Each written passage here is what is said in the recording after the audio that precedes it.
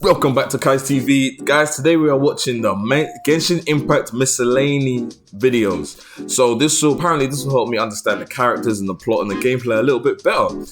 If you are interested in Genshin Impact content, there's a Genshin Impact playlist. We've done the character trailers, we've done the 4.3 update. The update looks crazy. Yo. I might have to play this game soon. And the intros, the intros in general. But guys, without no further ado, get your snacks. I hope you're ready, bro. It's gonna be a long one. Let's go, bro. And Venti, you got me roasted in my first video. Thank you, sir. World. Singing tales for the city of freedom and romance. This city is Mondstadt, the crown of the north. A free nation with no ruler. Ah. This once bitter cold land in the north of Teyvat is now fertile. A blessing left by the god of Anemo, they say. 1,000 years have passed since the god of Anemo left this land. Anemo. But to me, it has only been half that time. I feel like this is what I've needed. Let's go. The world is full of lost ballads just waiting to be rediscovered. The affirmation is Mondstadt. Constellation. An archer with the power of Anemo, Venti can battle with ease in almost any environment. His versatile attack style and so basically, this is what I need. This is gonna fill me in fully about Genshin. I'm gonna get to know. Okay, cool. Elemental skill allow for a high amount of mobility in battle. His unique elemental burst can pull together nearby enemies, making him a strategic. I know this is like the first character, but it's kind of broken. It's kind of OP. Early game, you know. When Venti is in your party, gliding consumes less stamina for all characters. Needless to say, this skill will come in handy on your adventures. Especially if you can't swim. Venti along when exploring the beautiful. I guess they can all swim. You just be flying around. Normal attack. Perform up to 6 consecutive shots. The first and fourth shots can fire an extra arrow, while the 6th shot deals greater damage.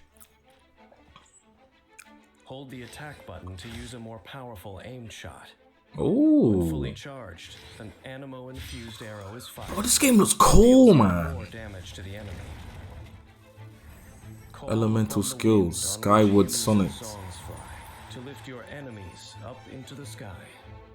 When you use the elemental skill Skyward Sonnet, Venti summons a wind domain at the enemy's location. Yo, I'm gonna enjoy this video. I'm gonna enjoy this video, bro. What? Anemo damage. Enemies are launched into the air and fall slowly to the ground.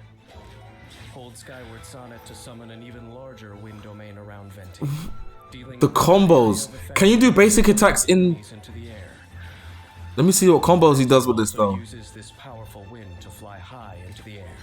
Adept use of this skill not only allows you to attack. Oh, we dodging it. Okay. This is hard. This is that's. And move around the environment. But you're left like a sitting duck after. Oh, combo. Also use a plunging attack from above. Wind domains can even be utilized to help you get around. Oh no, we're playing this. I thought it was like a MOBA game. I don't know what I thought, bro. This game is a... Also create a temporary upcurrent as you fly into the air. That's from Apex. Firing an arrow infused with coalesced winds, Venti creates a fierce storm that sucks in surrounding enemies and deals Anemo damage. Anemo. Contact with hydro, pyro, cryo, or electro elements causes the storm to absorb that element and deal additional elemental damage. The storm can only absorb one element each time. After unlocking the Talit Storm Eye, Venti's energy will be replenished at the end of Wind's Grand Ode. Replenish? If an element was absorbed, the energy of party members of that element will also be replenished. So it's like... Even though Venti is more than capable of handling different obstacles in battle, strategic party selection and teamwork can help you maximize Venti's ability. So he's like a support player, but he's just... First, use divine archery to attack enemies from afar. Yo! And whittle away at their health. Use Skyward Sonnet to launch dangerous enemies. This is gameplay? Gather up energy to prepare for the final attack. When your energy is Who was that? Your elemental Look at this. Grand Ode sucks the enemies in and deals Yo, I can't wait to see PvP, bro. I want to see PvP. another element on enemies in the storm to generate a swirl reaction. Is there PvP? I don't know, bro. Use another compatible element to cause an elemental. That's the extract woman. Causing another elemental reaction brings the battle to a swift end. Oh my days, we're waiting for a treat today. We all know. It's not done? Poetry and language flow like the wind. Venti captures this spirit in his ballads. Flora and fauna he sings of seem to have a life of their own and transport us to the moon and the stars. This self-proclaimed best bard of the mortal world gets his strength, his unwithering inspiration from the wind. This game's kind of cool, man. But what Venti seeks in life is not eternal fame Oh, for his ballads. It's what? Rather, he'd be happy with a cup of wine and a lyre to sing the marvelous stories of the world. Look at. Yes, that would make Venti the Bard very content.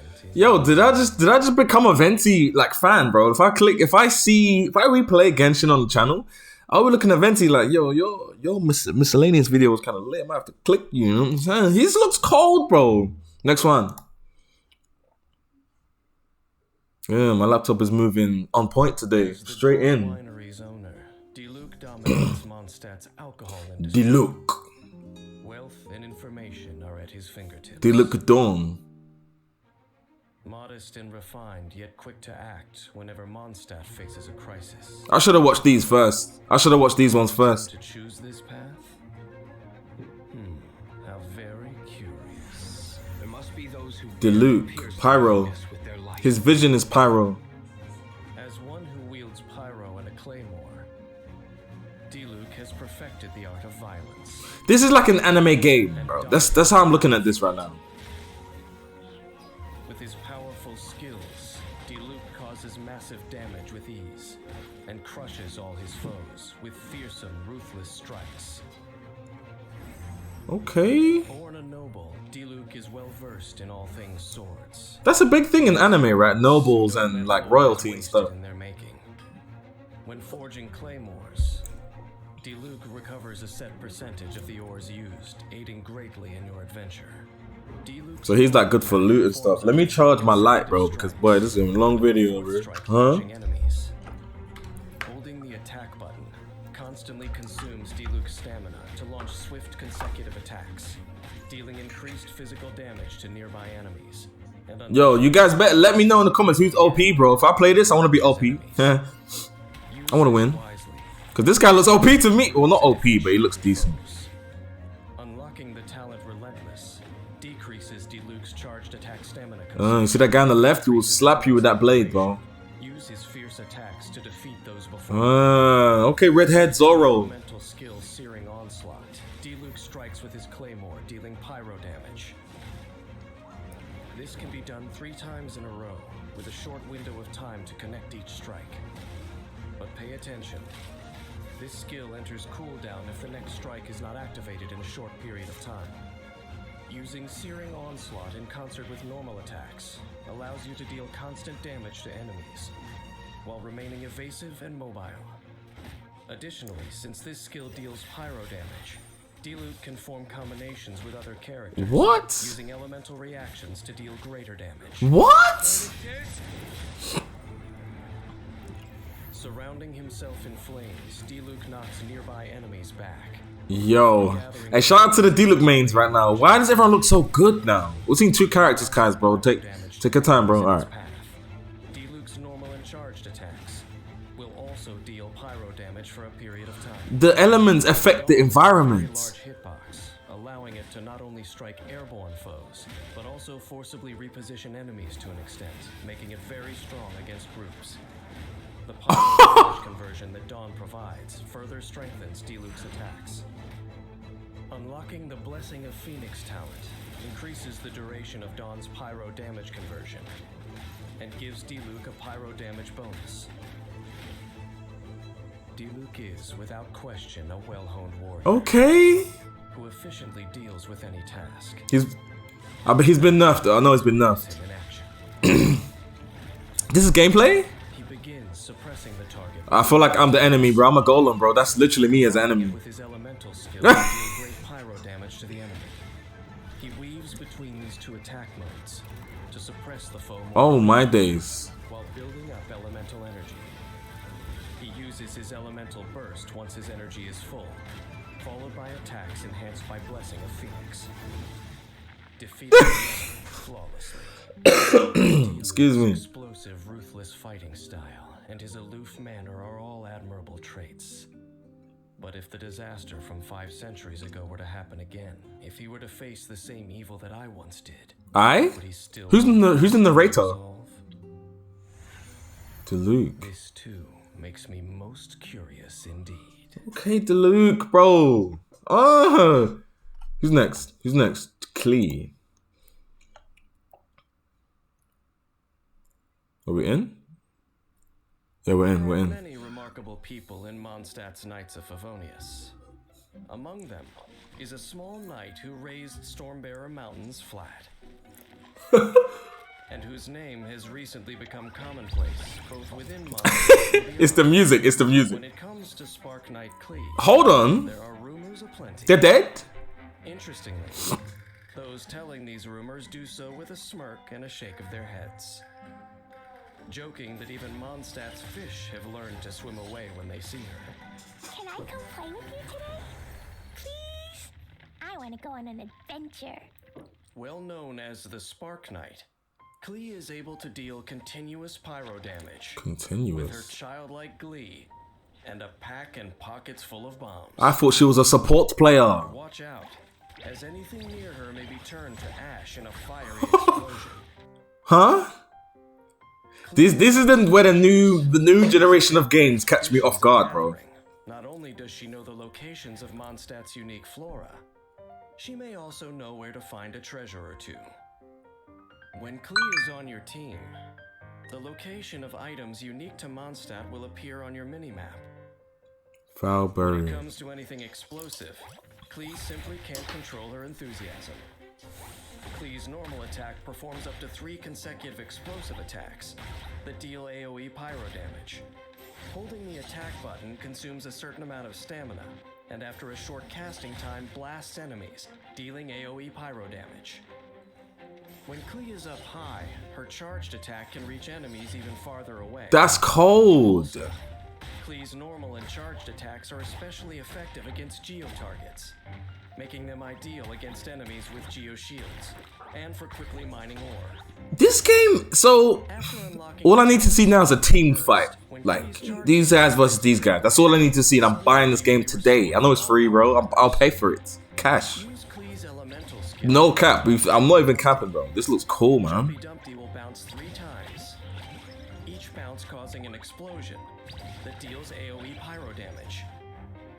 On the 3rd bounce, Jumpy Dumpty will burst. Jumpty Dumpty. These explode upon contact with enemies or after a short time, dealing AoE pyro damage. See, if you learn how to use that could be key, bro. That could be really good. Charge over time to up to 2 I think you guys were saying that Klee's OP in the other videos, but I'm not sure. Guys, make sure you check out the playlist. I have a Genshin playlist on the channel now. And pull enemies together to take advantage of the mines and deal a lot of damage to enemies. What? After unlocking the talent Pounding Surprise, when Jumpy Dumpty and normal attacks deal damage, Klee has a chance to obtain an explosive spark. When Klee has an explosive spark, instead of consuming stamina, her next charged attack will expend the spark instead and deal increased damage. She's busted. She is busted. Klee's Blazing Delight, Sparks and Splash, continuously attacks nearby enemies for the duration of the skill. This game looks cool. dealing AoE pyro This game looks cool, bro. Sparks and This game looks cool. high damage and attack rate, empowering Klee to deal immense damage while on the battlefield. Klee is able to continuously dish out strong pyro attacks, earning her a role as the firepower of your party.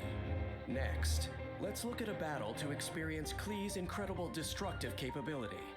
In battle, Klee can use her elemental skill and normal attacks to repeatedly activate the effect of the talent Pounding Surprise, and use I'm getting lost in to this. suppress enemies. She's busted. When her energy is full, unleash an elemental burst to further increase her ability to deal Excuse me? damage. After this, Klee can have fun causing explosions. Bro, you know a character's powerful when you feel so... Look at my friend. Look at him. I feel sorry for him. They're getting blown back. He hasn't had a chance to attack yet, bro. What? When the people of Mondstadt talk about She's their a home, savage. they proudly call it the City of Wind, Dandelions. Dandelions. Perhaps it was Mondstadt's atmosphere of freedom that led the famous adventurer Alice to entrust her daughter Klee to the care of the Knights of Favonius. I think Alice is a character. With this freedom, She was very familiar. Klee has had a happy and unrestrained childhood, but all baby birds must leave the nest one day. Wait, she Little runs. Spark Knight will remain just as happy-go-lucky when that Bro, she's the demon. We're scared of her. What do you mean, keep explosions? smiling all the way. Oh. Okay, Klee. Why is everyone looking good? Like, everyone's looking so good, though, man. This is not fair. When Everyone's looking crazy powerful. Mondstadt's Knights of Favonius left on an expedition, his role passed to Jean, the eldest daughter of House Gunhildr. The young acting grandmaster had Yo, I can't wait to see the dancing woman, bro. I can't wait to with the black shoes on. sake of the Knights.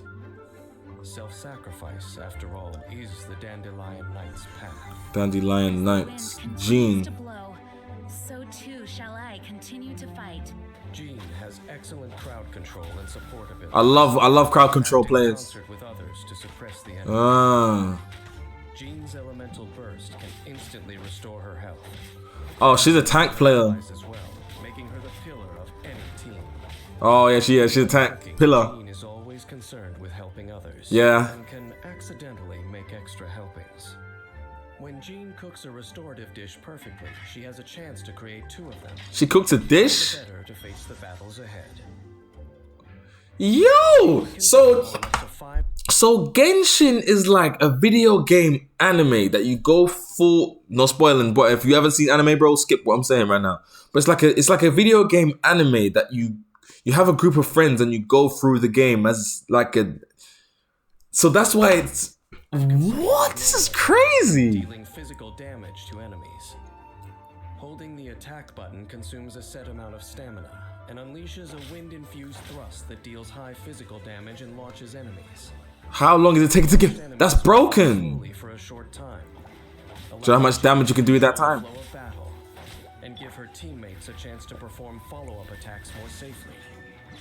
Unlocking the talent Wind Companion gives Jean's normal attacks a chance to heal all party members on hit. This healing scales with Jean's attack power. Tapping her elemental skill Gale Blade causes Jean to gather Gale formless Blade. wind on her sword and unleash a small storm, launching enemies in the direction Jean is aiming, dealing anemo damage. Holding Gale Blade constantly consumes Jean's stamina, pulling nearby enemies in front of her. Huh? And allowing Bro, that's her just busted. She's on my team. to launch them, dealing anemo I'll just chill like this. Are you crazy? That is busted. when they fall, making follow-up attacks easier. Oh my. Blade is a very flexible ability. Hit them off the cliff. Strategic use of the surrounding terrain will often amplify its effects. She's on my team. She's in my squad, bro. Calling upon the wind's protection, Jean creates a dandelion field, knocking nearby enemies back and dealing anemo damage. The field also quickly heals nearby allies and all party members. She's busted. This healing scales with Jean's attack power. The dandelion field continuously heals characters within it, infusing them with anemo. Yo. Anemo damage to enemies who enter or leave the field. Once the talent Let the Wind Lead is unlocked, using Dandelion Field will regenerate some The additional elemental energy. Jean can help her team take charge, aid in their attack. She is on the team. Mr. Commentator, sir. A well-rounded fighter indeed. She is on the team, bro. She is OP tank player support. Her elemental skill, mop up nearby enemy groups and build elemental energy. Then use her charged attack movements, allowing your party members to switch in, attack, and deal damage. When your party members have taken significant damage, use her elemental Should just heal everyone up. moment to repel enemies and regenerate your team's health. Blow him off the board. Next round of attacks to finish the fight. Though Jean may lack experience, Mondstadt has only prospered since she assumed Varka's great responsibilities. Varka. I should have watched the miscellaneous first, bro. This is cluing me up so much. Desire to always defend Mondstadt. But unlike most who bear great burdens, this young knight has remained tenacious as ever. Should give me Tigreal from Mobile Legends vibes. And what sustains her edge such that it never wears down? If fate wills it, I will find the answer to these questions. What? Okay, bro. These miscellaneous videos are making me look at these characters though in a completely different light. A completely different light. Bum bum dum bum. Chichi, who? Oh, I remember her. She's like, well. Time has no effect on her, but she has difficulty committing things to memory. For Chichi, perhaps this is a good thing.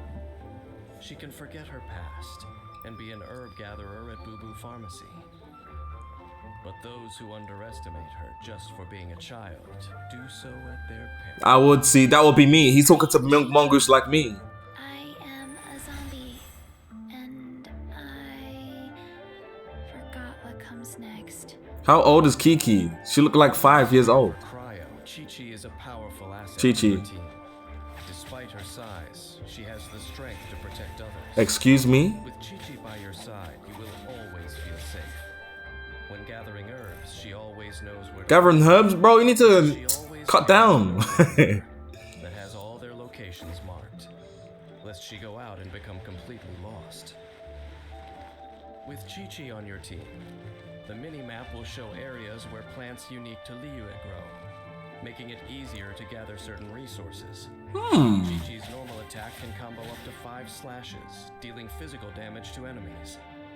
Holding the attack button consumes a set amount of stamina and releases a 2-slash flurry, dealing high physical. I'm pushing them back. I'm pushing them back. Don't forget about that. Elemental skill, Herald of Frost, deals cryo damage to surrounding enemies. She's just walking. Herald of Frost moves with the character, dealing damage along the way, while also healing the current character. What? Bro, everyone is broken in this game. While Herald of Frost is active, normal and charged attack hits heal the entire party and nearby allies by a set amount based on Chichi's attack power. Excuse me. Not only does this increase the team's endurance, Bro, look at me. I'm the enemy in this one. I get blown back by this little girl. this skill is also useful during exploration.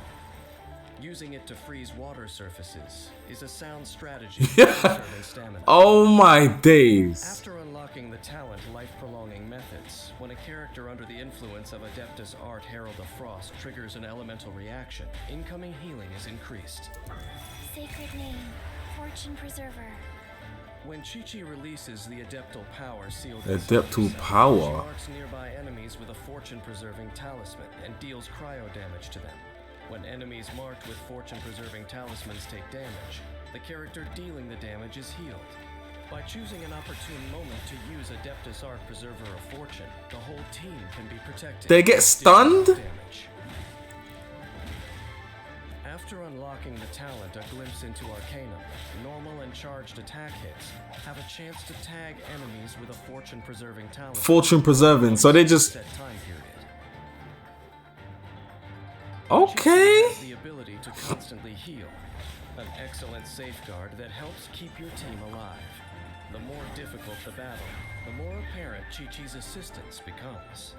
Interesting. When entering battle, first use Herald of Frost to allow It's you even to giving you deal tactics. cryo damage, and Dodging to it. trigger elemental reactions for greater damage.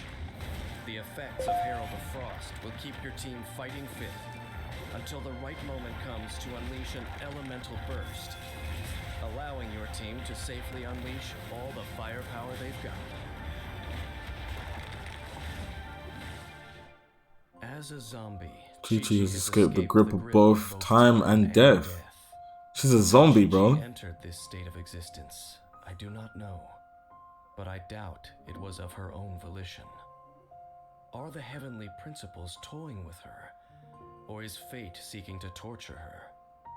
See this? I didn't expect this to be that deep. I'm being real. I need to apologize to the Genshin Impact community. I didn't look. Obviously, I'd never know, so I should have watched this first. But like, I didn't know there's such depth to these characters. That was a deep question he just asked me, you know. Okay. I'm looking at this game completely differently now, bro. That's all I'm saying. That's all I'm saying, bro. That's all I'm saying. I'm looking at this. This game is completely different now. Shout out to the guy who mentioned to watch these. I understand it now, bro. I hear it now. All mortal destinies, though few have eyes to perceive Your their meaning. But Mona, an astrologist newly arrived in Mondstadt, Oh, this is the. I think she's a Cancer. through stars reflected in the water. But while no phenomenon is hidden from the astrologist Mona, she struggles often with the minutiae of daily life. Okay. I said she looked like a Pisces, but then someone in the comments told me she's a Cancer. I was like, The more you cheese. seek truth, the more simple joys elude you. Mona. This was ordained by fate. Long had I foreseen it. Okay. She tell me she don't give me Pisces A vibes. skill that matches her reputation.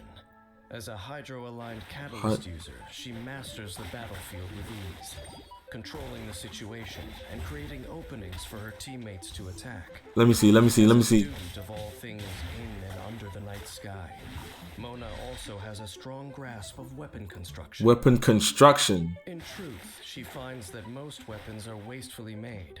When she crafts weapon ascension materials, she has a chance to recover a portion of the materials used. That's cool. That's very useful. That's very useful. Mona's normal attack performs up to 4 strikes that deal hydro damage.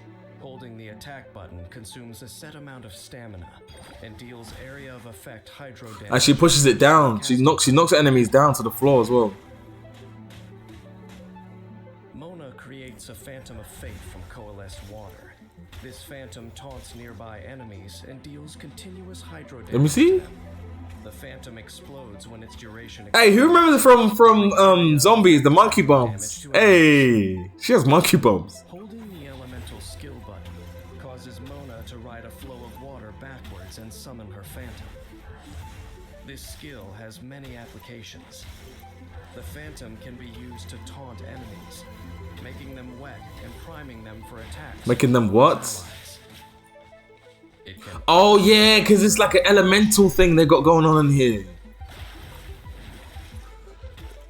When Mona sprints, she cloaks herself in flowing water, consuming stamina to move rapidly. Ending this skill causes Mona to emerge, getting nearby enemies wet. Yo, she is Aquajet, bro. Also allows Mona to travel swiftly. Shout out to my Pokemon fans watching this. Once her first passive talent is unlocked, Mona can create a phantom automatically. If she maintains this skill, What? That is busted. Situational, but busted in that situation.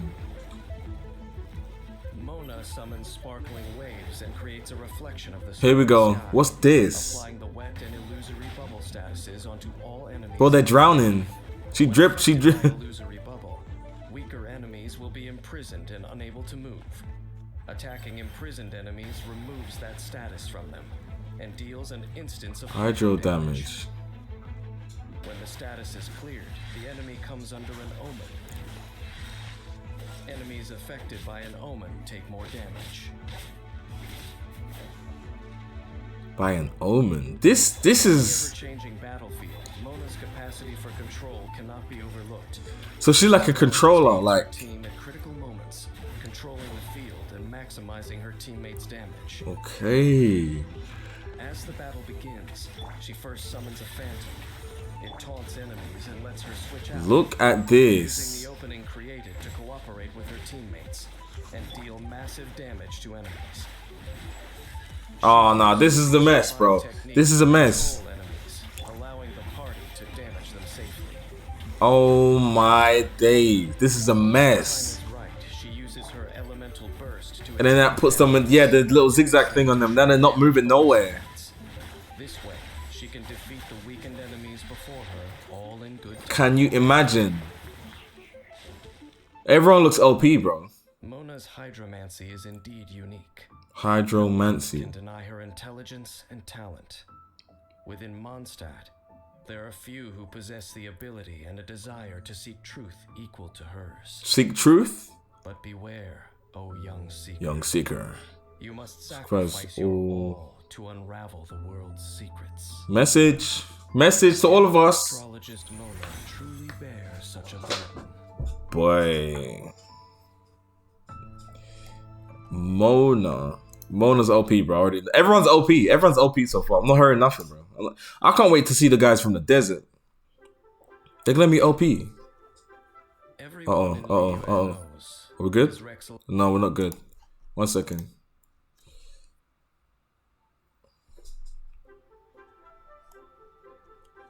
Everyone we're back in. in Liyue knows it is Rex Lapis who protects their borders. But the city's daily affairs are run by the Qixing. As Yuheng of the Qixing, Keqing acts decisively and pragmatically. What? Keqing? Every inch of Liyue like the back of her hand. Yet as a representative of the mortals of Liyue, she has much to say about Rex Lapis's unilateral governance. We live in an era of change, as the old order that has existed for 1,000 years is about to be rewritten. Within the Qixing, Bro, no, Vaseline's Keqing lying. is one for action. Ruthless efficiency is her modus operandi. Like her personality, her sword work is both swift and uncompromising. This, along with her control of Electro, brings a shockingly abrupt end. Excuse me, she's Saber. She's the Saber of... More familiar with Liyue. Even on long journeys, she always finds a swift route back home. If dispatched on an expedition in Liyue, she will complete it more quickly than most. Keqing can unleash a combo of up to 5 normal attacks, her final strike allowing her to pass through enemies. Yunlai swordsmanship is both offensive and defensive, offering a way to dodge some attacks and strike back from a better angle. Hold the attack button to consume stamina and release a 2/ flurry, dealing high physical damage. You sure, bro? Hey, don't look it. Tap Keqing's elemental skill Stellar Restoration to throw a lightning stiletto, which deals electro damage to enemies in a small area upon impact, and leaves behind a lightning stiletto marker. Yeah? If Keqing uses Stellar Restoration again while the marker is still present, she flies to the marker and performs a quick slash, dealing electro. Holding Stellar Restoration allows Keqing to aim the lightning stiletto before releasing it. The use of the lightning stiletto produces various results. With the lightning stiletto, Keqing can flash into battle and attack from the best position. The lightning stiletto can also be used in exploration to navigate challenging terrain. Challenging terrain. I want to be an animator. I want to be a narrator now, bro. Causing a slashing Look at Sandshrew. AoE damage at its location. They don't look like Sandshrew, bro. Deft use of this skill allows Keqing to creatively deal ranged damage. This is mad, After bro. unlocking the talent Thundering Penance, using Stellar Restoration while the lightning stiletto is present, converts Keqing's normal and charged attacks to electric. Oh yeah, no, she's busted. See, I was waiting. She don't look that good. Yeah, she's busted, bro. She will just overwhelm you by her electro power, causing electro AoE damage. AoE. Hiding behind the shadow of her sword, she Look relentlessly at slashes this. surrounding enemies Critical. with lightning speed. But it still got up though. Dealing of damage, with a final burst of electro AoE damage at the end. After unlocking the talent Aristocratic Dignity, casting Starward Sword increases Keqing's crit rate and energy recharge for a period of time. She's super offensive. Light on her feet and leaving no shadow, Keqing is a sharp addition to any team. Groups of enemies or single opponents are no match for a well-executed combination of her skills. No match, huh? Keqing cuts them all down with ease. I like the way the enemies are just like, what? Huh? What's happening? Ouch! They're just chilling. Then use her elemental skill again to zip into battle battle and strike quickly. Follow up with more electro damage, using her elemental skill to suppress the enemy. And continue to use the lightning stiletto at opportune moments. She's good. I reckon she's a good character, but you need to know how to play the game. Like, you can't just... She's not super OP. She's a good character, but you need to know what you're doing with her. Like, you need to know about combinations and timing, you know. That's the vibe I get anyway, bro. Human history is to be written by the people. I get, yeah. Without the protection of the gods, Liyue would flourish as always. This is Keqing's belief. Keqing. This desire to take fate into her own hands. I remember this feeling. I'm gonna figure out who this miscellaneous, who this narrator guy is eventually. To protect this land she calls home. I'm trying. In the hands of the Qixing, where is Liyue headed? The road ahead is unclear. But we shall wait and see.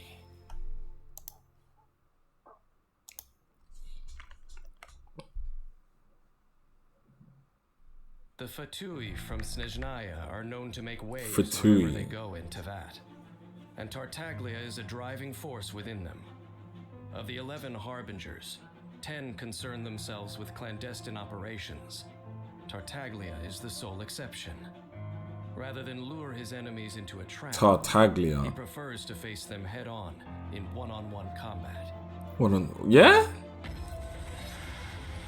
The wind is picking Tartaglia. up. There is conflict in the air. His reputation precedes him. Child is known far and wide as a fearsome warrior. Is your name Tartaglia or Child, bro? I'm confused now. Forms. He can switch stances at will, and has 2 distinct modes of attack. He got the disposal. weaponsmith down. Tartaglia is in your party. All characters' normal attacks gain 1 level. Yeah? Dealing increased damage as a result. Tartaglia is weakest with a bow, so he chooses to use one precisely to overcome this weakness. His normal attack can combo up to 6 consecutive shots. Charging the attack executes a more precise shot that deals increased damage. Are you sure that's weak? While aiming, hydro energy accumulates on the arrowhead. Oh. Fully charged arrow will deal hydro damage to enemies on impact, and also apply the Riptide status to them. When an enemy is affected by Riptide, further hits from Tartaglia's fully charged arrows deal multiple bouts of area of effect hydro. Yeah, I saw that. Also, when Tartaglia defeats an enemy affected by Riptide, it causes a hydro burst, which applies the Riptide status Okay. to enemies. Unlocking the talent Never Ending extends the duration of Riptide. Faced with a strong foe, Tartaglia will reveal his true might. When he casts his elemental skill, he summons weaponry fashioned from pure hydro, dealing hydro damage to surrounding enemies in the process, and also switches to his melee stance. In this stance, his normal attack now combos up to 6 consecutive hydro flashes. 6. The other girl had 5. Charging the attack consumes stamina and releases a 2-slash flurry, dealing hydro damage. Oh my. In melee stance, when Tartaglia strikes an enemy affected by Riptide, he deals area of effect hydro damage. Tartaglia exits melee stance when his elemental skill is cast again, or after a certain time has elapsed. Okay. He then returns to his ranged stance, and his elemental skill enters cooldown. The longer Tartaglia spends in melee stance, the longer the cooldown time. After unlocking the talent Sword of Torrents, when in melee stance, if Tartaglia deals a critical hit, the Riptide status is applied to the enemy. This guy is kind of busted. Potential to be OP. On Tartaglia's stance, his elemental burst will unleash one of 2 different attacks. Riptide! In ranged stance, Tartaglia swiftly fires a hydro-imbued magic arrow ahead of him, which deals area of effect hydro damage, and also applies the Riptide status to enemies. Afterwards, Tartaglia regains some of his spent energy. Hold on a minute. Guard down. In melee stance, Tartaglia performs a slashing attack with a wide area of effect, dealing substantial hydro damage to all surrounding enemies. And if the elemental burst hits an enemy affected by Riptide, the Riptide effect will be consumed in a hydro explosion, which deals area of effect hydro damage. Tartaglia is a formidable warrior who Bro, lives for the heat of battle. he's He chooses his moments to attack and retreat, and like, is tactical when selecting his mode of attack. This is what makes him so powerful. he is all out attack, like go mode. Faced with a single opponent, start by firing at them from a distance to apply the Riptide status. Then, enter melee stance and go in for the kill. Use fast and frequent attacks to trigger Riptide effects and deal immense damage. Against groups of enemies, build up energy in advance and unleash an elemental burst in ranged stance to apply the Riptide status to the group. Then enter melee stance and attack the enemies affected One by one and just slap them all. While also restoring Tartaglia's energy. Wait Bro. for an opportune moment to unleash another elemental burst and take them all out in one go. Yo, my guy, that was. You see that? No, he's broken. He does damage. He's a damage dealer, Tartaglia defo. acquired his fighting skills No? before becoming a harbinger. Nor do many know where his lust for combat originates. There is a dangerous secret to the martial legacy he inherits, but it is one that even he himself does not fully understand. That means inherited. The Tui Harbinger, fighting for the Tsaritsa, is his new motivation as a warrior. Child is the Tsaritsa's weapon of war, and he stands for the might of Snezhnaya. He's got. An icy storm is starting to blow towards the other nations. Brace yourselves. Tevat is about to get cold. Interesting. Man like Tartaglia. I'm taking a break at 50, bro. When it comes to Liyue's sacred traditions, the divinity is in the details. Even the most fastidious of academics don't claim to know them all. And yet, the mysterious funeral consultant, Jong seems to know them like the back of his hand. The ancient rite of parting is a most unique tradition. Many details have been lost over time, but Jong is still able to perform the rite to perfection. Though he looks young, Jong knows each ancient tradition inside out. Jong. Oh, I remember this guy. His own past is shrouded in mystery. He got a drip, bro. His drip is cold. Has its final day. Don't rush. Songli, be a good character. Jong excels at manipulating Geo, Geo. able to create and absorb Geo matter, and provide sturdy shields for his allies. This, paired with his exceptional ability in combat, makes him a reliable member of your party. Geo. Jong seems to know everything about everything, even a simple chunk of white iron ore. He is able to pick out the best ore and use it to maximum effectiveness. So he's like Earth type, Geo type. Jong recovers a set percentage of the ores used. Zhongli's normal attack can combo up to 6 strikes, dealing physical damage to enemies. Hold the attack button to consume a set amount of stamina and lunge Do you see that? casting down stone spears across Zhongli's path, dealing significant physical damage to enemies. Yeah, this is good. That's good because you get to move with it. Elemental skill to summon the Geo energy from within the ground. What? And form a stone steel, dealing area of effect Geo damage to enemies. A stone. While the stone steel remains, it will periodically resonate with nearby Geo constructs, dealing continuous Geo damage to surrounding What enemies. was that? You can take advantage of this in battle. Draw enemies affected by other elements towards the stone steel to both deal Geo damage and cause crystallize reactions. Use the elemental shield created by Crystallize to help your party survive. Stone steels can also be used to block enemy attacks. Oh, that's cool. This is my guy. This is my guy. Holding Zhongli's elemental skill causes Geo energy around him to explode, creating a jade shield and dealing area of effect Geo damage. This is my guy. This is my guy. Shield absorbs damage. The amount absorbed scales with Zhongli's max HP and is higher against enemies' Geo attacks. If Zhongli is surrounded by targets affected by Geo, It will drain a large amount of geo energy from up to 2 of them. This effect does not deal damage, but can effectively break down enemies' geo armor. Oh, Nearby ore deposits. so it's like a geo counter. After unlocking the talent Resonant Waves, when the Jade Shield takes damage, it will fortify your character, allowing their shield to absorb more damage. So the more your shield get hit, he's a tank, but a tank offensive tank. Meteor crashing down, dealing massive geo damage and applying petrification to enemies caught near the Petrification. Petrified enemies become immobilized. After unlocking the talent Dominance of Earth, Planet Befall deals additional damage to enemies, which scales with Zhongli's max HP. Zhongli maintains his composure as he meets out punishment in battle. His exceptional ability to provide support and deal damage makes him quite prepared for any scenario. As the fight begins, first use Zhongli's elemental skill to summon a stone steel and draw enemies near it, creating the ideal environment for dealing damage. Next, create a Jade Shield to absorb incoming damage. Then, alternate normal and charged attacks, stringing together attacks to deal enormous damage.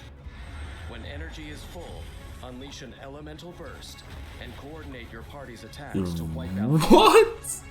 While Liyue Harbor grows restless on the eve of disaster, as the host of the Rite of Parting, Zhongli This guy looks cold. goes about his work. The world around him may be descending into chaos. I reckon he's for like skilled players though. Sipping his tea, 100%. I'll just be clicking buttons with this guy, bro. The fascinating character. As Liyue faces the turbulence of change, does he believe it is none of his business? Or is he also a player in this game, acting behind the scenes? It may be some time before the answers finally emerge. But no matter, for time is not something I lack. Bro, what? Zhongli, huh? Mondstadt is as free as the wind.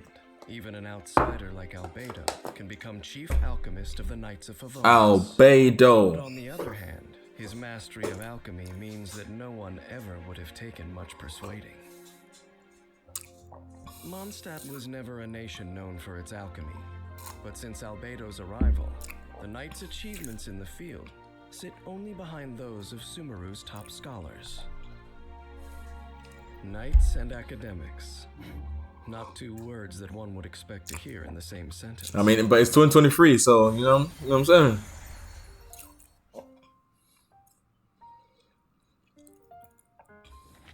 Instead of leading the charge in combat, the calm and collected Albedo is better suited to providing support with reliable Support player, let's go. Still, his skill set allows him to deal powerful attacks, meaning he more than holds his own on the battlefield. Like half support, half attack. Creation is the basis of alchemy. Albedo's knowledge allows him to find ways to improve crafting recipes and make better use of materials. When crafting weapon ascension materials, he has a chance of doubling the crafting output. Albedo's normal attack can combo up to 5 strikes with his sword. Holding the attack button consumes a certain amount of stamina and performs 2 swift forward slashes. Nothing crazy. Tap his elemental skill to create a solar isotoma using alchemy, dealing area of effect geo damage. A field is created around the solar isotoma. Periodically, when an enemy within the field takes damage, a transient blossom is generated at the enemy's location. The transient blossom scales off Albedo's defense, dealing AoE geo damage to surrounding enemies. A transient blossom can only be generated once every 2 seconds. Additionally, making contact with the solar isotoma causes geoenergy to accumulate, So he's forming a crystallized platform that lifts the character up to a certain height. And then Only one platform can exist. yeah, he's a support player, bro. Cause I'm waiting for that. Let me see. Crystallized platform lets you employ Oh, see, there you go. you deal with Cause I was thinking that looks trash, bro. Venturing, hold Albedo's elemental skill to choose the solar isotoma's position, and use the crystallized platform to get past environmental obstacles more quickly. Interesting.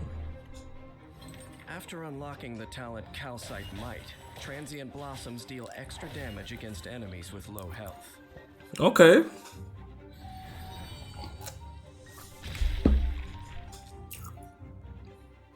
Crystallized Geo Energy bursts forth at Albedo's command, dealing AoE Geo damage in front of Albedo.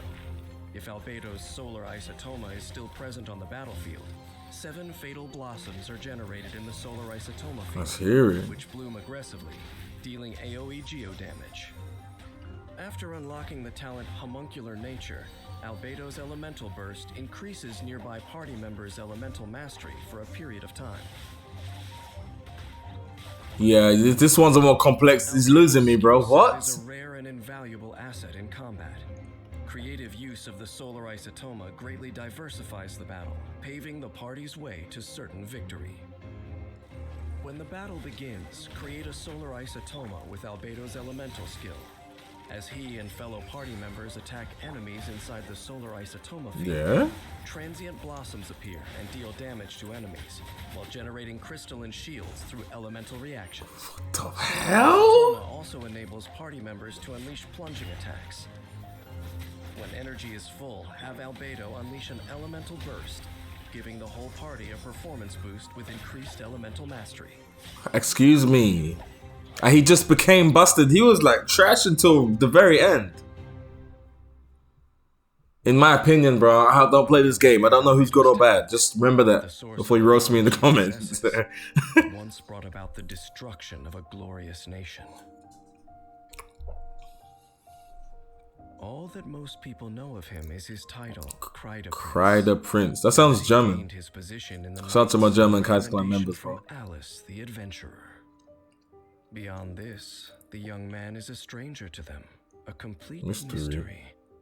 And the essence of his knowledge is equally unknown. But I He runs kind of funny. it hails from Canria, the art of chemia, soil and chalk. This has completely lost me, by the way, bro. What? Birth of human life. You remind me of Xerneas from Pokemon There X. is no mistaking it. I am content to watch most crises play out from the sidelines. But if Albedo were ever to make a single wrong move, I could not let myself ignore it. See, that's I don't know who you are, Mr. Narrator guy, bro. But Albedo look kind of cool to me, bro. So relax. All right. Given Liyue's present prosperity, Liyu. it's only natural that the city's operational support should match its scale. For millennia, from the birth of the Liyue Qixing to its current roster of 7, they've all relied on the Yuehai Pavilion Secretary, the half-Qilin illuminated beast Ganyu, who assists the mortals in handling the most crucial matters. Although I detest deities, and have no liking for the Adepti who sign contracts with the Geo Archon, a person like Ganyu is still deserving of my respect. Ganyu.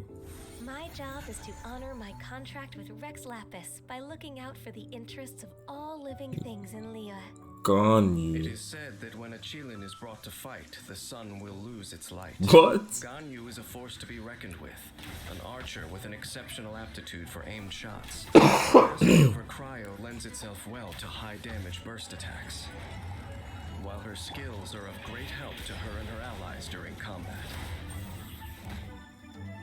Through centuries of training, Ganyu's archery has reached the acme of perfection. Did I She just... excels at not only using bows, but also making them. Though she no longer needs to fight on the front lines, she still knows bow and arrow like the back of her hand.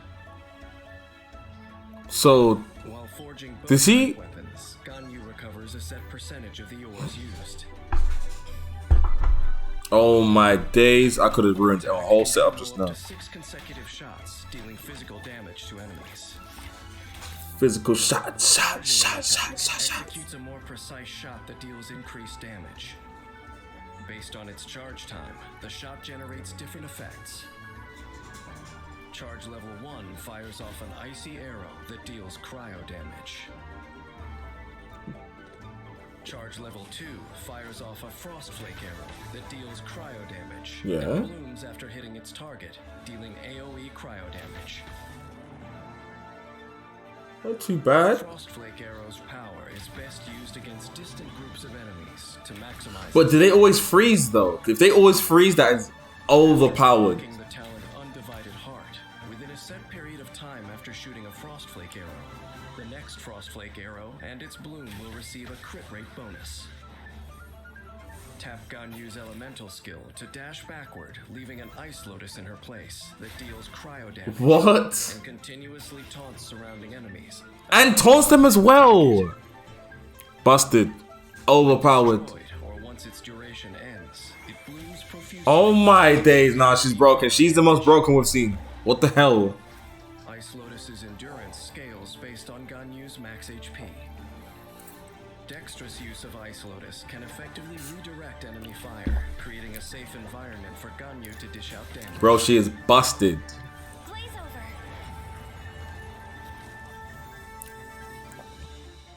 Ganyu coalesces atmospheric frost to summon a sacred cryo pearl. While it's active, the sacred cryo pearl will continuously rain down shards of ice upon enemies within a set area, dealing cryo damage. Celestial Shower deals damage while serving as a reliable source of cryo that allows Ganyu's allies to trigger corresponding elemental reactions. Can you see what's on the screen? I didn't even comprehend it. After unlocking the talent Harmony Between Heaven and Earth with Ganyu in your party, all active party members within Celestial Shower's AoE gain a cryo damage bonus. That is... As an archer, Ganyu knows to keep her enemies at a safe Of course, that's why it shows she has so many things that make the distance. Frostflake arrows is what makes her strengths truly shine, leading her to victory. Victory. Ganyu can use her elemental skill to get out of harm's way and taunt her opponents, allowing her to then fire Frostflake arrows unbothered, dealing damage to groups of enemies from afar. When her energy is full, Ganyu can unleash her elemental burst to further increase her ability to deal damage. When facing more formidable foes together with her allies, Ganyu's ability to taunt and infuse enemies with cryo is an effective form of support for the whole party that allows for defeating enemies in one fell swoop. She's absolutely broken, basically. Chasing has changed over generations. Centuries have passed in the blink of an She's eye. busted. Ganyu's accompanied Liu through many a storm. Hey, But Liu's Chichi. armor itself. Can this city really become a safe harbor for an Adeptus in the world of mortals? Those are blurry, my eyes. Geo-Archon Morax was alive. An Adeptus like Ganyu could find a sense of belonging in the human city. But at present, when the rite of parting has already marked his end, the loneliness of an inhuman living in the human world, will it take Ganyu over completely? She's inhuman.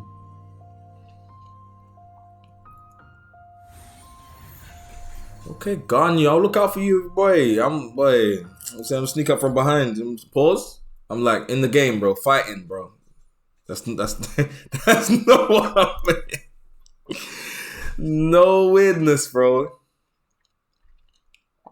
We're back in? We're back in indeed. My dreads Many get stuck. fell in the Archon War, but though their life force faded, their power and malice survived as remnants, posing a continued threat to the world. In Liu, the task of ending this threat, or rather, enduring it, falls to Xiao. To most in Liu, Xiao is a name seldom heard, and as the few who have seen him can attest, he appears only when grave danger is nigh. Coming across this Adeptus, should one count their blessings or their curses? Zhao. Conquering demons is what I do. Zhao, yeah. Hailed as the conqueror of demons, Xiao's abilities are unparalleled among the Adepti. As such, That's such a cool word, without Adepti. breaking a sweat. I don't know what that is on this game. Xiao is agile. His movement skills allow him to dart around the battlefield. Let's see. He dons the mask of the Yaksha. His abilities are enhanced even further as he purges evil. and protects Triple? good. He could just hammer the floor. After years of honing his abilities, Xiao has developed an Adeptus art that affords him strength at high altitudes. When Xiao is in the party, the active character consumes less stamina while climbing. Xiao's normal attack can combo up to 6 strikes, dealing physical damage to enemies. Holding the attack button causes Xiao to consume stamina and perform an upward thrust, dealing physical damage and lifting enemies into That's the air. key. Oh! Press attack to perform a plunging attack, striking enemies on the way down and dealing AoE damage upon landing. Xiao will not lose HP from a plunging attack, no matter how high he starts. Use Xiao's elemental skill to lunge forward, dealing anemo damage to enemies in his path. Make adept use of this skill to dart effortlessly around the battlefield, dealing damage while This guy will be adjusting annoying. position. Also, lemniscatic wind cycling can be used while airborne, making it easy for Xiao to navigate challenging terrain. You can do it twice. I thought he was never gonna make it from the first one. Starts with 2 charges available. After unlocking the talent Dissolution Eon Heaven Fall, if Xiao uses multiple charges in quick succession, damage dealt increases with each one. Oh he's busted. When Xiao unleashes an elemental burst, he dons the Yaksha's mask that once struck fear into gods and Did you demons. see this combo? His attacks now deal anemo damage, which cannot be overridden by another elemental infusion. And Xiao's attack AoE and damage are both increased. In addition, Xiao's jumping ability is greatly enhanced, Look at this. allowing him to assail the enemy with plunging attacks. How do you hit? Huh? The Yaksha's mask brings enormous power. He's OP. Also, great This guy's definitely OP. During Xiao's elemental burst, he will continually lose HP. Uh-oh. This effect stops if he leaves the field. After unlocking the talent Conqueror of Evil, Tamer of Demons, while Bane of All Evil is active, Xiao's damage gradually increases. Yeah, busted. He's busted. He's clapping hella people in this Xiao game. goes into battle, danger follows in his wake. To avoid harming others, he acts quickly, completing the task at hand as efficiently as possible. As the fight begins, Xiao uses his elemental skill to move rapidly around the battlefield, changing strategic positions, dealing damage as he goes, and building up energy. He needs a controller or a support player on his His team. energy is full. He unleashes his elemental Ah. burst and harnesses the power of the Yaksha's mask to incapacitate the enemy with plunging attacks and finish off every last one. They're all dying, bro. 100%. 100%. No, he's cold. I want to say overpowered, but he's very good. Because you need timing, I Tales guess. of the Yakshas have been told in Liu, Look at but him. over time, these defenders of the masses have all disappeared. Only Xiao still honors his contract with the Geo Archon by performing the duties assigned to him, though the cost of this duty is perpetual solitude. Oh, swear. I know that Adepti suffer heartache just as I do, but I cannot know Xiao's future. Will Xiao be ravaged by the unending war he wages and be plunged into despair? Or will he meet someone who understands his sacrifice and can shine a ray of light? So he's like, oh, we got like romantic interests up in this as well, like in the story of them, like. Okay, Xiao looking for a babes or whatever you're interested in. You know what I'm saying? Like, okay. Wait, babes is both. Don't mind me sometimes, bro. We got Hu Tao. People of Liu value tradition, and their traditions are... Bro, YouTube, we're not doing this today, man. Oh my god. Hu Tao. Okay, back in now. Hu Tao? The people of Liu value tradition, and their traditions are embodied in all manner of rites. Of these, the rites that mark life's end are of utmost importance. Liyue's funeral rites are complex, and only Wangsheng Funeral Parlor can conduct them to the satisfaction of all.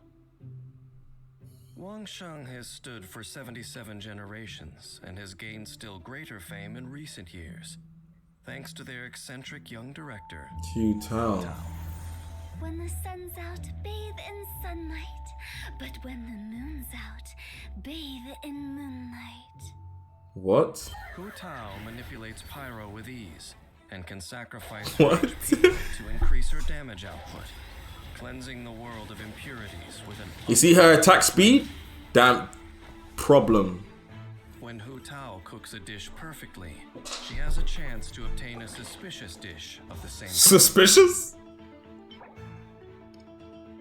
Hu Tao's normal attack can combo up to 6 strikes, dealing physical damage to enemies. Hu Tao's charged attack consumes a set amount of stamina to lunge forward, I like the little damage to enemies in her path. Hu Tao also has a unique effect when sprinting, allowing her to briefly disappear and pass through certain small That is foes. busted. That can be useful. I want to say it's busted. Hu Tao consumes part of her HP to cast her elemental skill, knocking nearby enemies back and entering the Paramita Papilio state. This What converts the- her attack damage to pyro damage, which cannot be overridden by another elemental infusion. Okay. Resistance to interruption is also increased, and she receives an attack increase based on her max HP when entering this state. Paramita Papilio ends after a set duration, or when Hu Tao leaves the field. After unlocking the talent Flutterby, ending Paramita Papilio increases the crit rate of all of Hu Tao's party members other than herself for a set duration. Moreover, while Paramita Papilio is in effect, Hu Tao's charged attacks apply the Blood Blossom effect Blood to enemies Blossom. it hits. Enemies affected by Blood Blossom will take pyro damage at set intervals. This effect automatically expires after a while. Only one Blood Blossom can exist on any one target at a time. Okay, that's And only Hu Tao can refresh its duration. okay. Wang Sheng has a long heritage. It's said that their directors passed down a secret technique to traverse between life and death. Unafraid in the face of death, they instead unleash yet greater power. So when she's low HP, Once the talent Sanguine Rouge is unlocked, Hu Tao gains a pyro damage bonus when her HP is low.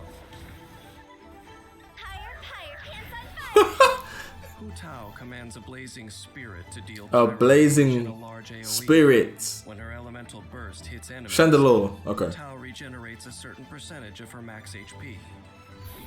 A maximum of 5 enemies can affect this percentage. Additionally, using this skill when Hu Tao's HP is low, deals greater damage and regenerates more HP. Okay. Hu Tao's unique fighting style often imperils her. As such, she must coordinate with her teammates and choose the right moment to use her skills and manage her Nah, HP. hey, she defo. Like, so I'm saying, so, some of these characters now look, they look like you need skill to use them, you know. Papilio state. Then she alternates between normal and charged attacks. So I'm saying, like, you gotta know what you're doing with this type of character. Applying blood blossoms onto enemies. Or button bash, bro. You know what I mean? You know what I mean? Using the crit rate increase from Flutterby to increase her teammates' damage output. When Hu Tao's Interesting. HP is low, she can choose a group of enemies upon which to unleash her elemental burst, dealing pyro damage and regenerating her HP. Wang Sheng Funeral Parlor conducts rites of utmost solemnity, and its staff are used to speaking little, making Hu Tao's liveliness seem an ill fit. I was thinking that, like, with the death and the Her elders once criticized her mischief-making, but having seen her immaculate conduct of the parlor's affairs, they could do naught but admit their error. Life and death are but 2 halves of an endless cycle.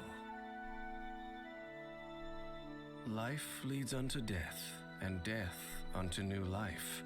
Why then should death be taboo? Hu Tao has had the wisdom to see this, though some of her elders have yet to do so. Okay, that was deep.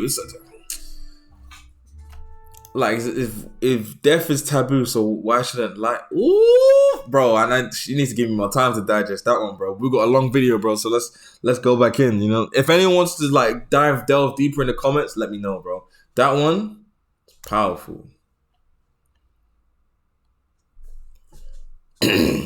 Mondstadt's Church of Favonius has a very unique sister, Rosaria. I remember her. Despite being a priestess, I think. she has never been witnessed offering prayers to I remember her, yeah. Swift of foot and aloof in speech, she becomes active in the darkness of Mondstadt's night.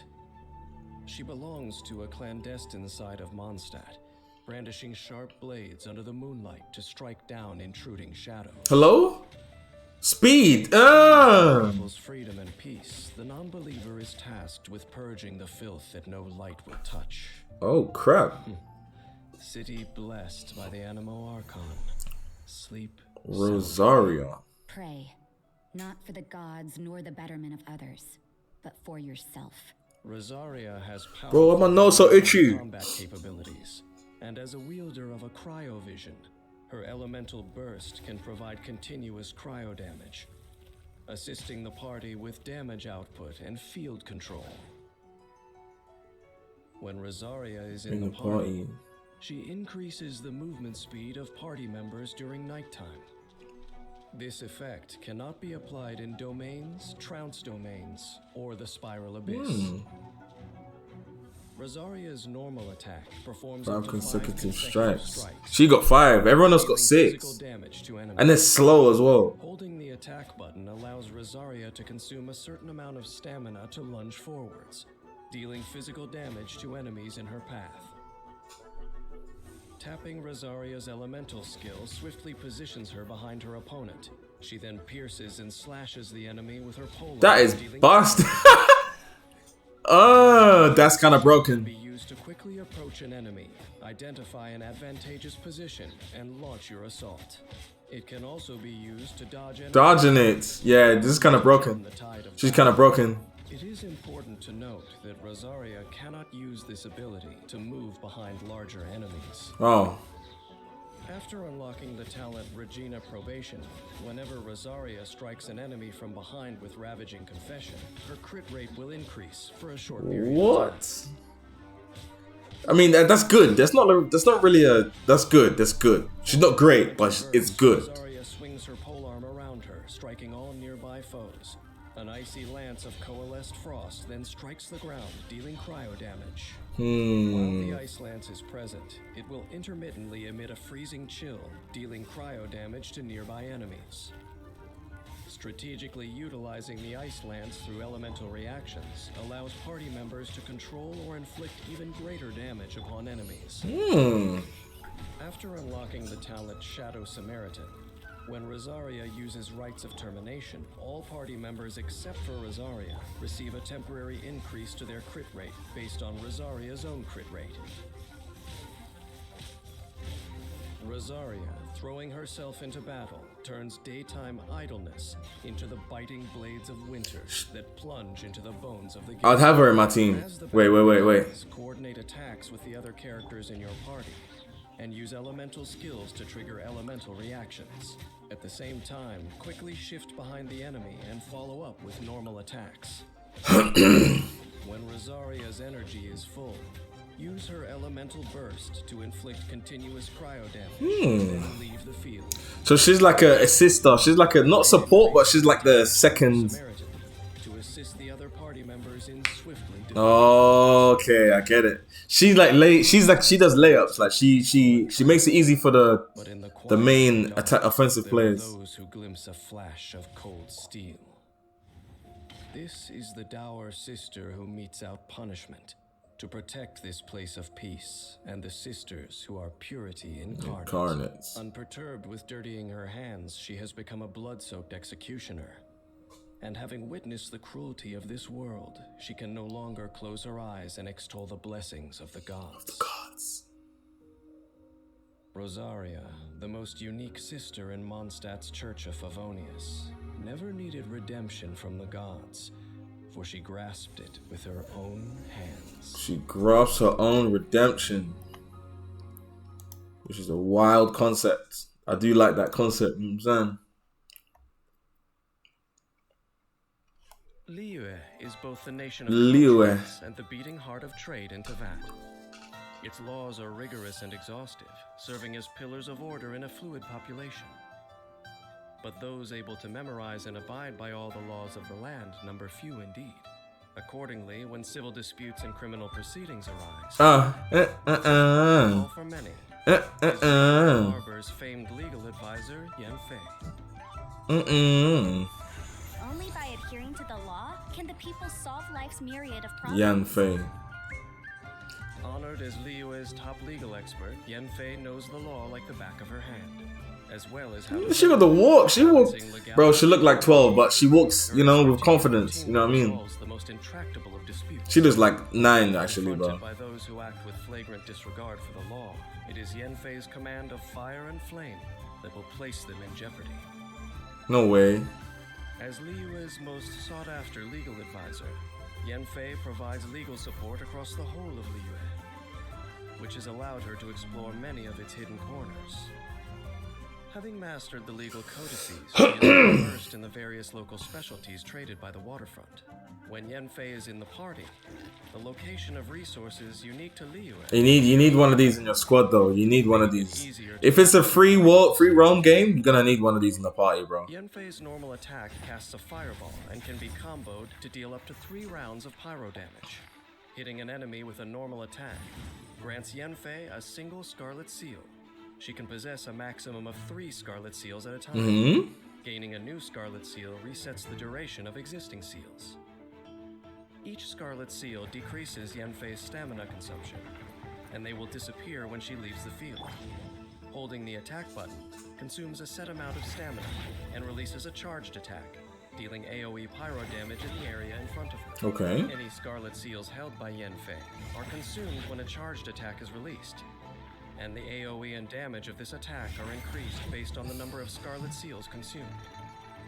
After unlocking the talent Proviso, when Yen Fei consumes Scarlet Seals with a charged attack, each Scarlet Seal will increase Yen Fei's pyro damage bonus for a set period. If she uses a charged attack again during this period, it will end the effect. Yen Fei's sharp eyes and keen wits aid her in singling out opportunists and lawbreakers. Lawbreakers. The power that resides within her helps when it comes to serving out justice. After unlocking the talent Blade, There's no way she's. This is not a good character, bro. She will deal an additional bout of AoE pyro damage. Tap Yen Fei's elemental skill to summon blistering flames that deal AoE pyro damage. Hitting an enemy with her elemental. I mean, she's good, but she's not. The other guys are busted, bro. She's okay. Which she can use to unleash a follow-up charged attack, keeping the ball firmly in her court. Inadmissible evidence! Unleashing Yen Fei's elemental burst triggers a spray of intense flames that rush at nearby enemies. But that you can dodge and hit her afterwards, like. And granting her the maximum number of Scarlet Seals, as well as applying Brilliance to her. Brilliance grants Yen Fei a Scarlet Seal at fixed intervals. It also increases the damage dealt by her charged attacks. Adept use of Brilliance allows Yen Fei to increase her Scarlet Seal accumulation rate and string together charged attacks, dealing greater damage to her enemies. Yen Fei's Flaming Seals are a powerful legal instrument, and her terms of use ensure that they bolster her position in any form of Do they? by first accumulating Scarlet Seals, then following with an enhanced charged attack. Yen Fei can rule decisively on any case before. She can try. I don't think she's that. I don't think she's that good. Watch her be the most broken character in Genshin. Because I just don't understand how that game works. But I don't think she's busted at all. Yen Fei can release powerful charged attacks to put the enemy on the back foot. When Yen Fei's energy is full, unleash her elemental burst to further increase her. She's okay. She's alright. She's okay. Stage. Yen Fei needs only to release regular charged attacks to rout her enemies once and for all. She's good. Yen Fei was born during Liyue's peacetime. Like 5 out of 10, bro. Illuminated beast. She never signed a contract with the Geo Archon. Unconstrained by Adepti responsibility, she keeps herself busy in the city, experiencing all manner of worldly affairs, comprehending all levels of human emotion. In her hands, the legal codices are a contract, a tool, a framework of reason, but never a cage. She longs for a free-spirited life well within the confines of the law, but each detail of the cumbersome legal codices is also dear to her heart. Perhaps one day, a balance can be struck between them. Hopefully, bro. Hopefully. Ever since the first Yo, night of back stripped in. herself of her chains, the winds of freedom have carried the fight against oppression into every corner of Mondstadt. Yet today, among the ranks of the knights sworn to Mondstadt. champion freedom, Oh, it's the dancing girl. It's a dancing girl, bro. tyrannical aristocracy. Eula, the progeny of an She's got the moves, I think. vengeance always on her lips, is the captain of the Knights of Favonius Reconnaissance Company. She got the little. The Spindrift Knight, supremely skilled with her blade. She's a swordsman, Her controversial heritage leaves many wondering why the Knights would accept her. bro. Perhaps because the songs of freedom. She needs to show the knights her moves, bro. She got the footwork, bro. I remember her vividly from the character trailers. Naturally, Eula earned her captaincy with her superior capabilities, I think that's her anyway. masterfully combining Favonia's blade work with cryomagic. She forms frost at the tip of her blade, which she wields with the cadence of a dancer. Cadence. Waltzing gracefully into battle, she then strikes like a crashing wave. Eula derives no additional status in Mondstadt from her once noble lineage, but finds herself the victim of a strict and outmoded education. Okay. She dismisses what she was taught as pointless pretension, yet is unable to escape its influence entirely, often subjecting herself to meticulous introspection. When Eula crafts talent level... Where's the dance? Isn't she the dancing girl? Oh, am I mistaken? Oh, look. I think that's Kami Sato or something. Eula's normal attack can combo up to 5 strikes that deal physical damage to enemies. So she has 5. Holding the attack steadily consumes stamina, while Eula unleashes a rapid string of slashes. Yeah, she's doing damage. dealing physical Yeah, she's doing big damage though. There's a When her difference. charged attack ends, she unleashes a powerful strike that launches smaller enemies within her range. Tap Eula's elemental skill Ice Tide Vortex to perform a rapid slash that deals cryo damage. When the slash hits an enemy, Eula gains 1 stack of Grimheart. The effect has a maximum of 2 stacks. Grimheart increases Eula's resistance to interruption in her defense, creating optimal conditions for her to dish out damage. Holding Ice Tide Vortex causes Eula to consume all stacks of Grimheart and perform a spinning frontal slash that deals AoE cryo damage. If this attack consumes Grimheart she stacks, kinda- it will decrease the physical and cryo resistance of surrounding enemies. Each stack of Grimheart consumed will convert to an Ice World brand. Nah, she kinda. Damage to nearby enemies. Nah. Like, good character. I don't say she's a bad character, but she's not OP. The rest of the guys, the original guys, were looking overpowered. Burst unleashes a mighty slash of her sword, dealing cryo damage to surrounding enemies and forming a Lightfall sword that follows her around. While the Lightfall sword is present, Eula's resistance to interruption is increased further. Additionally, Her resistance to interruption. damaged by Eula's normal attack, elemental skill, or elemental burst. Yeah. The Lightfall sword's energy is charged. When its duration ends, the Lightfall sword will descend and explode violently, dealing physical damage to surrounding enemies. The damage dealt That can be increases useful, the to be Lightfall fair. sword's charge stack. When Eula leaves the field, the Lightfall sword will instantly explode. After unlocking the talent Roiling Rhyme, when Eula holds Ice Tide Vortex, if 2 stacks of Grimheart are consumed together, a shattered Lightfall sword is created and explodes immediately, dealing half the base physical damage of the Lightfall sword. Lightfall sword. Years of reconnaissance company campaigns have honed Eula's instinct for launching surprise offensives.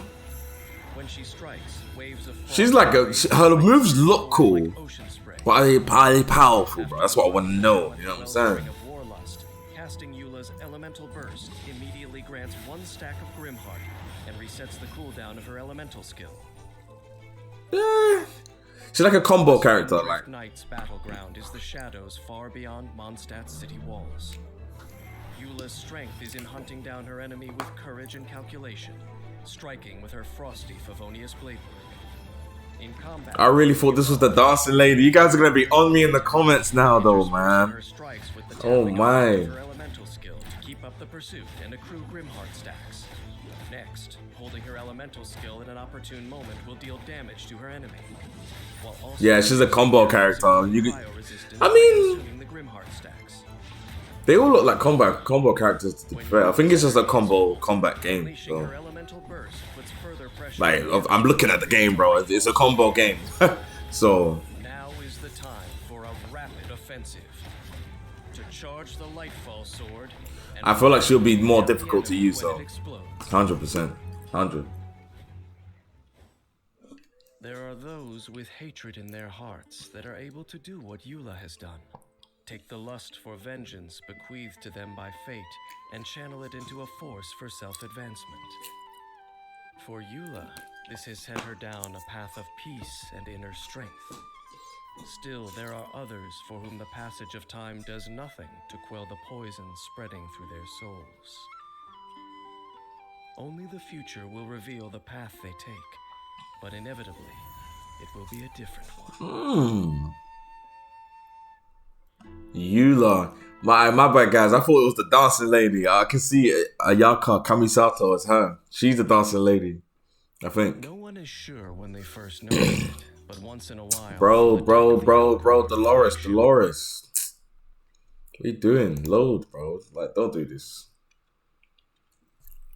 I know Dolores is alone. No one is sure when they first noticed it, but once in a while, from the deck of the Alcor, flagship of the heavily armed Crux fleet, the soft sound of a flute can be heard. Following the ocean breeze to wherever it may lead, trace the sound back to its source, and you will see a young samurai of Inazuma calmly sitting in a crow's nest, playing a leaf flute while taking in the sights and sounds of the natural world. But ask the other sailors about his story, and you'll find they know little more than you. All they can tell you is he is a trainee sailor from Inazuma. His name is Kaidahara Kazuha. Come driving rain or winds that churn, I shall return by blade alone, armed, if barefoot, to my home. Who's this? Who's this?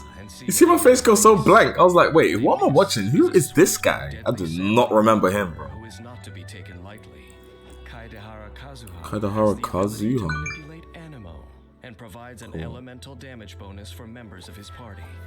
Also, with his elemental skill, he can make frequent use of special plunging attacks that keep enemies grouped together, providing great support to his party. Ooh, he looks good though. Like a leaf on the breeze, he is light as a feather and swift as a blade.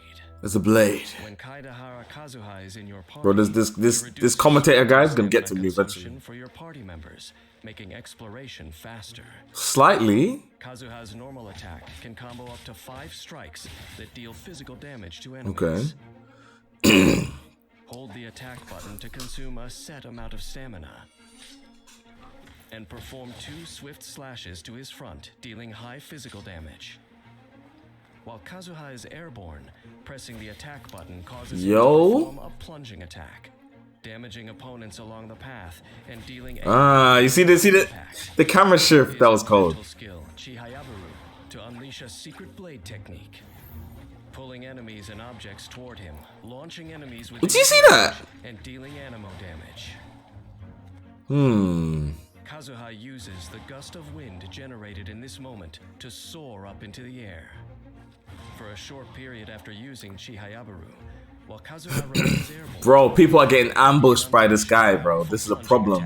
Midare Ranzan. This guy will remember the ninja lady, the assassin lady? This guy will link up good well with her.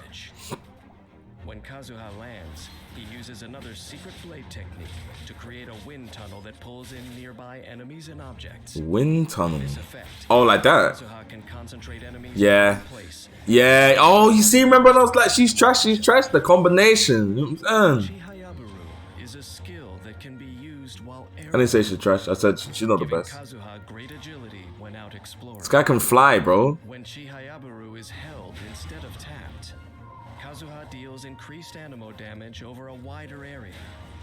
Yeah, see, we've got a little bit of usefulness here. Like, this guy's a bit busted, you know? Talent Somon swordsmanship, Kazuha's elemental skill can absorb hydro, pyro, cryo, or electro when cast, If a Midare Ranzan plunging attack, You lost me, bro. You lost me. You lost me. You lost me. What? He can absorb all the elements. deals additional elemental damage of the absorbed element. Only one elemental absorption can occur per Chihayabaru. Oh, that's kind of cool. Clouds hide. The birds call. Kaidahara Kazuha's elemental burst is the pinnacle achievement of his self-taught blade work. He strikes with the winds of autumn, dealing AoE animo damage. This attack produces a field. Autumn, whoa. Autumn? The field periodically deals animo damage to enemies within it. If Autumn Whirlwind comes into contact with Hydro, Pyro, Cryo, or Electro, What? it will absorb that element and deal additional elemental damage.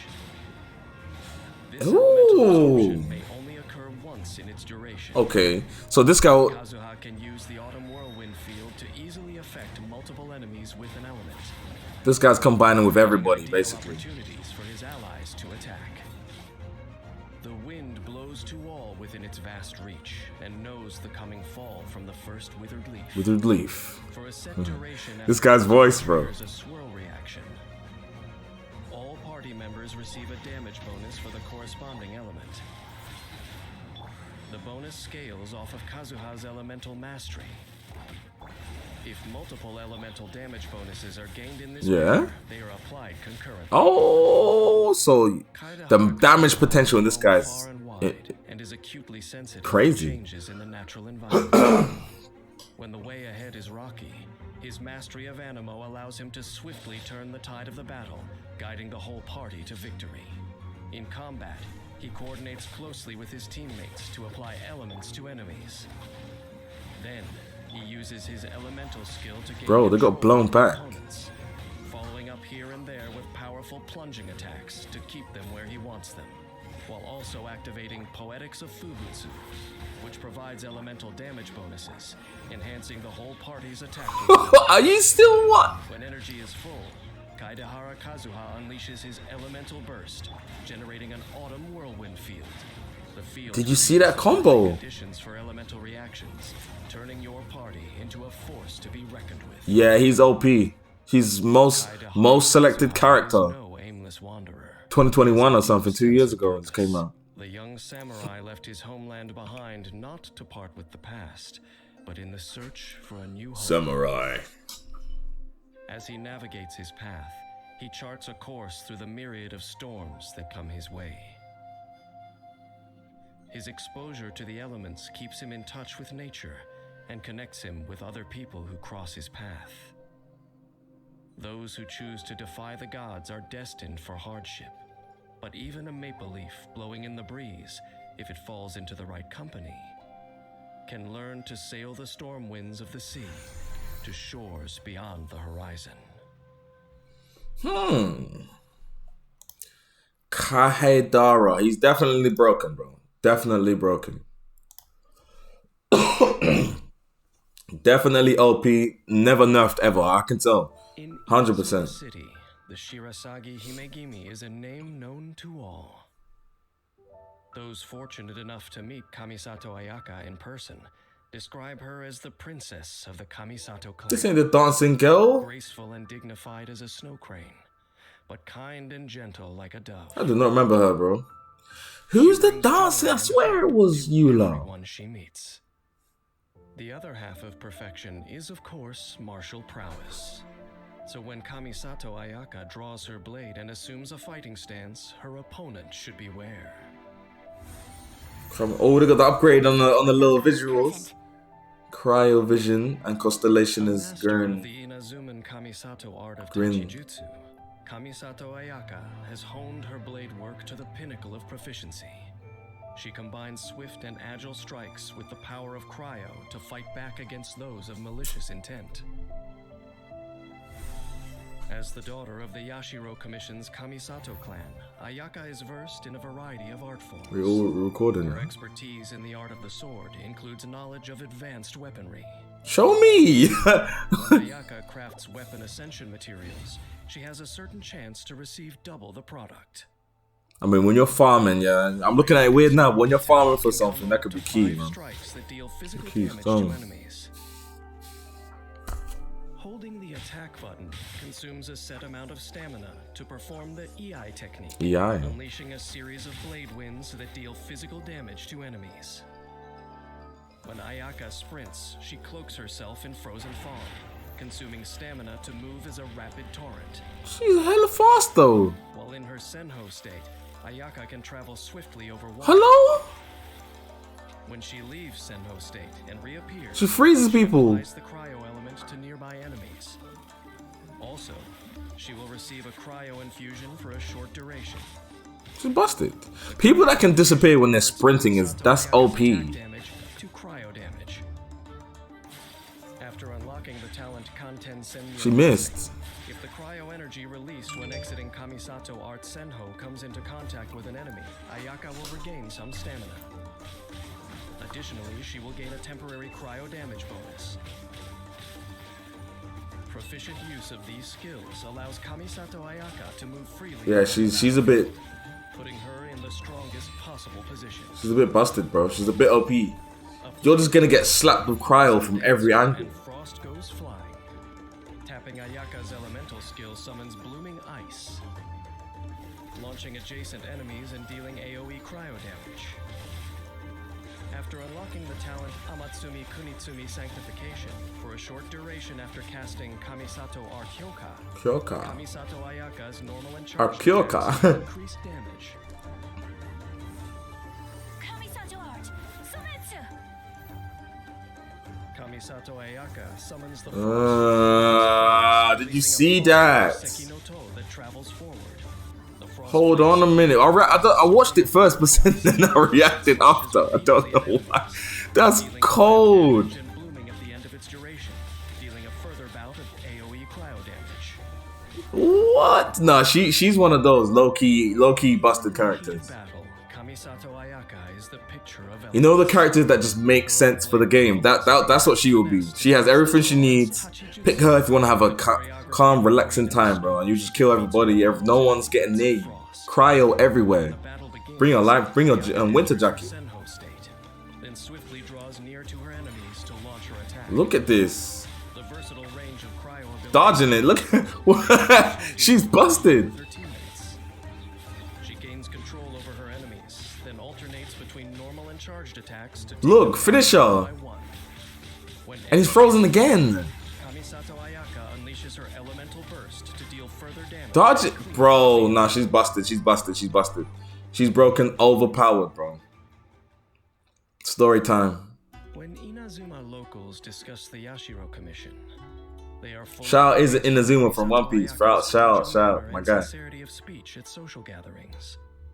When the name Shirasagi Himegimi is uttered, it is done so in tribute to her flawless etiquette and impeccable character. Right, go face. So she's perfect human being, yeah. Ayaka views herself in her innermost being. As the princess of the Yashiro Commission's Kamisato clan, Kamisato. Ayaka shoulders her family's duty to cherish the aspirations of ordinary people. But she also has dreams of her own that she holds What dear. dreams? Perhaps the thing that she really needs Is what? is a companion. Oh, there's the other character that was looking for, that needed like a girl. That needed like a girl. It was the guy with the mask on. And with whom to stand shoulder to shoulder when it comes time to draw her blade. Oh, see, I didn't know they had like stories behind them like this, man. Like obviously everyone has a character, has a story, but you get what I mean. Like this deep, and they all kind of link together almost. Maybe should. If you ever make it to Inazuma and ask the locals what to see while you're there, That definitely looked like a dragon fruit. recommend a fireworks display. Like shooting stars Devil in fruit. reverse, they fly up into the night, then burst into color. Yomiya. Sky and sea, and She got a faces drip. See them sandals? below. This short but dazzling spectacle is all the work of one woman, Inazuma's most skilled fireworks expert. Most skilled? Yomiya. Yomiya. Let me give this shooting fireworks straight into the skies with a boat business a shot. Okay. In Yoimiya's capable hands, She got a drip though. Ugh. I mean, it's good. And if she's over 18, Bro, the skirt needs to be a bit longer, but bro, she got some drip. Everyone has a flair for fighting with fireworks, quite like her. Feck. Go get a citrus berry. Yoimiya's Shout out Pokemon for the handiwork one. is exquisite, and she dabbles in many other crafts besides firework making, always adding her unique touch to all her work. When Yoimiya crafts decorations, ornaments, and landscape furnishings, a portion of the materials used will be refunded. Do you know, I feel like crafting is a big... Can combo up to 5 consecutive shots, dealing From range though. Holding the attack button executes a more precise aimed shot that deals increased damage. Based on the charge time, the aimed shot... Oh, she's like the other person.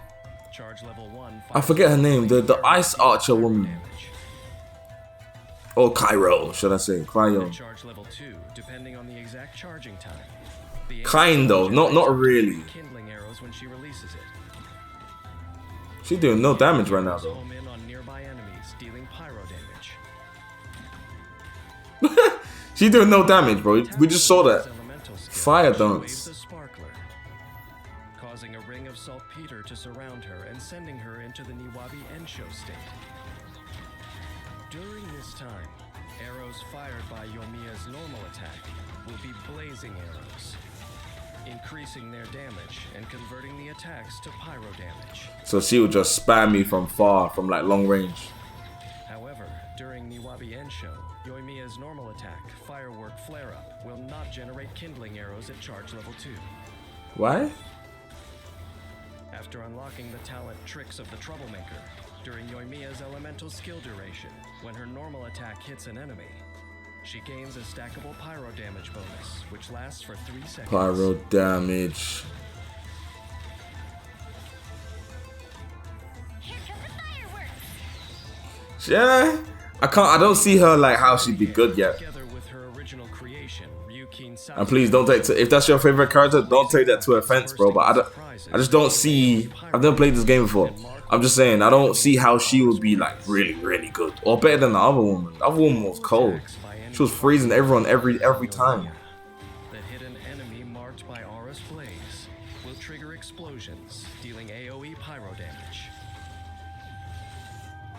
If the enemy affected by Aura's Blaze is defeated before it expires, the effect will pass on to another nearby enemy who will inherit the remaining duration. She could be good. She could be good, but she's not broken. Aura's Blaze explosions are subject to cooldown. This guy's definitely broken. That's why they're showing him again. After unlocking the talent Summer Night's Dawn, Oh, but Kais, that could be the opposite. Why they're showing you that again, bro. nearby party Depends, members man. other than Yoimiya herself gain an attack bonus. This bonus is based on the number of Tricks of the Troublemaker stacks Yoimiya possesses when she unleashes her elemental burst. Armed with a pyro vision, Yoimiya has more than one way of playing with fire. This power takes her skills with the bow to another level, How? turning even her arrows into fireworks that send sparks flying all over the Let me see. In battle, Yoimiya begins by using her elemental skills. She should have got hit by that. Hello? Then she engages the enemy with enhanced normal attacks, using Tricks of the Troublemaker to stack up a pyro damage bonus. Dodging it. When Niwabi Ensho ends, if her energy is full, she unleashes her elemental burst to further pressure the enemy, then leaves the field, supporting the rest of her team with an attack bonus and pyro damage. Okay, alright, this could be good. In a dazzling display of light and smoke. This could be good. She could be good. As the explosions in the sky fade away. Not the best, but she could be good. Definitely, 100%. But Yoimiya is already busy preparing for the next display. It is a time-honored routine, unchanging night after night. And everyone in Inazuma looks forward to the splendid sight of her latest creations. After a brief moment, the dazzling flashes fade and the crowds are gone. After hundreds of years, this sight is nothing new to me. To you? It's new to me, bro. Who's to say that brief moments of splendor can't become everlasting memories? The god who pursues eternity has yet to realize that not all that endures is constant. Time can keep fireworks in people's minds long after they've faded. Aye. Drop. Just as, once in a while, it can send stars fixed high above, plummeting down to the ground. There's some poetic justice going on in this game, bro. For real. That's why there was a commenter on one of my other Genshin videos. He was like, I feel like this is such a shallow reaction. I was like, bro, what do you mean? It's just characters. But now there's stories behind each of them, deep stories. I'm just looking at a bunny head. What is this character, bro? But in the eyes of Ninja Sayu, no matter how profound the art of ninjutsu may be, ninjutsu be used but for a single purpose: slacking off. To this ninja who never passes on an opportunity to be lazy, the stirring of the leaves is not the opportune diversion to strike her enemy. Rather, it's a favorable time to slip away for a nice nap. Sayu. But if you don't need me right now, I'm gonna grab some. I hear it though. I do be napping. Shumatsuban's resident ninja and the last successor of the Yuhu art. She uses the power of Animo to swiftly move across the battlefield, and wields a claymore much heavier than herself to protect her companions. As a master slacker, Sayu's most adept ninjutsu technique is the art of holding her breath. When Sayu is in the party, your characters can approach crystal flies, lizards, and other certain animals without startling them. So? Sayu's normal attack can combo up to 4 strikes. 4? Dealing physical damage to enemies. Holding the attack steadily consumes stamina. Oh! While Sayu spins her claymore, dealing physical damage to nearby enemies. She's trying to be Balmond. Her blade, she unleashes a more powerful blade that launches smaller enemies within her range.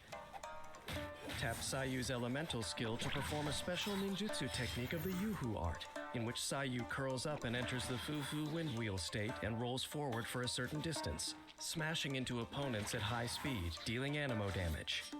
When the skill ends, Sayu performs a Fufu whirlwind kick, dealing AoE animo damage. Holding her elemental skill casts Yuhu art Fuin Dash, causing Sayu continuously in the Fufu windwheel state, increasing Sayu's resistance to interruption while within that state. During this time, Sayu can control the direction of her roll and can cast the skill again to end her windwheel state early. What? Upon ending it, she unleashes a stronger version of the Fufu whirlwind kick, dealing a single instance of AoE animo damage. The longer Sayu remains in her windwheel state, the longer the skill's cooldown will become. Oh. After holding her elemental skill and entering the windwheel Windwheel. If Sayu comes into contact with Hydro, Pyro, Electro. or Electro, elemental absorption will occur, causing her to absorb that element and deal additional elemental damage. This is good. This is good. This is good. This is good. This is good. Absorption may only occur once per use of this skill. With adept use of Fufu windwheel state, Sayu can swiftly roll across the battlefield to trigger swirl reactions in tandem. Yeah, see, this is busted. Yeah, she's good. She's good. Sayu can make use of her Fufu windwheel to quickly cover distances, aiding with exploration. Ninjutsu! Unleash her elemental burst to deal animo damage to nearby opponents, as well as heal all nearby party members. The amount of HP restored is based on Sayu's attack. Additionally, Sayu performs another ninjutsu technique of the Yuhu art, summoning Sayu's trusty helper, Muji Muji Daruma. Muji Muji Daruma. At specific Oh, this guy. Muji Muji Daruma will take one of several actions based on the situation around it. Go on. If the HP of nearby characters is relatively high, it will attack a nearby opponent, dealing animo damage.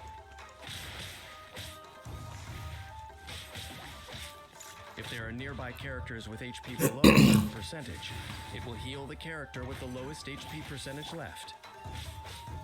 Isn't that like... The amount of HP restored is based on Sayu's attack. If there are no opponents nearby, then it will focus on healing characters. Hey! Even if the characters already have relatively high percentages of HP. After unlocking the talent No Work to They Do, can just. when Muji Daruma heals a character, it will also heal a certain percentage of HP for other nearby characters on the battlefield. And Okay. when it attacks opponents, it will have an increased AoE. AoE. Nah, you saw you. Being neither eye-catching nor of extraordinary strength, she feels that her teammates are better suited for tackling the tasks at hand. Oh, I thought I was gonna smack her with it. Meanwhile, Sayu can ensure they stay fit for combat. When Sayu triggers a swirl reaction on the battlefield, she will regenerate HP for your characters in the party and all nearby allied characters. What? Additionally, the amount of healing will also benefit from Sayu's elemental mastery. This effect can occur only once per set time period. No way, bro. Though it may seem that Sleepy Sayu is always slacking off, she is still quite loyal to her commitments. She's cold.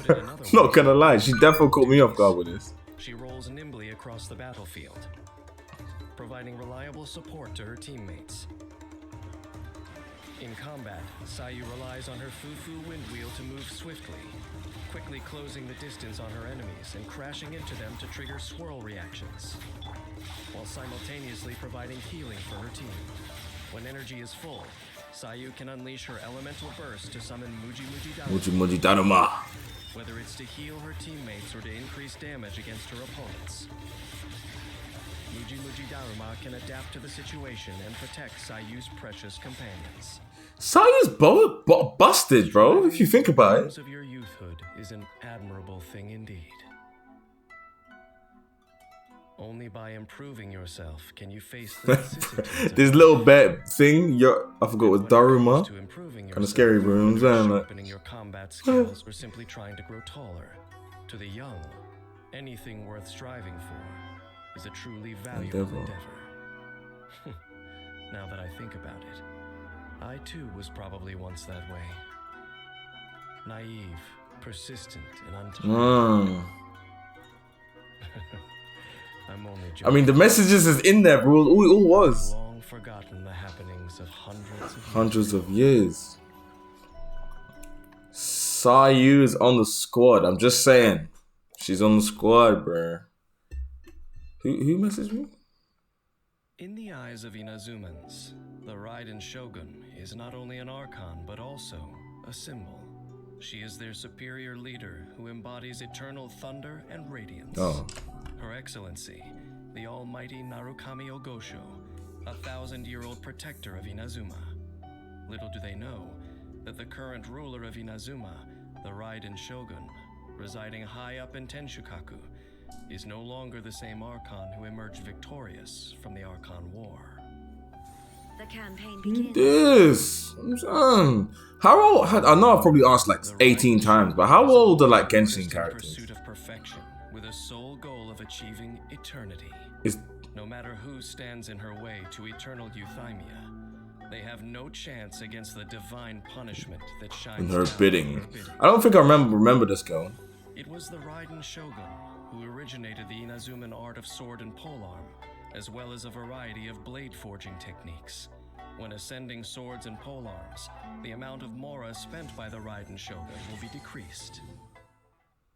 The Raiden Shogun's normal attack can combo up to 5 strikes. 5. They stopped giving people 6-piece combos. Holding the attack button consumes a set amount of stamina to perform an upward slash, dealing physical damage. That's trash. Despite claiming to be detached from the mortal world, perhaps the Raiden Shogun still remembers her role as an Archon. She accrues the aspirations of all living creatures for her chakra desiderata. When party members other than her use their elemental bursts, the Raiden Shogun will build up resolve stacks for chakra desiderata based on the energy cost of the bursts used. Huh? Then, use up all the resolve accrued to empower her next elemental burst. Use up all the power. The resolve accrued by chakra desiderata will dissipate once the Shogun is out of combat for a set time. The exalted Archon devoted to eternity. What caused her to stop in her tracks and listen to the wishes of her people? Oh, I remember her with a hat on now. The elemental Oh no, I don't. particles collected by nearby nearby party members will grant additional resolve for Chakra Desiderata once per set time. She's a support character, I think.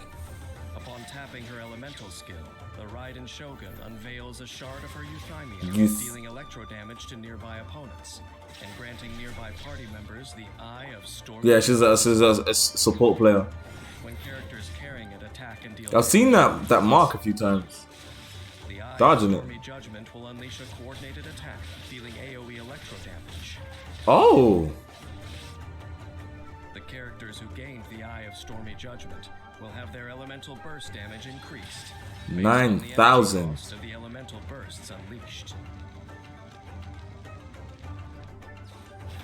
Thanks to the Eye of Stormy Judgment, the Raiden Shogun can aid her teammates without being on the battlefield, boosting their offensive capabilities.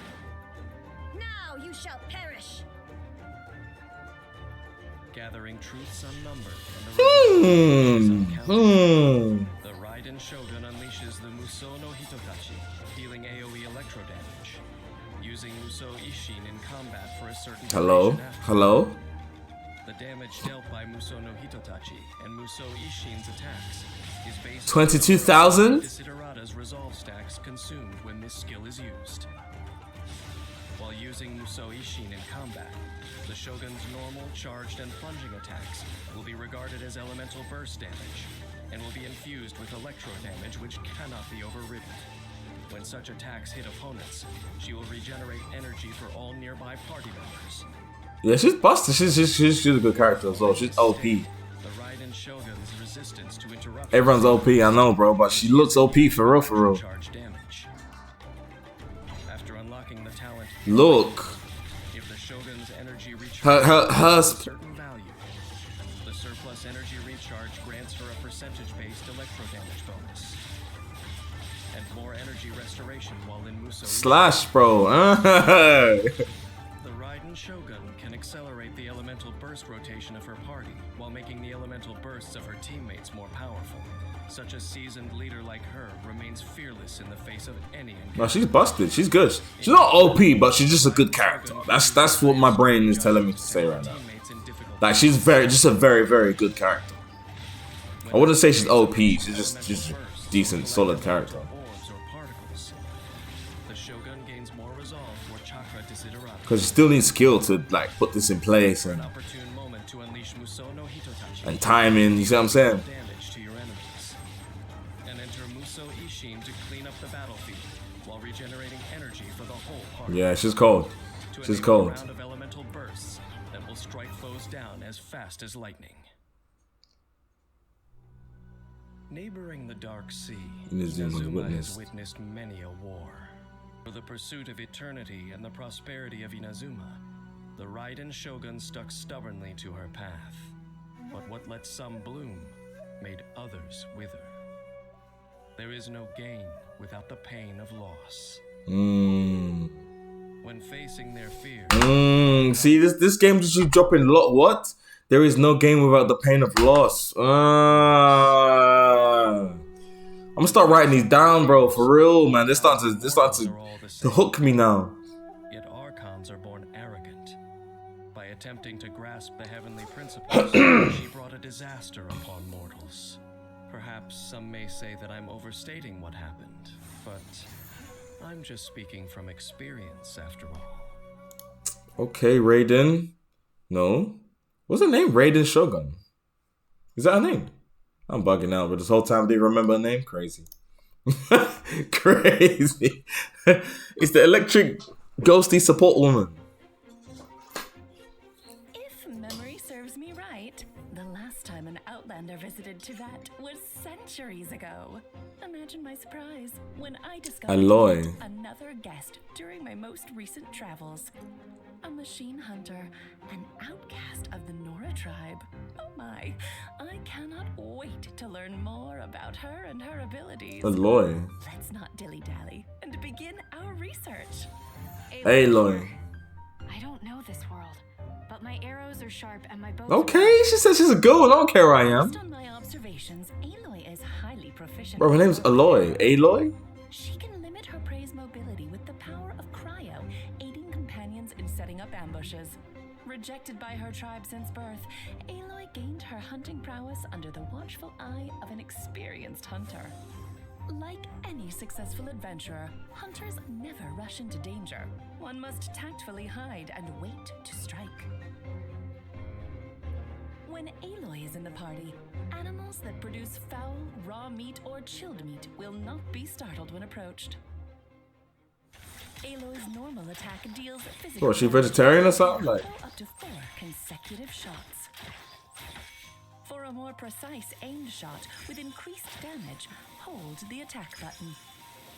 Aiming will also accumulate frost on the arrowhead. Frost. Which will deal cryo. She's a sniper, like long range, Call of Duty, intervention. Skill to throw a freeze bomb in the targeted direction that explodes on impact, dealing cryo damage. When it detonates, the bomb will split into chill water bomblets that explode on contact with opponents or after a short delay, dealing cryo damage. Such an ingenious blasting design. When a freeze bomb or chill water bomblet hits an opponent, the opponent's attack is reduced, and Aloy receives a coil stack, which increases normal attack damage. I'm not seeing the power yet, bro. Let's see. Give us the power. Come on, bro. Genshin. Has 4 stacks. The coil effect is removed, and Aloy gains rushing ice for a Rushing ice. which additionally increases her normal attack damage and converts her normal attack damage into cryo damage. While under the effect of rushing ice, Was the Russian ice that tornado? No, it wasn't. coil stacks. Coil effects will be cleared once Aloy leaves the field for a set time. After unlocking the talent Combat Override. Bro, that present woman, she's busted, bro. That's how I know. Cause she pops up in everyone's The thing. attack of all party members, this effect cannot stack. The hunt is on. Aloy throws a power cell filled with cryo in the targeted direction, then detonates it with an arrow, dealing AoE cryo damage.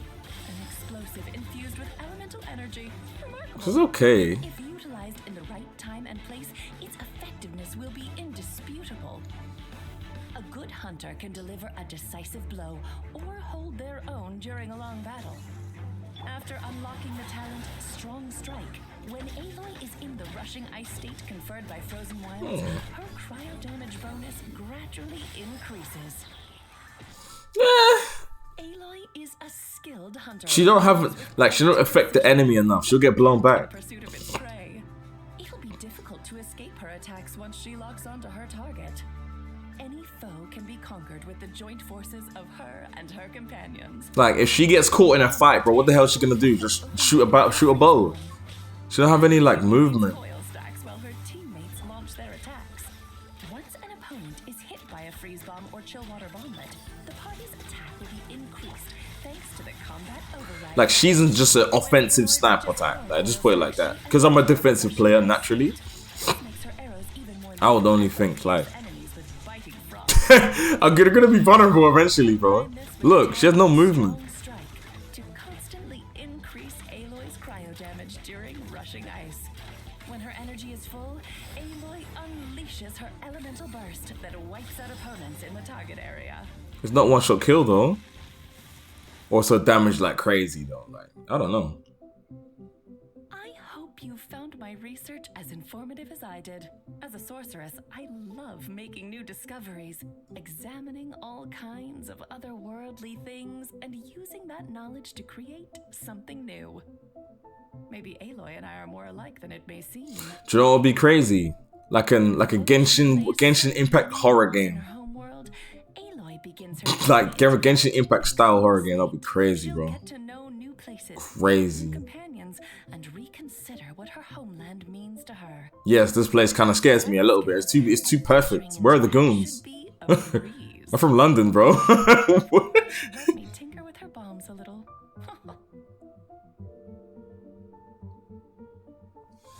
And that's Aloy.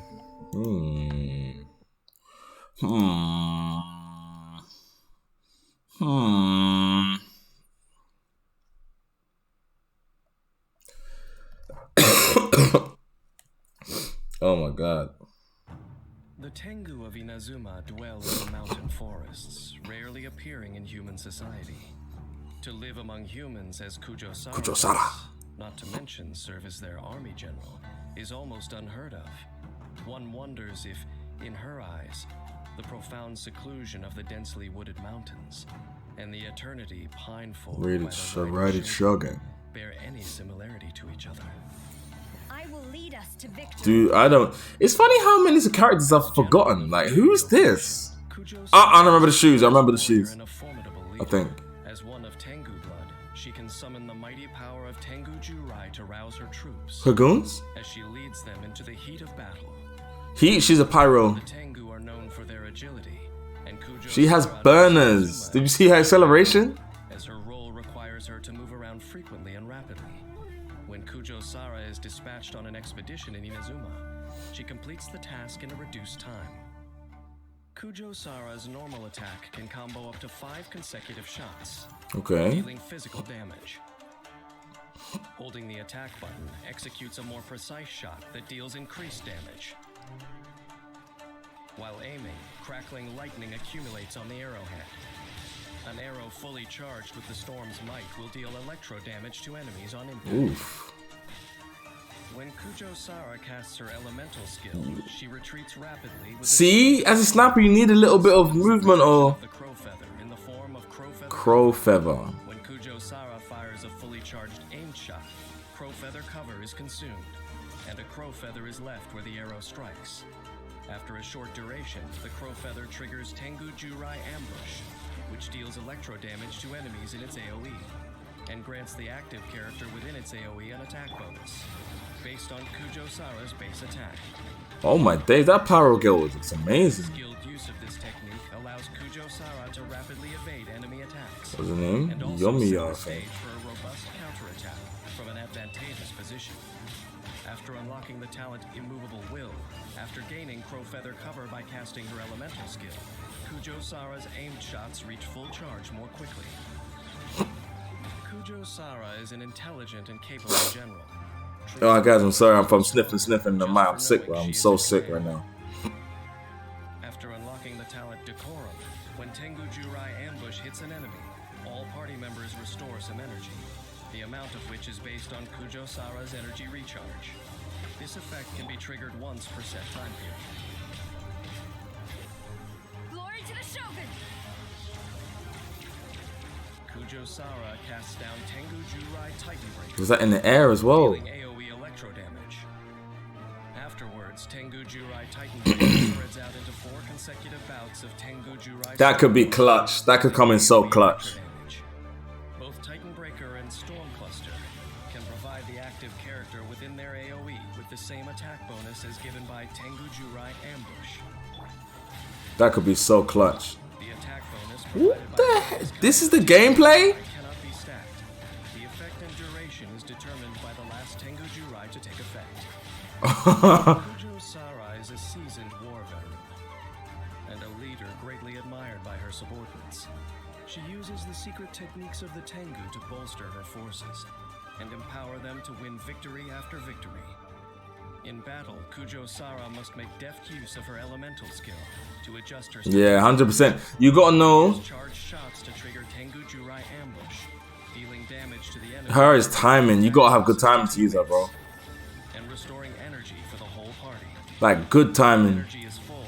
Kujo-Sara unleashes her elemental burst to assault the enemy, and once again provide a Tengu Jurai attack. Tengu Jurai.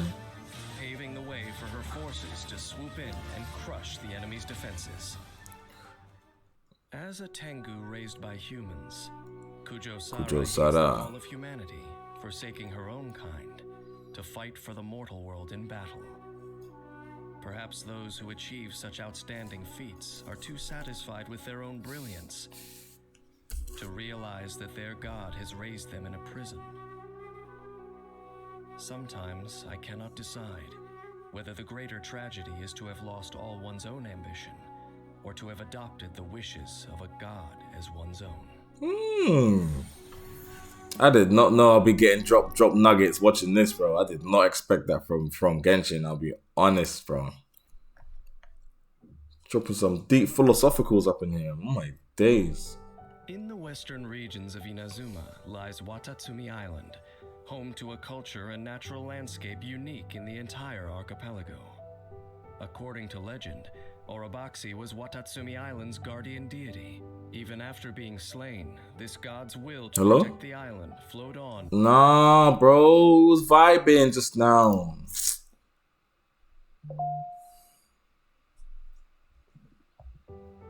In the western regions of Inazuma lies Watatsumi Island, home to a culture and natural landscape unique in the entire archipelago. According to legend, oh my days, bro. Guardian deity.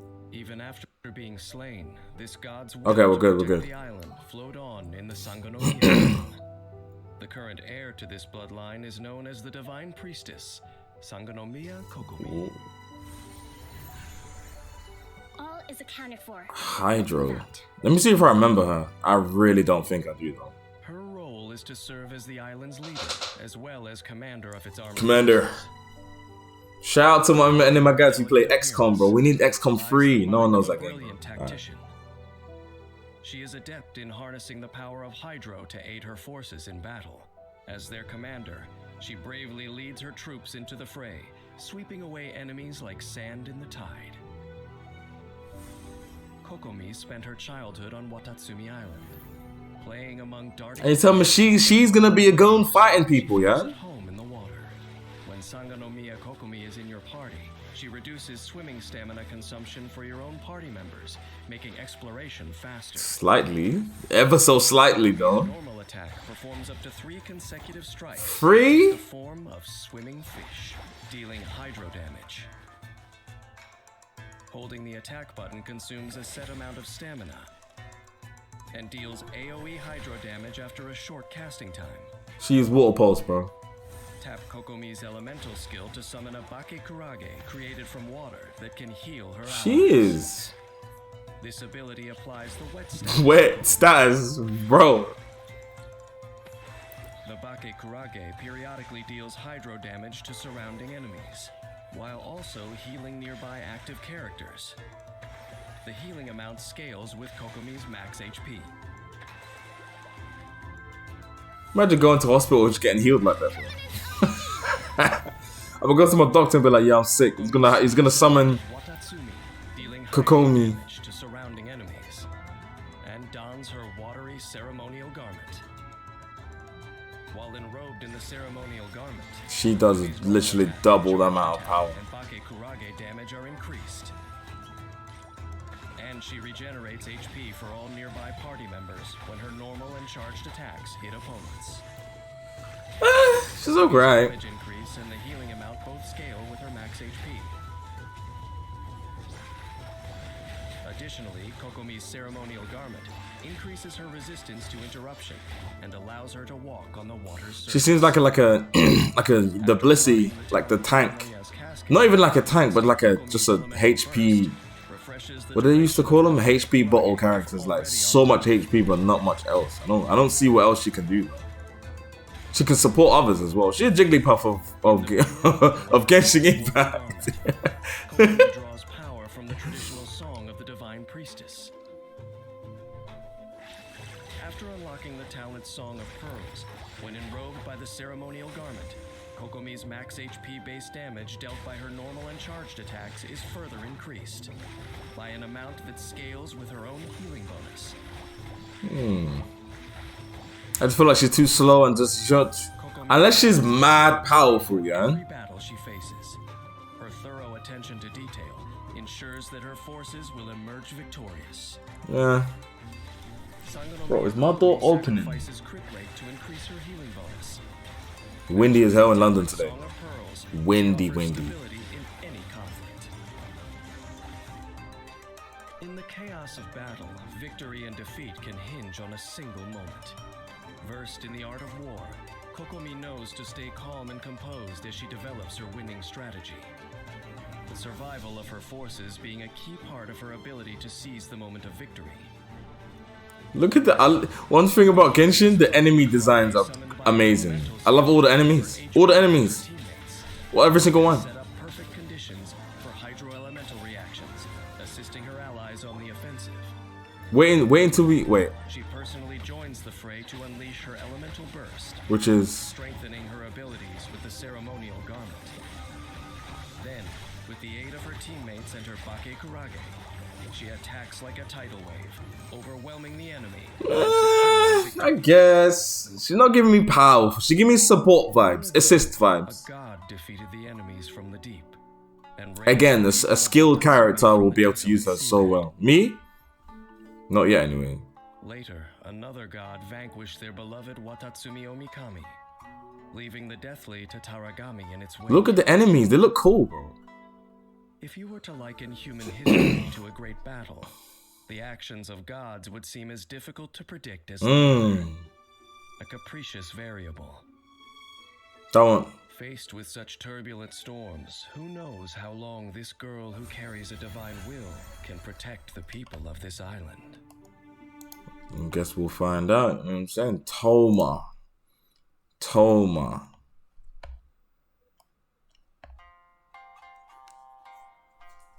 Ding. Strict regulations govern everything in Inazuma. Outlanders looking for a home away from home face many obstacles here. So how did a Mondstatter called Toma earn a reputation as a local fixer and secure a job with the Yashiro Commission? Is this a testament to the Kamisato clan's magnanimity, or to Toma's exceptional abilities?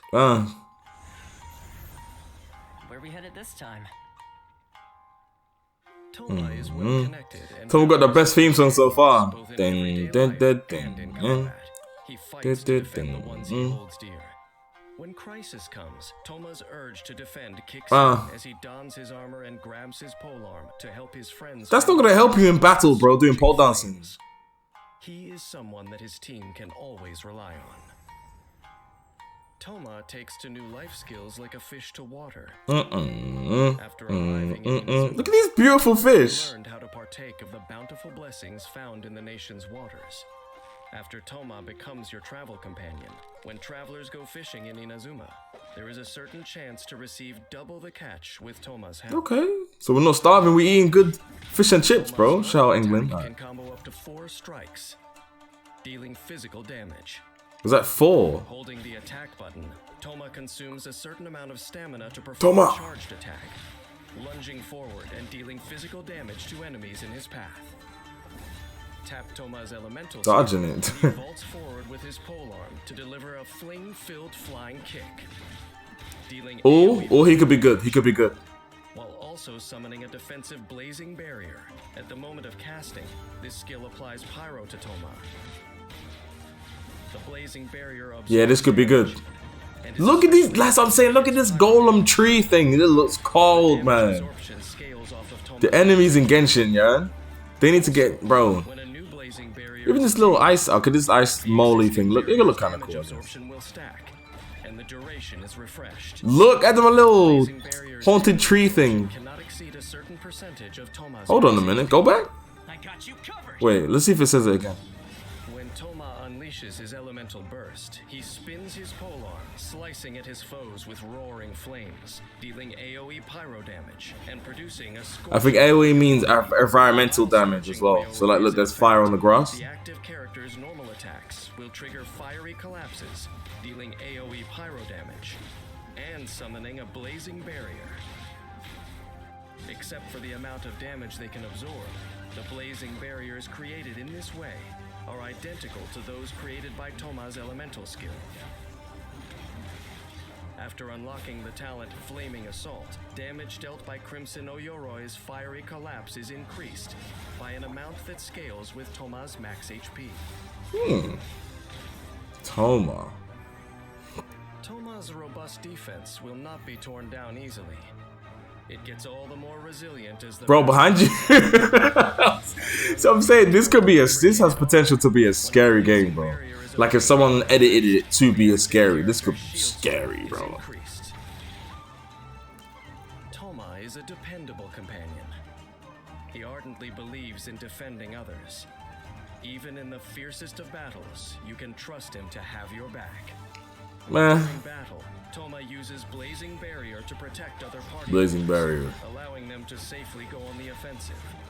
When he casts his elemental burst, the Scorching Oyoroi provides both attack and defense. Oh, yo, boy. Party members under Scorching Oyoroi's protection benefit from increased odds of survival and can also trigger fiery collapses with their normal attacks. Oh. The pyro damage support that Toma provides in this way further enhances the party's attack capabilities. Story time. He don't look that good though. He looks, I don't know. You guys let me know in the comments. He doesn't look that powerful. He is often viewed as someone who doesn't belong. To this day, many believe the slander behind his back. But through his own hard work and the Kamisato clan's tolerant attitude, Toma has carved out a space for himself, despite the somewhat hostile environment. Builds character, bro. Occasionally a thought crosses my mind. If one who has turned their back on the gods ever chose to follow them once more, would any such favorable treatment be extended to them? Regrettably, no opportunity of this nature exists, nor would I have the desire to take when commentator bro goes on his what did he learn? Determination. You can always keep going. A defender's Precious will is a thing. precious thing. And hatred can serve to nourish it. One of these is gonna get oh no, what did I just do? No. Okay, we're back.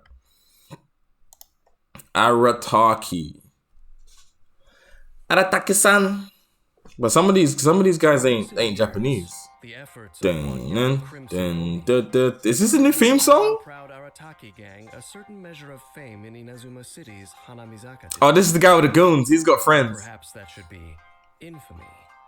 Either way, when it comes to their founder and leader, Arataki, I remember this guy. Everyone has to agree. One of a kind. He rolls around with his guys.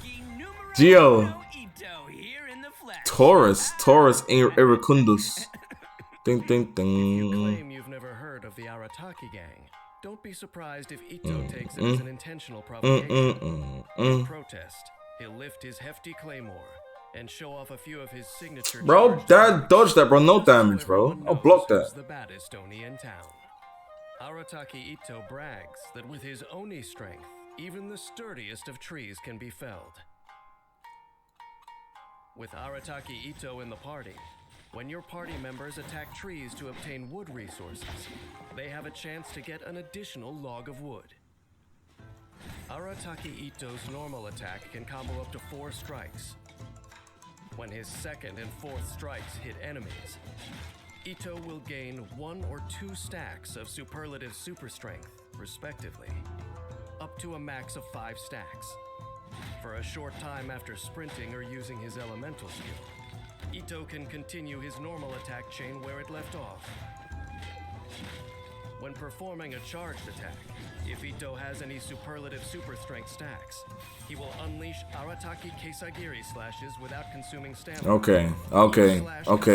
Here we go. Yeah, now it's looking at a character, bro. Defo. Ito delivers a powerful final slash.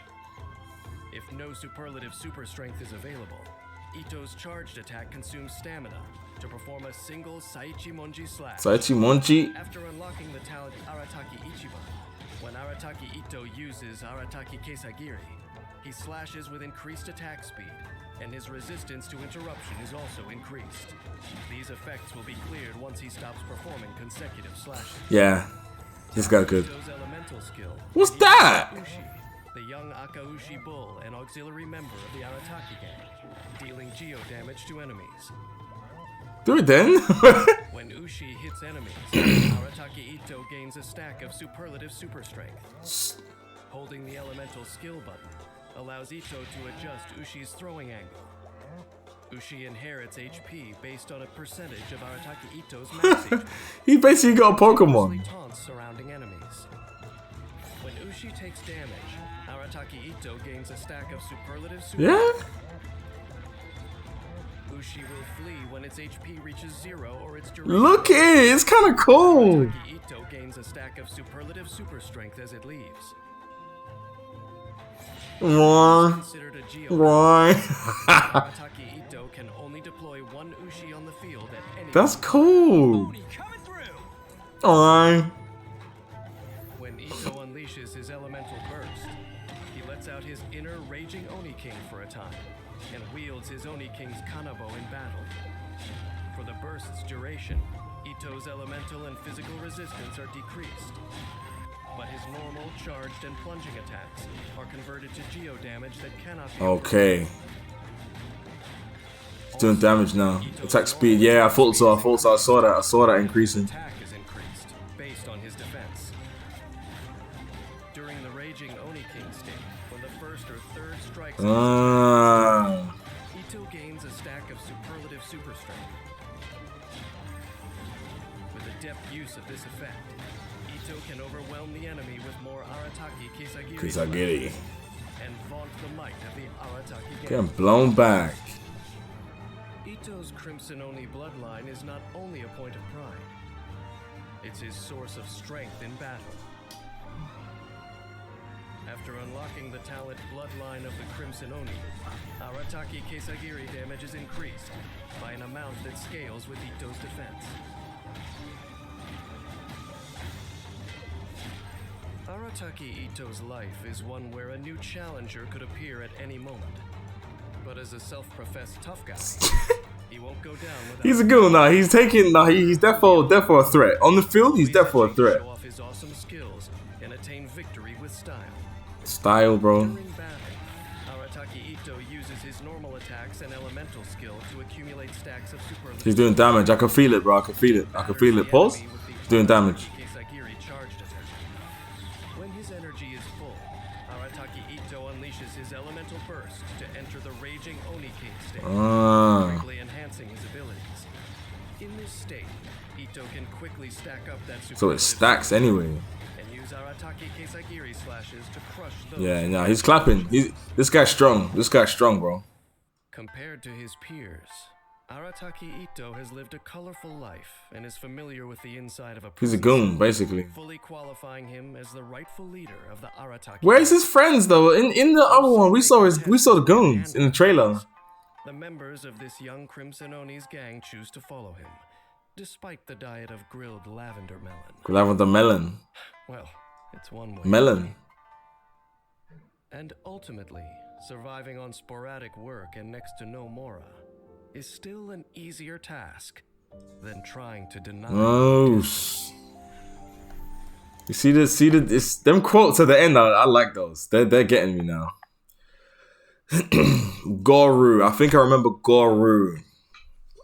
You're still recording. Everything's recording nicely. Mysterious world of Goru. there are as many ways of life as there are people. Some heed the call of duty, others the call of freedom. Some follow their beliefs, others their talents. Goru. A few trust their instincts and others to shoulder Excuse me. responsibility. A prime example being General Goro Goro. on Tatsumi Island.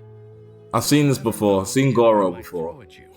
The key to surviving the chaos of battle is being able to adapt in the moment. I remember I don't think this guy's strong though. I remember he's looking kind of puppy ears, bro. Goro has endured countless battles in his time, and this experience Puppy ears, bro. taught him one important lesson. Really? However strong you may be, Watch him. I'm roasting him, but watch him be the best character in the game now. as a commander, Goro is constantly looking out for Commander. others, offering his protection and support right alongside them on the front line. Goro has always loved the great outdoors. Yeah, he wants to be a. Keen sense of smell makes him an expert at tracking. Bro, this guy thinks he's a cat, bro. When Goro is in your party, the location of resources unique to Inazuma will appear on your minimap, making it easier to gather supplies. You need one of these guys in the team, though. Goro's normal attack can combo up to 4 consecutive shots, dealing Them shoes have to go though. With a charged attack, Goro executes a more precise aimed shot that deals increased damage. While aiming, stone crystals accumulate on the arrow. A fully charged arrow will deal geo damage. Tap Goro's elemental skill to employ Inuzaka all-round defense, dealing AoE geo damage and erecting a general's war banner. What? That missed me. To adjust the banner's position. Yeah. What does that do? General's war banner banner provides buffs to active party members within its AoE. And the more Geo characters in the party, the stronger the buffs. Okay, so Geo, this guy will go with Ito. I think they're both Geo characters. Standing firm, which increases the active character's defense.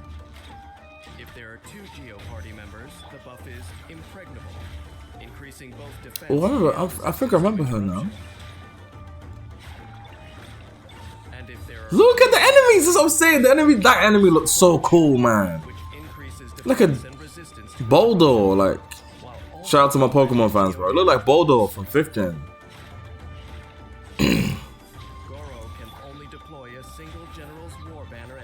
Oh, okay, so this is he's like a Geo team. Bro, this is destruction.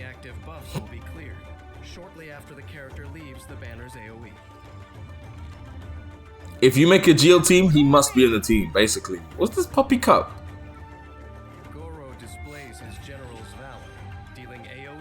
The cup. You see them? General's glory provides the same buffs as the General's war banner created by Goro's elemental skill. Have we seen her yet? To the active character in the skill's AoE, based on the number of Geo characters in the party. But this field moves with the active character.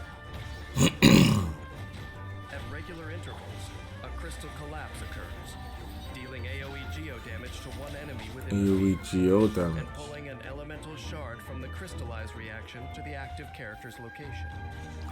Dun dun. When Goro uses his elemental burst, if there is a General's war banner on the field, it will be destroyed. Also, while General's glory is in effect, using Goro's elemental skill will not create a General's war banner. But you're getting too complicated now, bro. Do we have the banner or not? Like, just what? All nearby party members receive a temporary defense boost after Goro uses Juga forward. Yo, you lost me. You lost me a little bit there. If we have the flag up, we're stronger. If we don't, we're weaker, bro. That's where I'm at with this. And if the cup is there, we're stronger. If the cup is not there, we're weaker, bro. That's all I need to know, bro. Don't talk about getting hella complicated. After unlocking the talent of favor repaid, Goro's elemental skill damage, burst damage, and crystal collapse damage are all increased by an amount based on his defense. Oh, okay, that makes sense. The higher defense, the higher attack damage. I think. Goro's unique skill set provides excellent support. 100%. That's a Geo party team. 100%. He'll make a Geo party team. Like. Jeez. Like, you remember in Pokemon you had the sand teams, the rain teams, the sun team. This guy is he's the CEO of Geo teams in Genshin, bro. If you have a Geo team, he needs to be there, bro. 100%. When his energy is full, unleash Goro's elemental burst to establish the General's glory field, creating the perfect moment to attack and inspiring the whole party to press forward unto victory. Okay, yeah, got blown back, bro. Sorry, Red Knight, sir. Samurai Knight. You got blown back, bro. Whether they seek it or not, those of exceptional ability and character tend to gain the trust of the masses. For Goro, this trust serves both as a confirmation of his abilities and motivation to hone them continuously. But the cost of being someone that everyone loves is the burden of responsibility that it brings. Facts. Everything from helping the troops with their daily struggles to keeping Watatsumi Island safe and secure ultimately falls on Goro's shoulders. Time and fate treat such notions with contempt, which can make the burden unbearably heavy. I hear it. If one day the world is turned upside down, will his instincts and determination alone provide him with enough strength to keep carrying the load? Kind of lost me a little bit, but I got it, but like, you know, we're gonna continue, bro. Bro, there's so many of these, bro. I can't wait to get to the Sand. Ah, Dolores.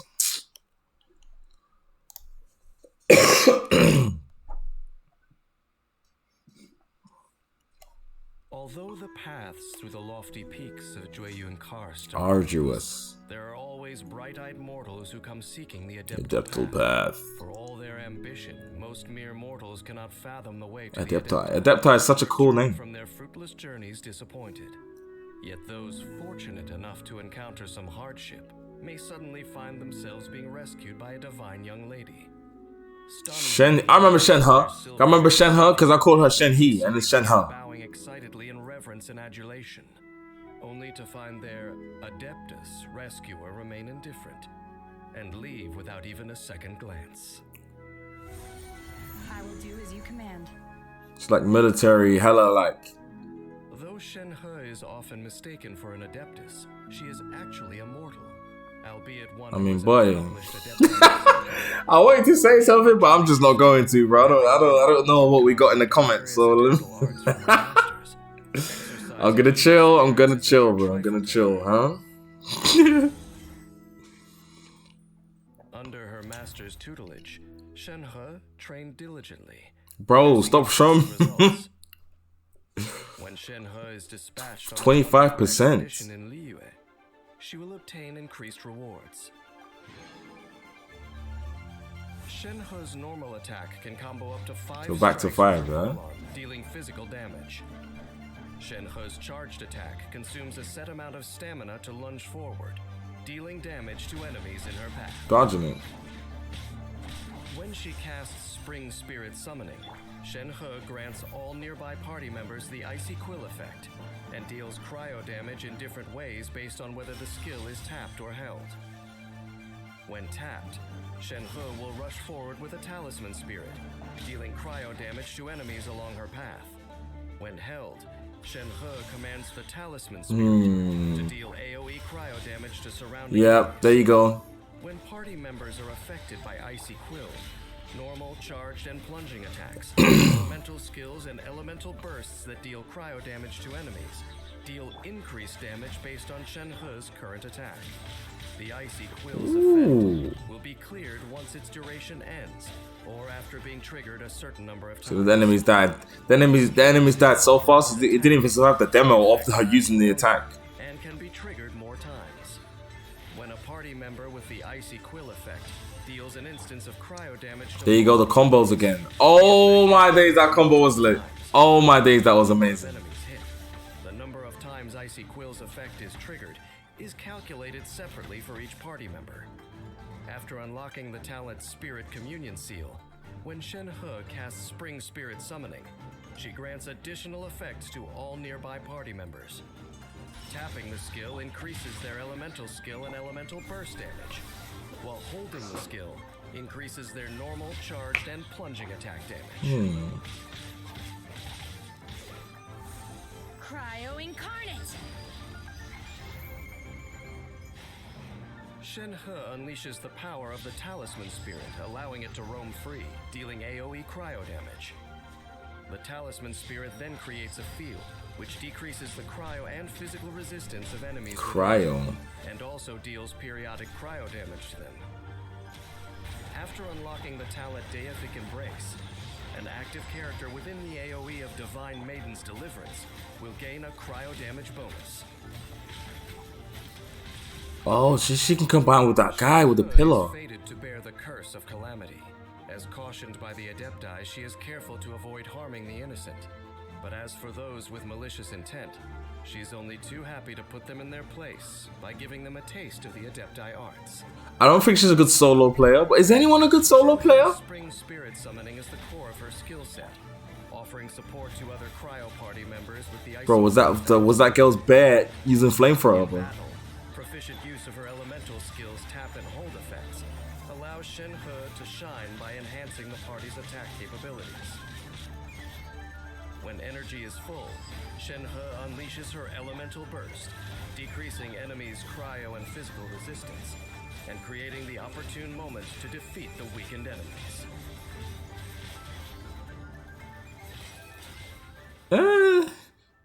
She's alright. City, ready to welcome any and every lonely. Yo, what? But if Shenhe truly wishes to rejoin human society, there is much left to learn. Oh my days, guys! I'm sorry. I am really sick when I'm recording this. I apologize. When others are fortunate enough to meet a companion for their journey, I sincerely wish them the very best.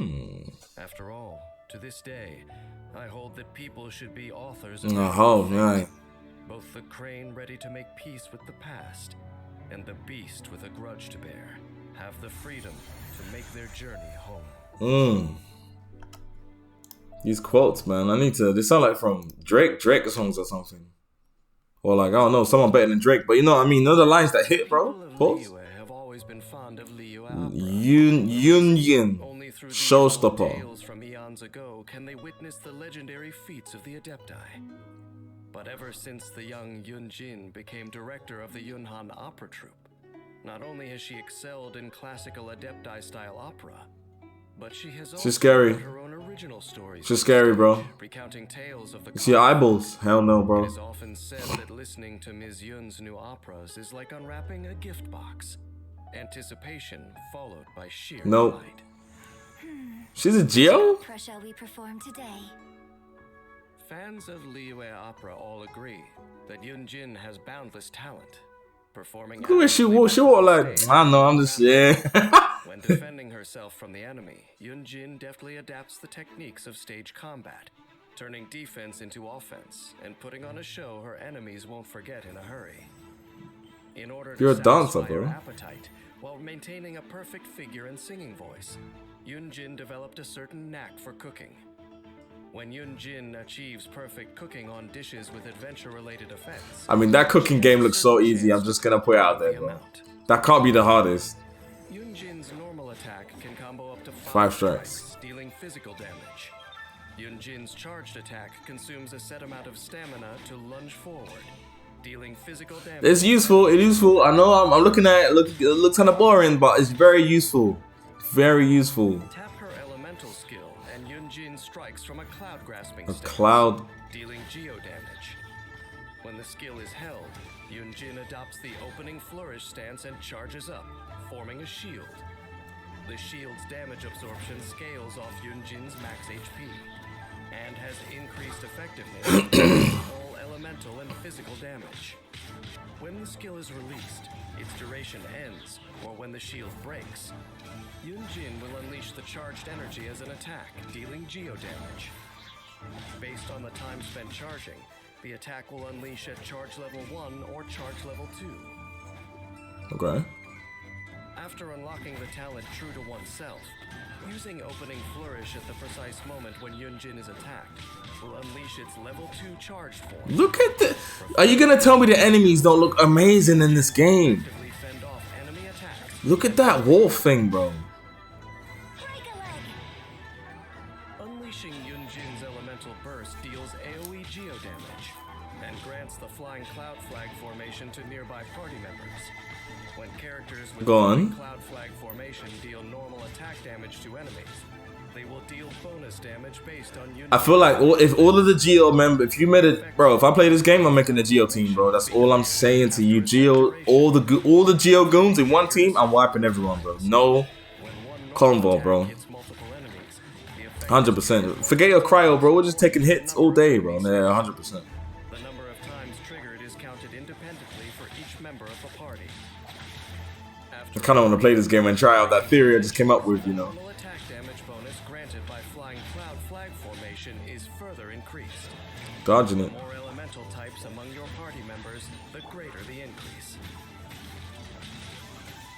Unlike on the stage, there is no script to rely on. Why's she running like that?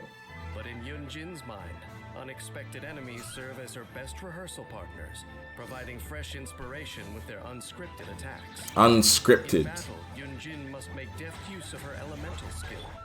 She waits for the moment and You see counterattacks that? when the enemy is vulnerable to gain the upper hand. When her energy is full, Yunjin unleashes her elemental burst, granting nearby party members the flying cloud flag formation, increasing her teammates' normal attack damage, allowing them to finish off their enemies. He died. Compared to a lifetime, a single opera performance Short-lived. is short-lived. And against the vastness of history, mortal lives are like walk-on parts in a grand play, drops in a boundless ocean. However spellbinding the performance, the curtain call will come and the audience will leave. Perhaps this is why Yunjin incorporates the details of ordinary lives into her scripts, portraying the trials and tribulations of the common folk alongside grand tales of gods and adepti, preserving their stories in operatic form to honor the human experience for generations to come. Look at that. I happen to know a story about the heavenly principles and mortals, about cataclysm and peace, curse and devastation. If I were to share this story with Yunjin, I do wonder how her theatrical interpretation. Theatrical. Miko is a divine Yai Miko. as the Electro Archon's familiar and Guji of the Grand Naruto. Guji. Her dignified presence commands awe and respect. But as chief editor of the Yai Publishing House and a patron and participant of festivities, her crafty tone keeps you guessing. This leaves many uncertain of how to deal with the majestic but mystifying Miko. In reality, however, if you want to make Lady Guji smile, you needn't deliver an eloquent speech. You simply need to say these 4 magic words. Something amusing just happened. Whatever would you do without me? Who's this? In Yai Miko's eyes, shooing away pesky intruders is a tedious task that does not require her personal involvement. She can leave this to the Kitsune spirits. Only when her curiosity is aroused will Yai Miko show her fabled fox form and summon lightning plummeting from above. It's said that those lucky enough to witness this spectacle never live to tell of the tale. What? For her age and experience, Yai Miko is one of the most learned in the land. Even if the spur-of-the-moment stories she enjoys telling make this hard to believe. When Yai Miko crafts character talent materials, there is a chance to obtain 1 extra random item of the same region. This item has the same rarity as the material consumed. Swear. Yai Miko's normal attack performs up to 3 consecutive attacks, dealing electro damage. 3. Her charged attack consumes a set amount of stamina and deals AoE electro damage after a short casting time. She's powerful. I'm saying it from now. Tap her elemental skill, and Yai Miko moves swiftly, leaving behind a Seisho Sakura. While on the field, it periodically strikes one nearby enemy with lightning, dealing electro damage. This skill has 3 charges, and a maximum of 3 Seisho Sakura can exist at one time. If another Seisho Sakura is nearby, its level is increased, meaning its lightning strikes deal more damage. Initially, Seisho Sakura are created at level 1, and the maximum level is 3. Seisho Sakura. By strategically spacing the Seisho Sakura, Yai Miko can quickly create an ideal formation to increase their damage level. She busted. Put her enemy in a She's OP. Look at that. When the Guji She's OP, bro. Overpowered. thunder roars in response.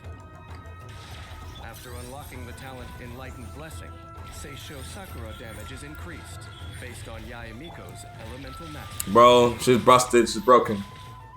I'm always watching. When Yai Miko unleashes her elemental burst, she summons a lightning strike, dealing AoE electro damage. When cast, Yai Miko unseals nearby Seisho Sakura, destroying their outer forms and transforming them into Tenko Thunderbolts, dealing further AoE electro damage.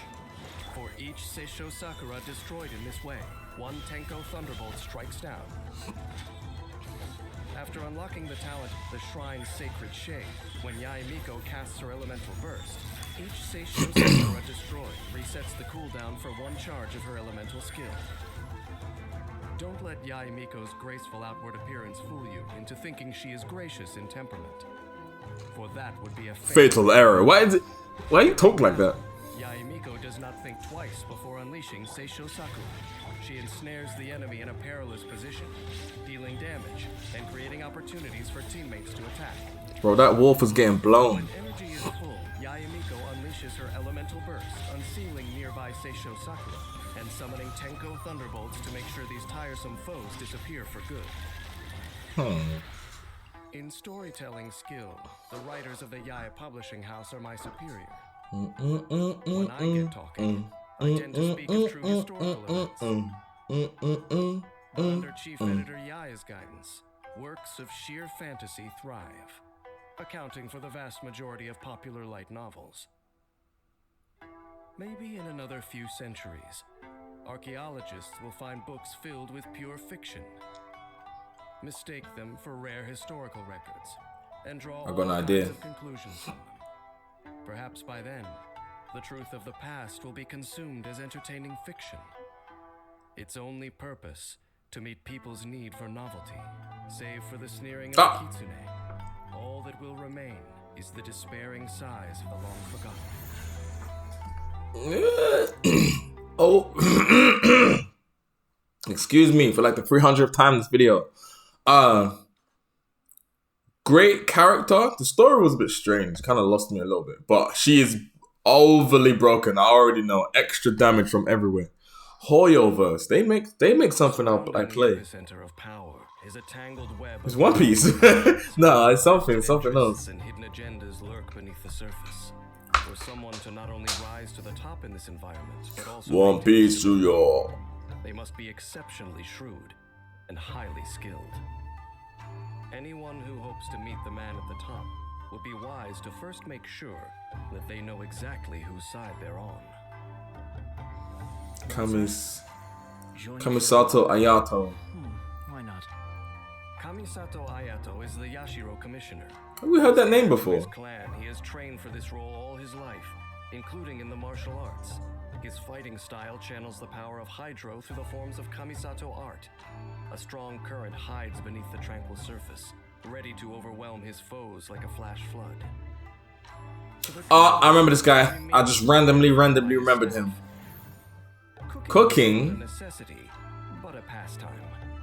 I mean, I need to make some meal prep, so guys. Ayato cooks a perfect dish. He has a chance to obtain a suspicious dish of the same kind. Kamisato Ayato's normal attack can combo up to 5 slashes, dealing physical damage.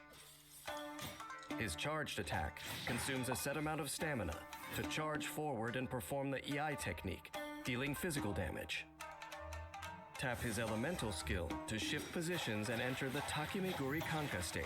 Here's a thing. After this shift, Ding. a watery illusion forms in Ayato's original position. After forming, the watery illusion will explode if enemies are near. And it makes them wet. Ends, dealing AoE hydro damage. While in the Takemiguri Kanka Pause. state, Ayato unleashes rapid Shinsuiken attacks, converting his normal attack damage into AoE hydro damage that cannot be overridden. After a Shinsuiken attack hits an enemy, Ayato receives... Yeah. He's doing damage. Everyone's dying, bro. This guy is the character that everyone needs nerfing. I can tell. Look at how you hitting him. When are you hitting? You're not, bro. He wins. Look what it did to my fellow Golem's ankles, bro. Look.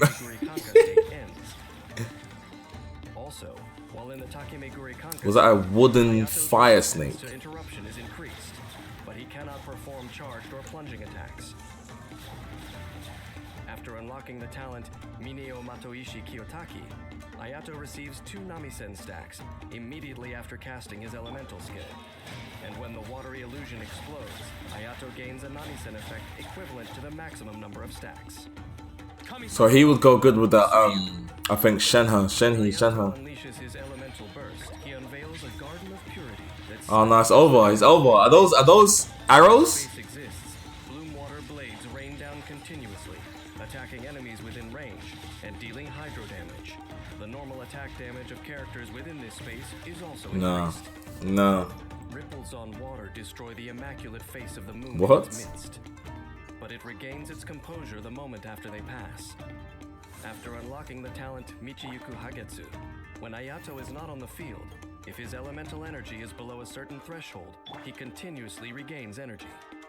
Kamisato Ayato keeps a low profile and rarely shows his true talents, but when those lured into a false sense of security seek to move against him, he is only too happy to deal with them himself.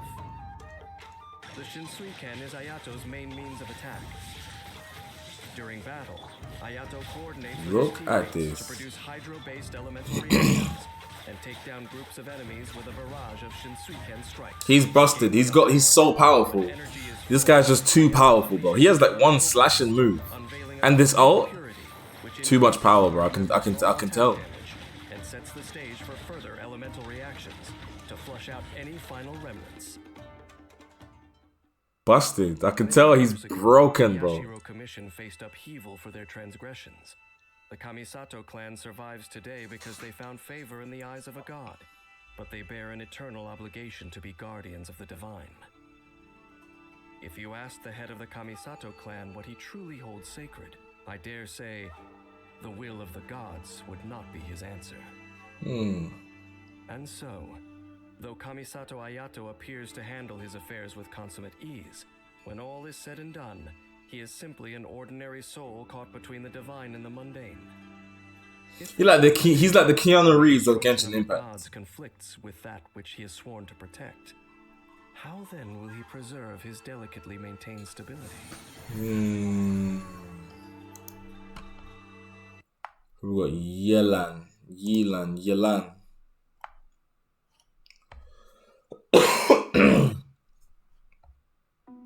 In the business of national security, the public eye poses many restrictions.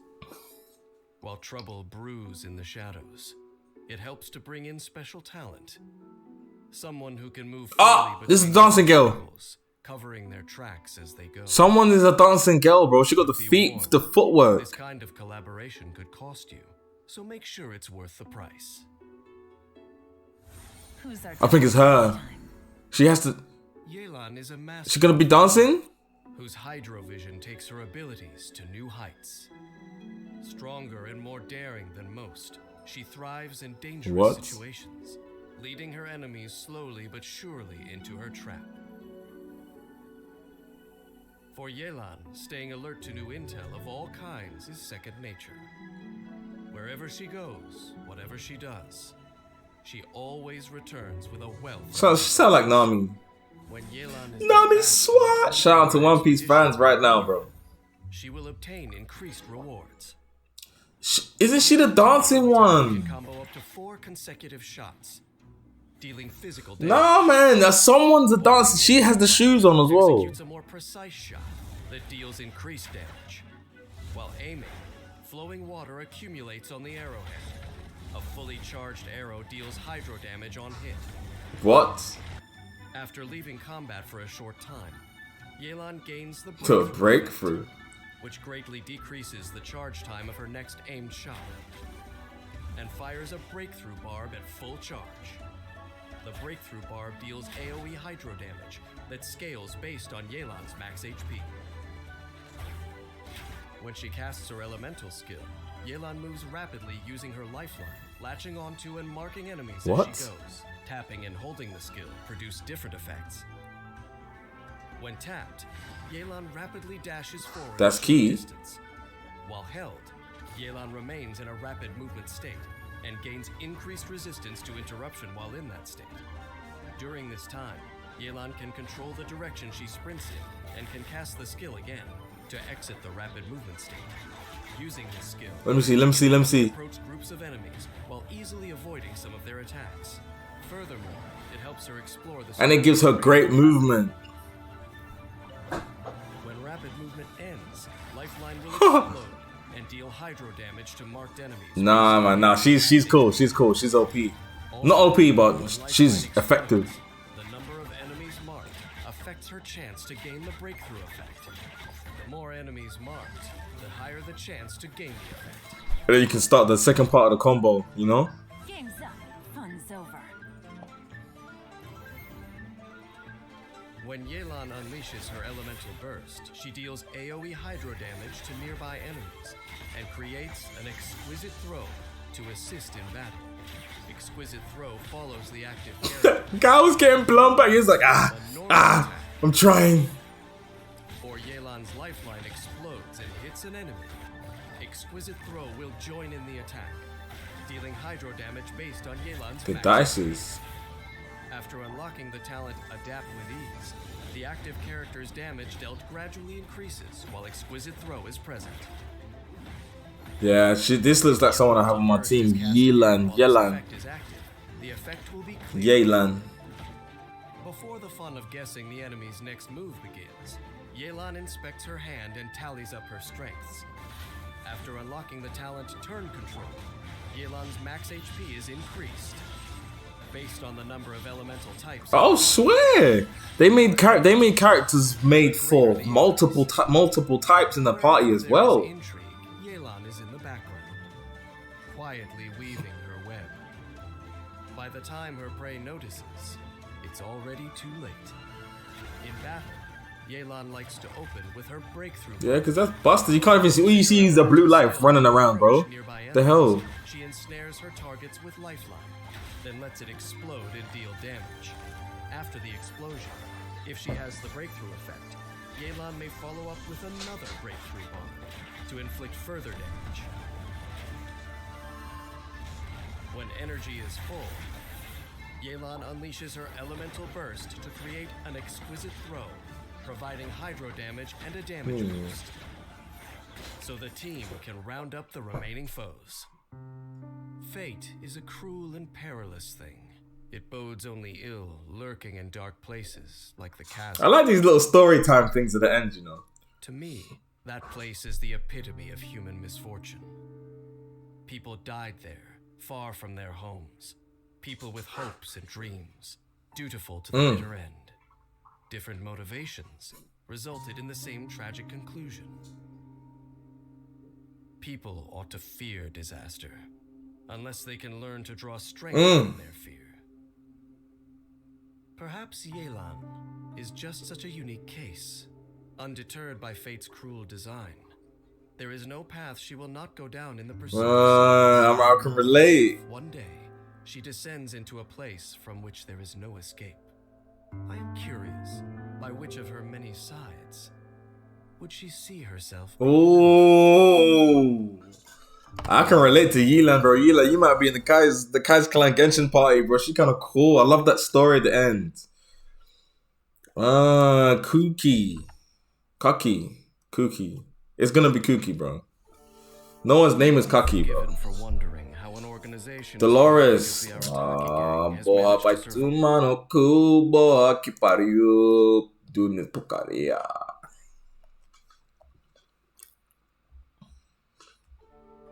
You may be forgiven for wondering how an organization as chaotic as the Arataki gang has managed to survive as long as it has, despite the near daily Did we see this guy already? and frequent stints in jail. Ati Ito. Somehow, the fallout of their antics is successfully contained time and again. Luckily for them, the Arataki gang does have one member who actually has their head screwed on. Are you sure? She got a mask on. Don't tell me they did it again. Kuki Shinobu doesn't go looking for trouble, but it always finds its way to her via the company groups. This gives her a wealth of experience in cleaning That's up a message. colors. No matter how tricky things get, Shinobu is always able to help her friends out of a tight spot with the aid of her electrovision, deftly diffusing the situation every time. If there were qualifications for expedition expertise, Kuki Shinobu would likely be certified at the highest level. When Kuki Shinobu is dispatched on a 20-hour expedition in Inazuma, she will obtain increased rewards. Ooh. Kuki Shinobu's normal attack can combo up to 4 strikes, dealing physical damage to enemies. Her charged attack consumes a certain amount of stamina to perform 2 swift strikes to the front, dealing physical damage. When she casts her elemental skill, Shinobu consumes some HP to create a ring of sanctification, dealing electro damage to surrounding enemies. The ring of sanctification follows the active character and periodically deals electro damage to nearby enemies, while also healing active. Excuse me? The healing amount scales with Shinobu's max HP. HP consumed by her elemental skill will not decrease her HP lower than a certain level. After unlocking the talent Breaking Free, when Kuki Shinobu's HP is low, she will gain an increased healing bonus. Though the Arataki gang will have no end of trouble, it's the one place Kuki Shinobu has the freedom to be herself. After unlocking the talent Heart's Repose, the healing effect and damage dealt by Sanctifying Ring will No way! based on Shinobu's elemental mastery. I'll settle this. She's busted, bro. When Shinobu unleashes her elemental burst, she stabs her blade into the ground, creating a field that Yo! She's one of the most busted characters on this game. electro damage, based on Shinobu's max HP. When she casts her elemental burst, if Shinobu's HP is low, the field will last longer. So she's a clutch player. Kuki Shinobu is uncertain of the criteria for obtaining a vision, but that doesn't stop her from Look at my boy get blown back. Every character he gets blown back, bro. Elemental skill to create a ring of sanctification.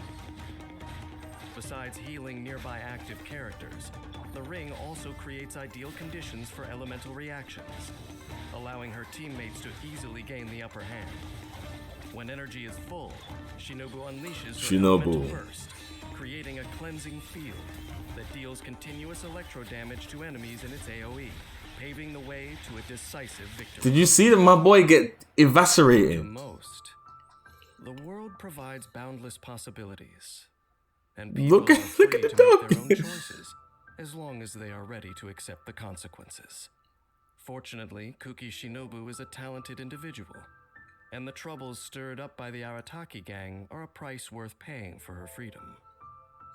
To thank Kujo Sara for an introduction, Shinobu once treated her to drinks at Uyu Restaurant. I doubt that the Tenryo Commission General could have ever imagined a throwaway comment she made over drinks with her friend would end up ensuring the longevity of the Arataki gang, cementing their place as a thorn in her side for years to come. Shinobu. Kuki. Who's this next one? Shinokonin? Shikanoin. Technically speaking, the Tenryo Commission has no formal position called detective. However, formal or not, Doshin Shikanoin is indisputably the Commission's That's a name. sleuth. And every co-worker and criminal he has ever met has come to refer to him as that famous detective. Even the most rigid of rules will bend to accommodate extraordinary talent. And so the young prodigy detective's reputation only Can't lie, I thought this was a feminine character. Heizo prefers to avoid physical combat and prides himself on winning battles. How?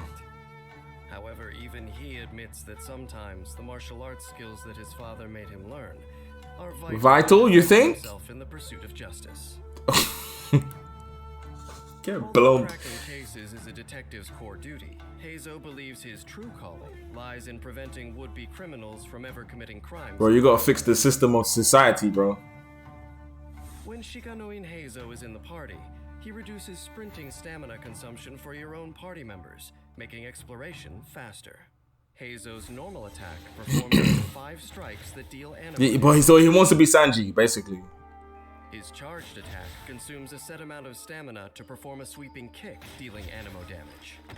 I think animo means like falling or crashing or flying through the air. To wield the swift winds and launch a powerful strike that deals animo damage. Or elemental. Holding the skill charges energy and allows Heizo to obtain up to 4 stacks of the declension effect, which increases the power of the next elemental skill. When the skill button is released, or the skill finishes charging, Heizo strikes forward, dealing animo damage. When Heizo possesses 4 declension stacks, the conviction effect is produced, Okay. further increasing the damage and AoE of the Is he Geo? After unlocking the talent, Look at my boy with a shield! Shikanoin Heizo will gain 1 declension stack when he triggers a swirl reaction on the field. This effect can only be gained once per short period. Strategic use of this effect allows Heizo to quickly gain declension stacks and increase the power of the elemental skill. Yeah, it could be good though. It could be good. It could be good. Instincts enable Heizo to quickly pinpoint the Tell me the enemy. Look at him. crime. His sheer brilliance means that many aspire to one day partner with him on a case. When the talent penetrative reasoning is unlocked, after Heizo's elemental skill hits an opponent, the elemental mastery of all other party members is increased for a limited time. Confess! When Heizo Windmaster. burst, he leaps into the air and kicks the Fudo style The vacuum style what? The vacuum slugger explodes on He just got so much better. wind tunnel that pulls in nearby objects and opponents and deals AoE Oh. damage. When vacuum slugger hits enemies affected by hydro, pyro, cryo, or electro, it afflicts them with Windbuster Iris. Moments later, Windbuster Iris explodes and dissipates, dealing AoE damage of the corresponding elemental type. Vacuum Slugger can inflict a maximum of 4 enemies with the Windbuster Iris. A single enemy cannot be affected by irises of different elemental types. My throat is at the so same time. itchy, man. It's crazy. Though Shikanoin Heizo always chooses brains over brawn, he is nimble and well practiced in the martial arts. Yeah, defo. You need brains with brawn and need brawn with brains, bro. You need both. You do need both. Close quarters combat than most imagine. In battle, the elemental skill is Heizo's main means of attack. A smart offensive allows him to rack up declension stacks and unleash a more powerful elemental skill. When energy is full, Heizo unleashes his elemental burst. Yeah, this guy's good. Yeah, this guy's good. This guy's good. This guy's good. Defo. By effectively coordinating with his teammates, Heizo! Heizo inflict enemies with the Windbuster Iris, lowering their defenses while assisting his allies. No, this guy's good. Defo. 100%. 100%. For most detectives, finding the truth is the end goal of every case. Once the file is closed and the criminal brought to justice, the satisfied sleuth sits back and congratulates Job well themselves done. on a job well done. But even a job well done is not enough for Heizo. Finding the truth is good, but finding a way to dissuade criminals in the first place is even Bro, like, I'll rant on this, bro. I want to see the quote. Surely no single detective With could these hope to reduce crimes. crime through the sheer weight of their reputation. And yet, in the case of Heizo. Shikanoin Heizo, I find myself entertaining a faint and uncharacteristic sense of optimism. With that said, it is a pity that a detective of his caliber was unavailable to take on the case of the deicide of the god of What the Genshin. what? The god of. She no. Let me take a note. Shikanoin. Lush. Who we got now? Tignari.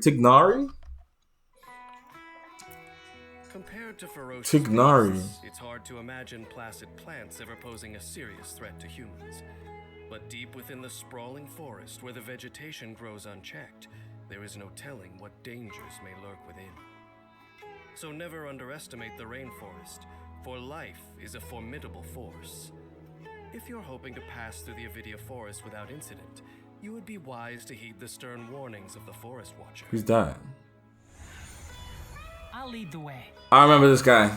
This guy's all about like making herbs and chilling and talking to trees and stuff. Knowledge is to utilize it It was like some sort of aromatic. Applying his botanical expertise and the use of his dendrovision has helped him to both advance his research and protect the rainforest. Thank you for that, young sir. To be an effective forest watcher requires a keen, observant pair of eyes. When Tainari is in your party, the location of resources unique to Sumeru will appear on your minimap, making it easier to gather supplies. Oh, time to fight now. Tainari's normal attack can combo up to 4 consecutive shots, dealing 4? physical damage. So is he Geo though? What? Tainari executes a more precise aimed shot that deals increased damage. Did it show us The shot what thing has he different is? effects depending on how long the charging lasts. At charge level 1, Tainari fires a dendro-infused arrow that deals Dendro. damage. At charge level 2, Tainari fires a wreath arrow that deals Dendro damage. After hitting its target, several cluster bloom arrows are generated that will auto-target nearby enemies and deal further Dendro damage. When the talent Keen Sight is unlocked, after Tainari fires a wreath arrow, his elemental mastery will be increased for a limited time. Tainari's elemental skill throws a Vijnana Stormheart ahead of him that deals AoE dendro damage and creates a Vijnana Kanda field, which summons strange illusions to taunt enemies and draw their What? OP. Also, Tainari gains the Vijnana Suffusion. that decreases the charging time of the next wreath arrow. This effect will dissipate once the duration ends, or after Tighnari has fired a certain number of wreath arrows. I'll approve you. This guy's not too bad, you know. When Tighnari unleashes his elemental burst, he harnesses the power of germination and fires 6 Tanglevine tendrils that automatically target enemies. And I think this guy could be good. after the Tanglevine tendrils hit their target, a second wave of tendrils is produced that also auto-target enemies and deal Dendro damage. After studying the properties of a diverse range of plants, Tighnari gained a wealth of new insight into dendro-infused arrows.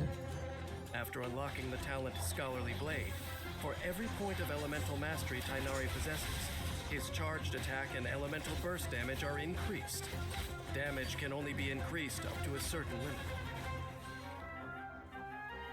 Poorly prepared hikers and fierce monsters are constant troubles in the rainforest. An earnest, informative lecture is sufficient to deal with the former. But in the case of the latter, Tighnari shows no mercy. During battle, Tighnari first uses his elemental skill to create a Vinyana Kanda field to taunt enemies and obtain the Vinyana Suffusion effect. Vinyana Suffusion effect. From a safe vantage point, I think this guy's good. I don't know why. I think this guy's good. To deal dendro damage to enemies. When energy is full, Tighnari unleashes his elemental burst, firing Tanglevine tendrils that Look, bro, they ain't doing nothing. 2 waves of Tanglevines will home in on enemies to root out the I reckon this guy's good, bro. But I'm glancing down at the views each of these have, and this has like one of the lower views out of like all of the Genshin characters. I'm like, how? This guy's super controlling, like. His intuition has saved him from becoming entangled in it. In Tighnari's opinion, however profound and esoteric knowledge may be, it does not equal virtue. Elitism and deceit. Ironically, the academia sages who manage knowledge neither comprehend the true meaning of knowledge nor understand the yearnings. Yeah, bro, they don't in this place never. Still, their pleas come time after time to his door. Let's see just where exactly the path of stubbornness and ignorance will lead them in the future. Okay, Tighnari, basically he's woke, like he understands what's really going on in this world, bro. That's deep. Tighnari, you're on my team, bro. Kolai. I was actually looking forward to coming back to recording this, you know. Welcomed a new trainee to their ranks. So relaxing, She's a you know. warm-hearted girl with a radiant smile, always ready to help a forest trekker in need. Like the heart It's such a calm vibe. forest, her will to live runs deep, seemingly unbreakable despite the traumas of the past.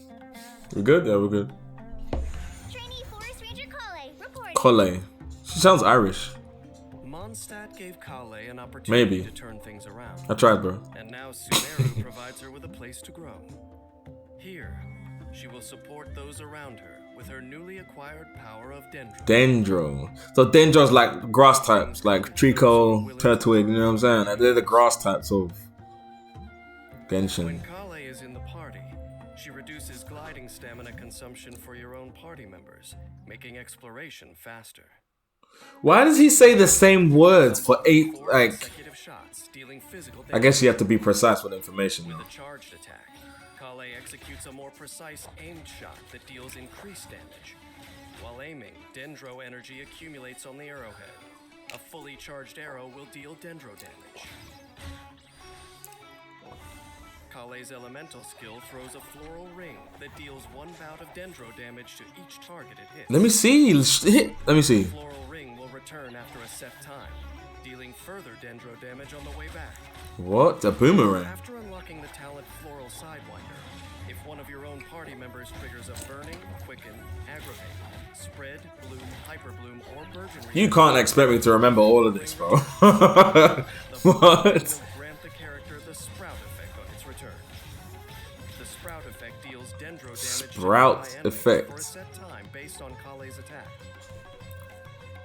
Oh no, Kole looking a bit garbage, you know what I'm saying?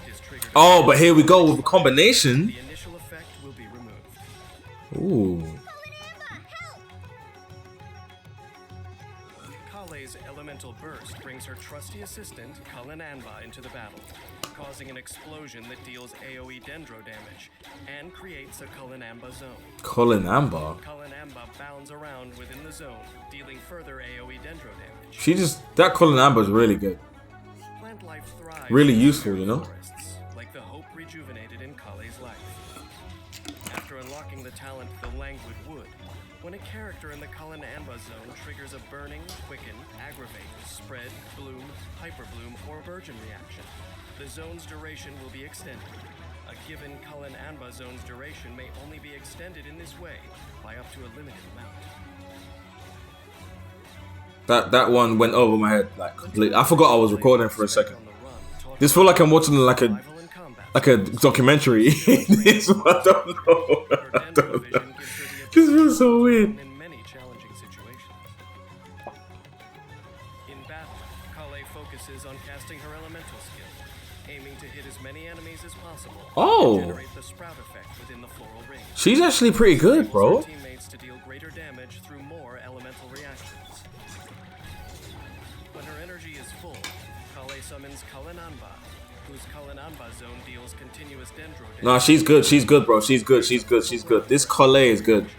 By coordinating with her teammates, the zone can be extended and exploited long enough to root out every last. Yeah, this Kale can be good still.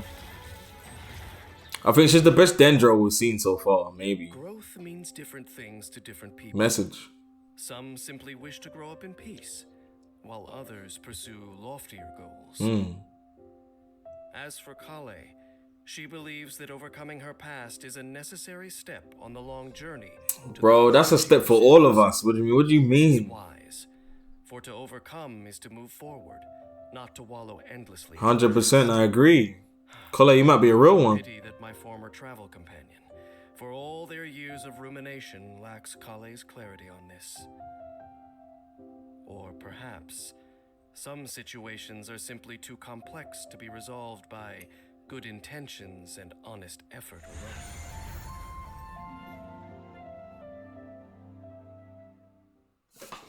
alone. We're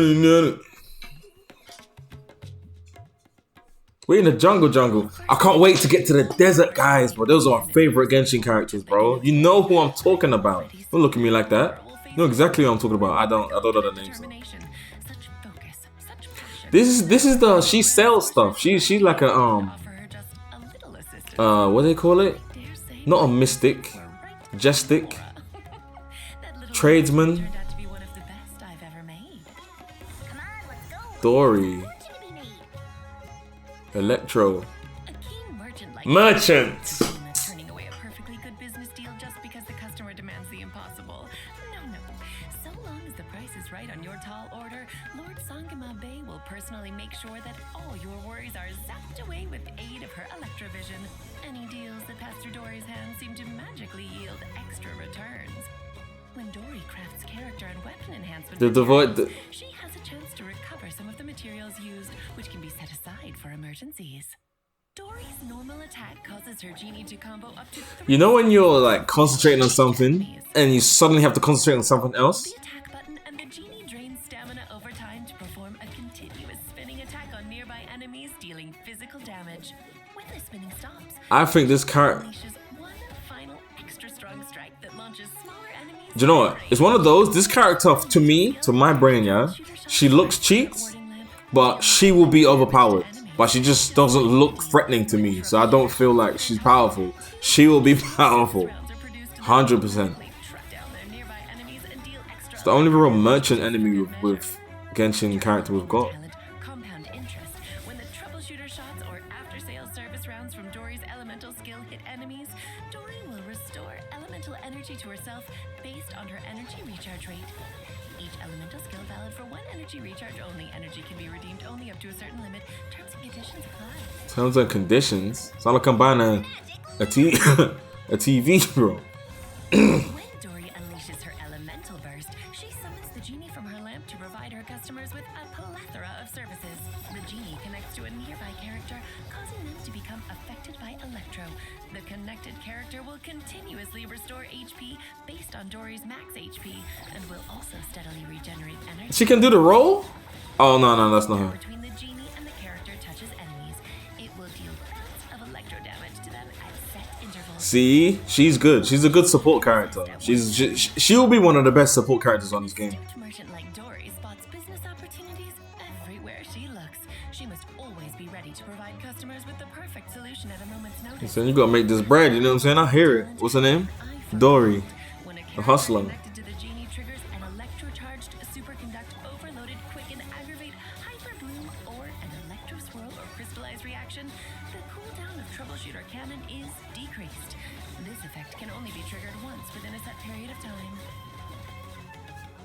Any merchant worth their mora must have keen foresight, and Dory figures out just what her customers need before they've even realized themselves. That's why adventurers heading toward danger always seem to find a certain petite peddler waiting for them, just where the going starts to get tough. After entering battle, Dory fires her troubleshooter shots to deal electro damage to enemies, with the after service rounds following up after the initial delivery. When her energy is full, Dory summons forth the genie within the lamp to provide support to her teammates. The genie can connect to a nearby character, causing them to regenerate energy and restore HP. Yeah, she's good, she's good. The connection with the genie can be adjusted, dealing damage to enemies. I don't think she's the best support character we've seen, but she's pretty good. I can't wait. One of all the Genshin videos, I can't wait to see the... Oh, wait. Traveled all over the world, met countless people, and helped plenty of them along the way. But Dory is one of the very few who still keeps in touch. I'm not interested in her paying me back, but I do admire her bold and daring mercantile methods. Doing business is just like adventuring and inventing. You must go big or go home. You mustn't be skittish and easily deterred. So for my purposes, Dory is a superb partner, and I am only too delighted to place the most ingenious of my personal inventions into her capable hands. An old astrologist friend of mine always harps we know the astrologist. of handing off these kinds of items, but nothing has come of it yet, so we'll continue business as normal. Dory, I know you broken. I know you got pink hair, but I know you broken. I know she's OP. OP support, no one's dying. I know it. I know it, bro. Many engineers make it their life's goal to be a scholar, some for the pursuit of truth and knowledge. But there are also those who have other intentions. Like what? What are you gonna use school for? After all, if you find a niche research topic and manage to secure academia funding, trust me, yes you are. Facts. Give me funding. Alright. But if this sounds too good to be true, this guy this guy got Pokemon gym badges. And those working to ensure its continued longevity have zero tolerance for those trying to exploit it. Sino! Who's our next target? Why is he not in the desert? This is one of the desert guys. Yeah, that's what I'm saying. This is how I know him. I met him in the desert, bro, with claws on. Slashing everything. This is one of my guys. I'm hyped now. The General Mahamatra gained his formidable reputation not through empty posturing, but by tracking down wayward scholars and bringing them to justice. And because of his tracking prowess, these trips often end up more bountiful than expected. Sino gains increased rewards when dispatched. Increased reward. Certain characters get increased rewards. Sino's normal attack can combo up to 4 strikes with his 4, dealing physical damage. Using his charged attack, Sino consumes a certain amount of stamina to lunge forward, dealing physical damage to enemies along the way. That's very... I'm gonna have to mute out so much coughing, bro. I'm sorry you guys. I'm sick recording this, man. Electro damage to enemies in his path. Through me, justice is served. Sino's elemental burst summons a divine spirit to possess him. Is he Geo? I think he's Geo. To the pact sworn path clearer, causing damage dealt by his normal, charged, and plunging attacks to be converted to electro damage. Electro. In this state, Sino's elemental mastery and resistance to interruption are increased, and he gains immunity to damage dealt by electro-charged reactions. Okay. The pact sworn path clearer state ends after a set duration, or when Sino leaves the field. When Sino is in the pact sworn path clearer state, his elemental skill changes, instead unleashing a mortuary rite. which deals thunderous. See, that's needed. That's needed. That's very needed. Look at these enemies again. I love the enemy designs, man. Like an Egyptian triangle thing. The General Mahamatra has you in his sights. The best option is to admit your guilt. Otherwise, you will find yourself the target of his relentless pursuit. After unlocking the talent Featherfall Judgment, when Cyno is in the Pact-Sworn Pathclearer state, he will intermittently enter the Endseer state. If he casts his elemental skill while in this state, he will activate the Judication effect, increasing the damage of this elemental skill and firing off 3 Duststalker bolts that deal electro damage. After unlocking the talent Authority over the 9 Bows, damage dealt by Cyno's normal attack and Duststalker bolts while in the Pact-Sworn Pathclearer state is increased based on Cyno's elemental mastery. Break the Academia code at your peril, for as are Cyno's jokes, so too is his judgment. No laughing matter. Cyno starts battle by casting his elemental skill, dealing electro damage to enemies and building up elemental energy. I thought he'd be more OP, but he's a combination character as well. He unleashes his elemental burst to enter the Pact-Sworn Pathclearer state, then deals electro damage to enemies with normal attacks, and his special elemental skill, Mortuary Rite. By strategically using Mortuary Rite, Path-Sworn Pathclearer state, but also triggers the Judication effect to fire off Duststalker bolts and deliver final judgment upon the guilty. Okay. Story time.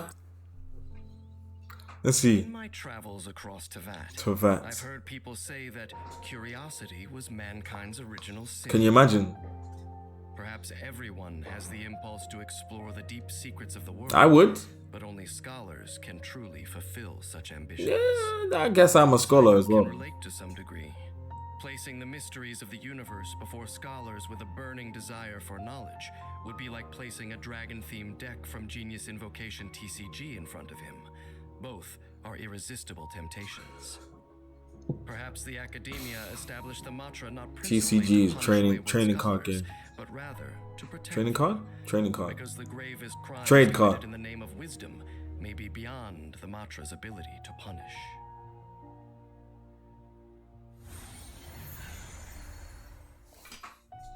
I don't know, Cyno, that was a little bit underwhelming, bro. Like, I was expecting you to be like slashing things and I don't know, bro. That was a little bit underwhelming, you know. I'm a bit sad about that. I know this what's her name? Candace. Candace is gonna be a good one. I already know, bro. She's up here, Pyro in the desert. Come on now. It provides ample food and water to all who come here in need, as well as a bed for the night.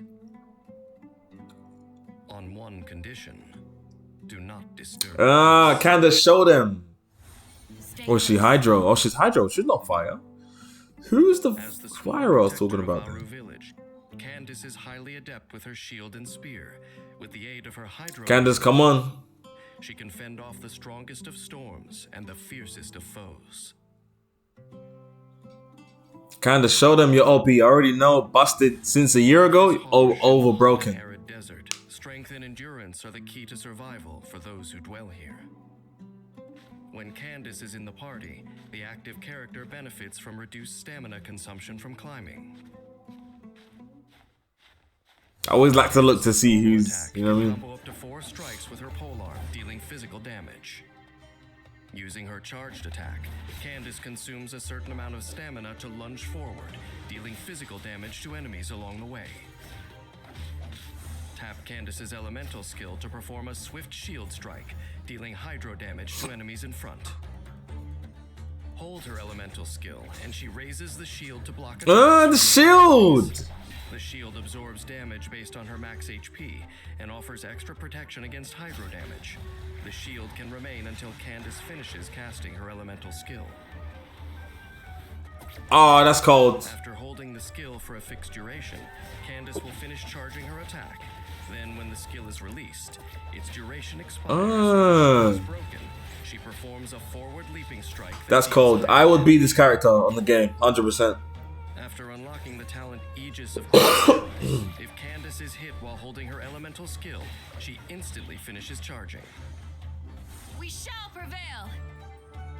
When Candace unleashes her elemental burst, she holds her weapon high to summon divine assistance, which deals AoE hydro damage based on her max HP, and continuously grants the prayer of the Crimson Crown state to the active character.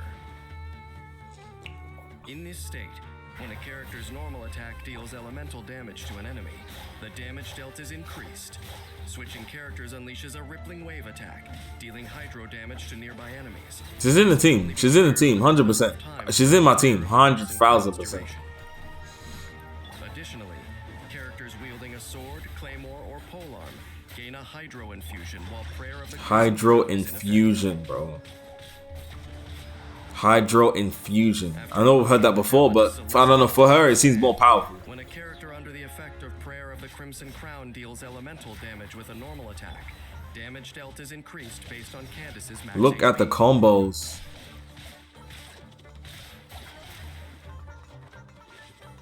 Candace is a kind soul who is only too happy to stow her weapon when not needed. But anyone who mistakes her good nature for weakness and fails to respect the customs of Aru village should prepare to face consequences. When battle commences, Candace comes she threw that spear at his face, bro. Literally. And perform a counterattack.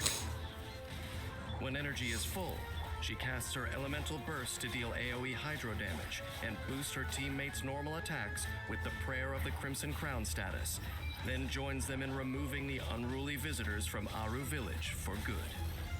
Dodging it. Story time, story time. Rumors about the village guardian with the one golden eye. They say that the sands are her spies, the storm winds are her servants. The what? The blood of King Deshret flows in her veins, and that even the strongest of foes must yield at her command. She got the Ankh symbol on. Lost their guardian deity often display the greatest interest in the gods, but having never seen a god with their own eyes, the far-fetched products of their naive imaginations are poor substitutes for reality.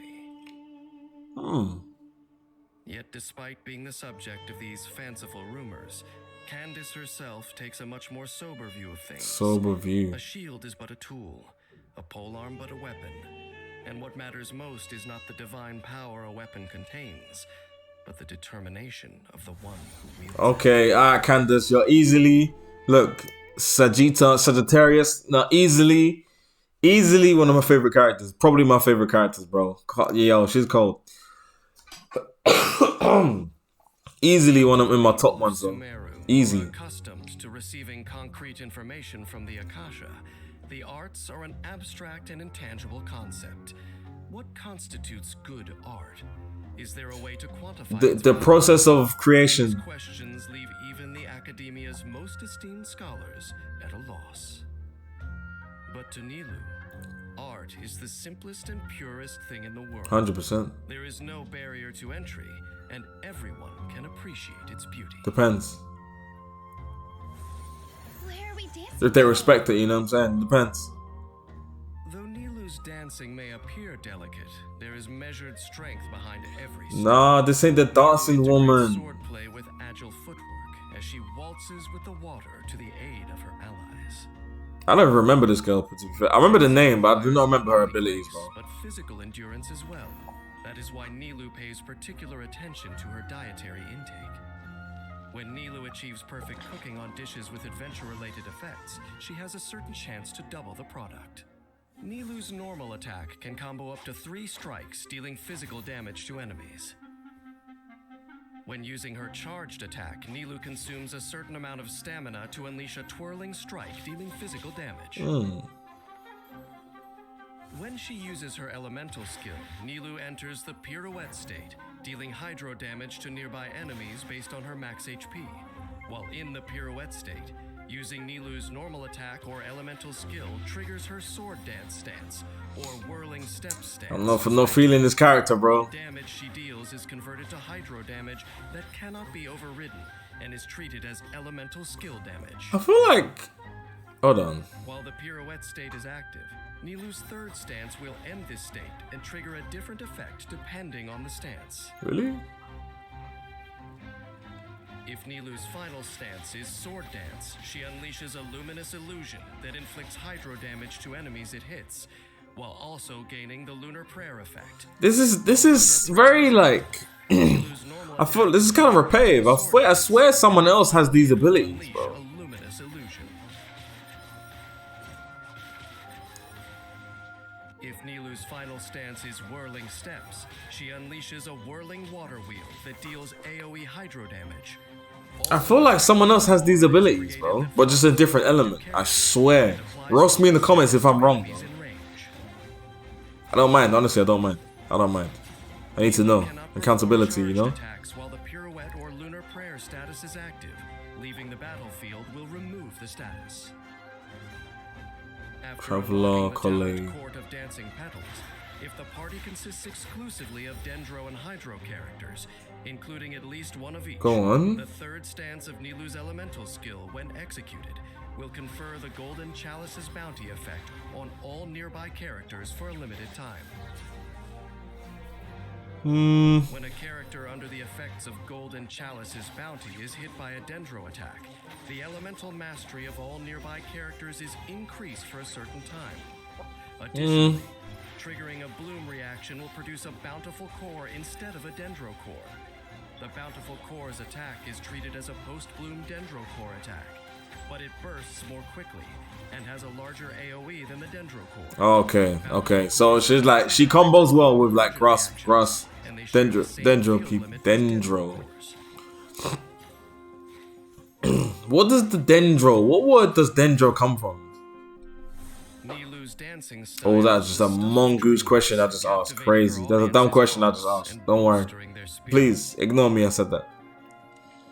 After unlocking the talent Dreamy Dance of Eons, bountiful cores triggered due to Golden Chalice's bounty deal increased damage based on how much of Nilu's max HP exceeds a given value. Bountiful core damage can only be increased in this manner by up to a certain amount. This dance is for you! Nilu's elemental burst begins a dance of faraway. No, bro. I think Nilu garbage, bro. Look at her line. A lotus of distant waters to bloom, dealing AoE hydro damage based on Nilu's max HP. Enemies hit by the elemental burst will sustain the lingering Eon effect, which deals hydro damage after a short delay. That's different. To Nilu, there is little difference between battle and dance, since both can be used to resolve one's troubles. I just feel like someone has the exact same moveset as her. She's just different. She freely dances between her two stances, with sword dance allowing her to continuously inflict hydro damage via lunar prayer, and whirling steps setting the stage for follow-up elemental reactions through the persistent tranquility aura effect. She's alright. She's a decent character. Decent. With the right party composition, Nilu's third stance during the performance of her elemental skill grants the Golden Chalice's bounty effect to her teammates. Triggering the bloom reaction while this effect is active spawns special bountiful cores that deal greater damage to enemies. Bro, they are overwhelmed. They're having hay fever attack, bro. When her elemental energy is full, Nilu can use her elemental burst. They are done for, bro. A dance of faraway dreams, dealing AoE hydro damage and applying the lingering Eon effect to any enemies hit. The lingering Eon follows up with a further attack after a short delay, ushering in the curtain call of Nilu's spectacular performance. I must stress that I am a warrior. Versed in the disciplines of song and dance. If anyone was expecting to hear my philosophical musings on these topics, I'm sorry to disappoint. Bro, I want to hear about Nilu, not you. While I am no connoisseur, even I find myself moved once in a while by the sight of an extraordinary performance. Just sliding her DMs, bro. Even for the nation of wisdom, citing the pursuit of rationality as a justification for refusing to acknowledge the comfort that an audience can find in the arts is sheer arrogance. When groups clash, or human ideals conflict with the rules of the world around them, disputes of this nature most often arise from the inability to tolerate the existence of that which is different from oneself. I guess so. You just hit me with a nice little wise line at the end. Nilu, I'm sorry we didn't talk about you, but he wanted to give us mixtape poetry, bro. So yeah, we'll see you in the game, maybe. Mixtape poetry. Lesser Lord Kusanali is a god unlike any other. As the god of wisdom, she has profound insight into the nature of all things, yet she has never had the opportunity to learn. She herself is the god of wisdom. One may ask, how can a god possess true wisdom in the absence of lived experience? All answers can be found in dreams. What? And she welcomes fellow truth seekers to dream along. Dream? With her. I've been waiting for you for ages. Years Dendro. of confinement, Lesser Lord Kusanali has grown intensely curious about the world outside. Just through observing from afar, Nahida has learned enough to adapt to any situation. So she's a smart kid. Attack can perform up to 4 strikes that deal dendro damage. What is that? She's dancing. Her charged attack consumes a set amount of stamina to deal AoE dendro damage in front of her after a short casting time. That was one hit? Tap Nahida's elemental skill to cast Dendril Bonds that deal AoE dendro damage. Dendril If Bonds. the enemy's hit, a certain number will be marked with the Seed of Skanda. One hit? Hold her elemental skill to enter aiming mode and target. She's a long-range sniper type. Nahida benefits from increased resistance to interruption while in this mode. Aiming mode lasts for a limited duration, and only a limited number of enemies can be selected as targets. Release the skill button to deal dendro damage to all selected enemies, and mark them with a Seed of Skanda. That's busted. Enemies marked with a Seed of Skanda and in range of each other will form a connection. When an enemy marked with a Seed of Skanda triggers That's an busted. elemental reaction, That's broken. or takes damage from dendro cores, Nahida unleashes Tri-Karma Purification, dealing dendro damage to them and all connected enemies based on Nahida's attack and elemental mastery. Yeah, exactly. All you need is a damage dealer after that, and then they're all gonna get fried. After unlocking the talent Awakening Elucidated, the crit rate and damage of Tri-Karma Purification will be increased based on the amount of Nahida's elemental mastery that exceeds a given value. Tri-Karma Purification's crit rate and damage can only be increased in this manner up to a certain amount. No, that's still good though. Nahida is always watching, listening, learning about the world around her. It's a good way to be fair. Nahida's elemental skill allows her to interact with certain harvestable items when they are in range. In some She just scenarios, picked it up like that? they also have other uses. The Temple of Wisdom. When Nahida unleashes her elemental burst, she materializes the Court of Dreams and brings forth the Shrine of Maya. The shrine provides different effects depending on the elemental types of characters in the party, as follows. If the party contains a pyro character, the damage dealt by Tri-Karma Purification will be increased when Nahida is within the Shrine of Maya's AoE. If the party contains an electro character, the interval between each Tri-Karma Purification is decreased when Nahida is within the Shrine of Maya's AoE. Oh, swear. If the party contains a Hydro character, the Shrine of Maya's duration will be extended. Yeah, so you just got match up with Hydro, guys. Created if the party contains at least 2 characters of the aforementioned elemental types, their corresponding effects will receive a further boost. So long as the active party member remains within the shrine, the effects described above can be triggered even if Nahida is not on the field. Yeah, it's broken. Yeah, she's busted. Nahida's broken. Oh, it's broken support player. Shares her knowledge with anyone who asks, but how much of it Let me know in the comments if I'm right or wrong. I love to see. I love to see, man. After unlocking the talent Compassion, I've never experienced a video game like looking at the characters then play. I always play then look at the characters later. So character within the Shrine of Maya will be increased based on the elemental mastery of whichever party members is highest. Elemental mastery can only be increased up to a certain amount in this manner. The God of Wisdom excels both at posing questions and answering them. Combat is no different. The enemy is the conundrum, and her strategy is the solution. In battle, Nahida first targets a group of enemies with her elemental skill, using Seeds of Skanda to connect them to each other. Next, she coordinates with her teammates to trigger elemental reactions, repeatedly unleashing Tri-Karma Purifications as her main what am I don't even know what I'm looking at no more, bro. Just bare explosions and splashes. taking out the weeds as they go. When energy is full, Nahida unleashes her elemental burst, creating the Shrine of Maya to increase all active characters' elemental mastery and provide additional effects depending on the elemental composition of her party. Faced with Nahida's increased dendro damage and the strengthened team around her, all who enter the Temple of Wisdom seeking conflict will soon be reunited with their home turf.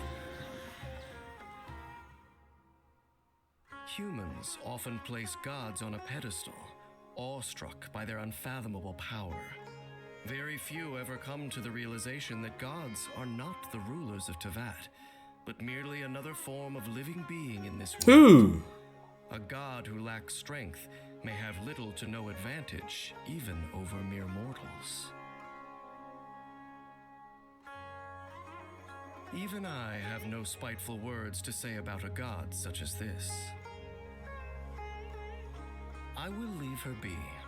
Perhaps the god of Dendro will continue to propagate herself. She's the god of Dendro. She's gonna be busted, bro. What am I thinking? As for the significance of Irminsul to the whole of Teyvat, I will leave that for those who are not under this world's control to discover for themselves. He is busted, bro. I already know. She is broken. She is like the Celebi of this game, bro. She's broken, bro. I know it, bro.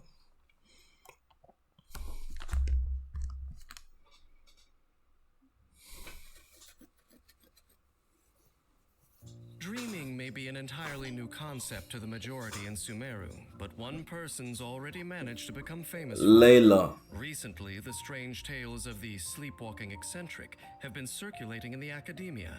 Rarely used telescopes quietly moving during the night.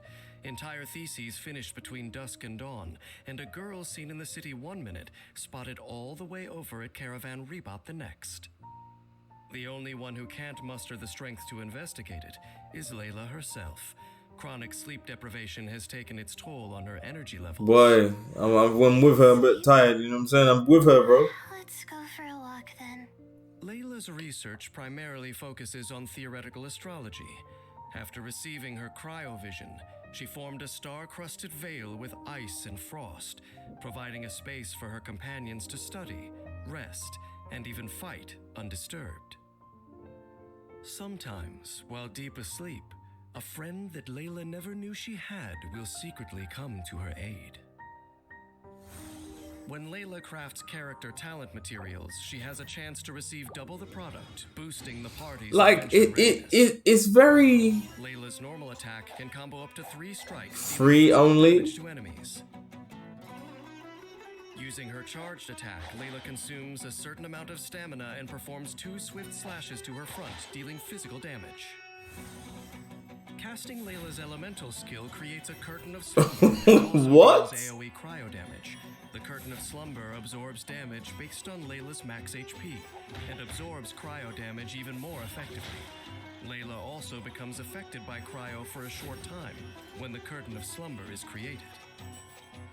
So she's just chilling? At regular intervals, while the curtain of slumber is active, a night star is generated, which adheres to the curtain. Additionally, 2 night stars are generated when a character protected by the curtain casts their elemental skill. Night stars can only be generated in this manner once per set time period. Oh. 4 night stars may exist at one time. Oh, that's kind of cool. That's kind of cool. Night stars have been accumulated. If there are enemies in range, the night stars convert to shooting stars that automatically home in on enemies, dealing cryo damage on hit. That's actually pretty broken. Until all shooting stars have fired. Nah, I wouldn't say broken. I would say effective, like decent, useful is what I would say. I wouldn't say broken because you have to time it with her. So. Stars and started firing. They will remain until all of them have finished firing.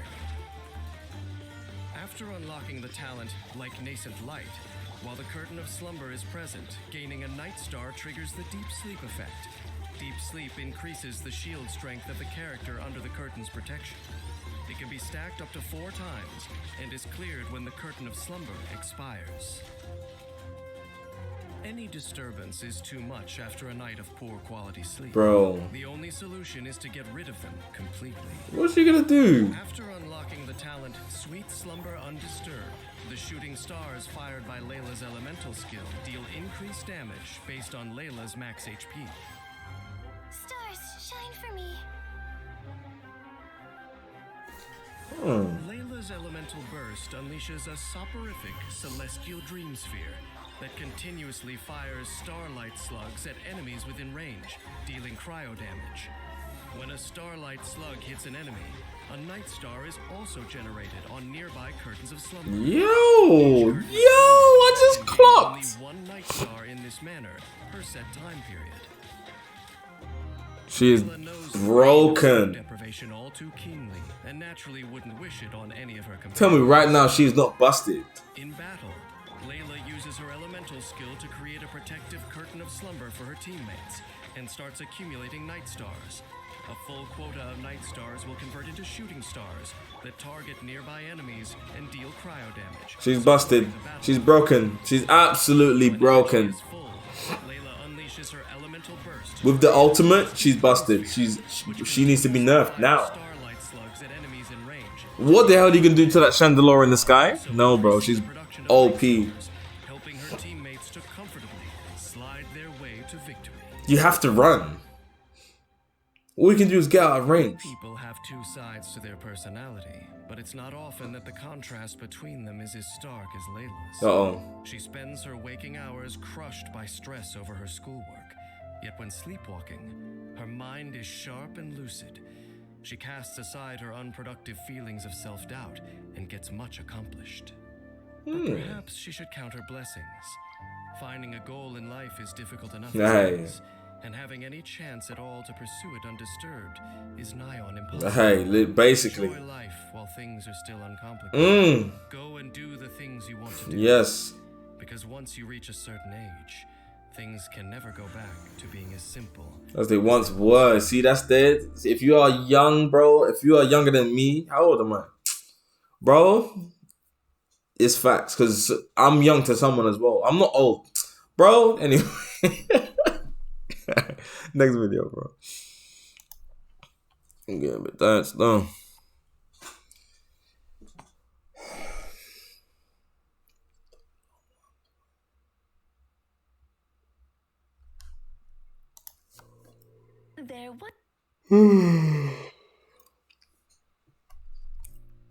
There once was a palace, and in that palace was a puppet, sound asleep. Wanderer. Anyway, You know, is her name Wanderer? I don't remember what happened after that, and then make up some boring story and get this over with. But boring clearly isn't my style, nor is it the Wanderer's way of doing things. You could say his story is simple and straightforward, or horrendously complex, and both would be right. It all depends on the storyteller. Are you sure it has to be me? Fine. Let's get this over with. Wanderer. If you happen to run into this Wanderer, don't let his menacing expression make you nervous. He's really not all that hard to get along. Menacing? You just need to keep your distance, that's all. Don't provoke him, and he won't kick up He's his wearing a heels. skirt, bro. He is not menacing. Isn't it? He doesn't like to talk about it much, but the Wanderer has quite a lot of experience in forging weapons. So when the Wanderer ascends bows and catalysts, it doesn't cost him as much mora. Okay. The Wanderer's normal attack can combo up to 3 wind blades, 3. dealing animo damage.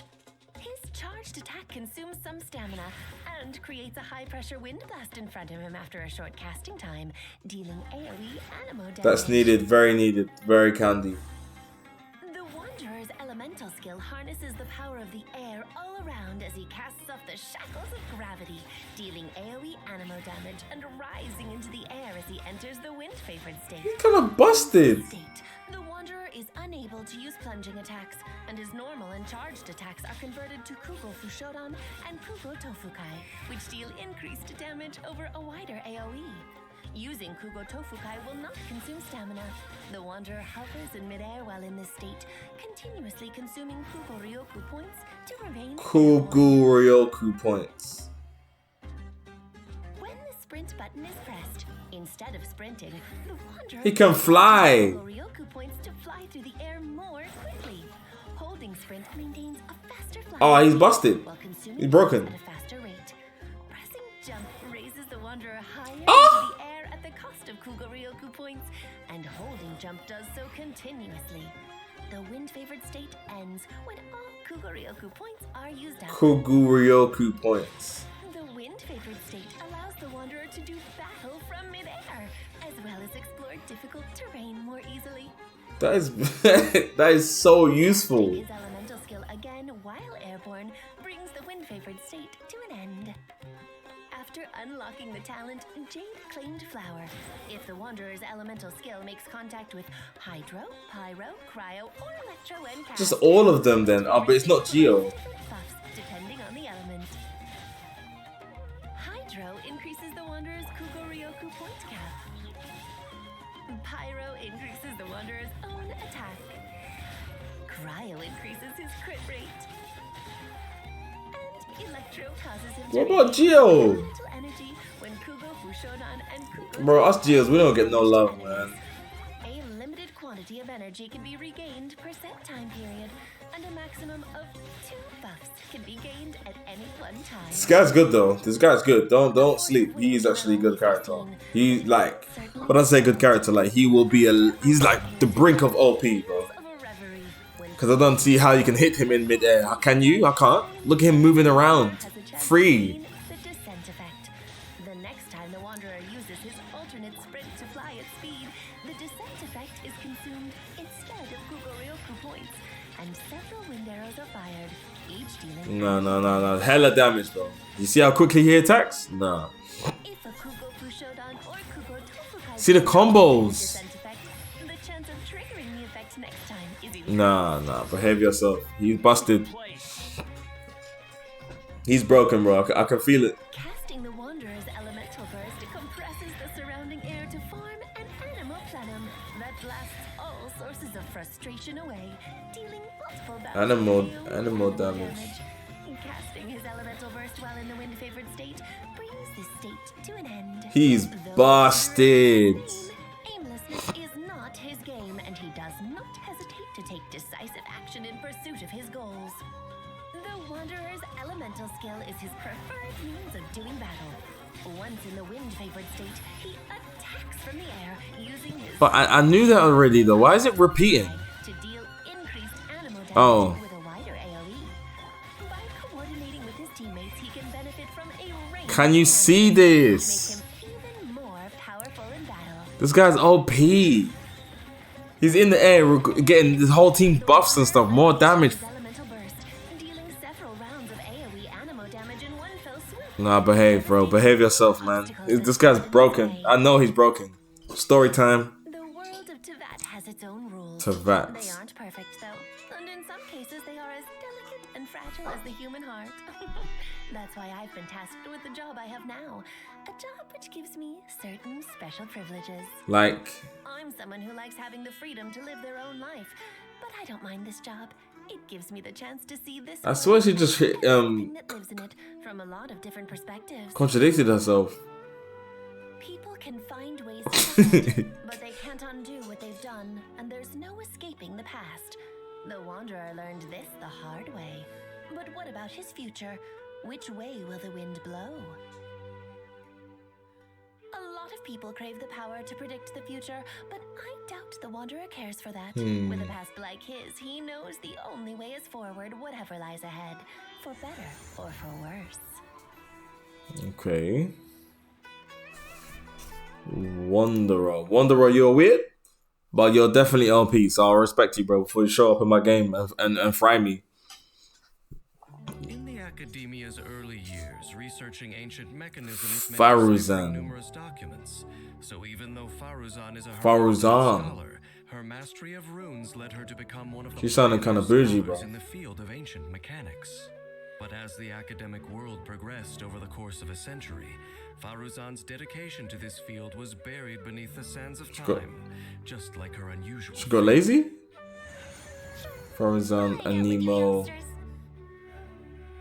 Although she may look young, Faruzan is an experienced Haravatat Did you get Harvard Haravatat? with a I'm robust done. research background.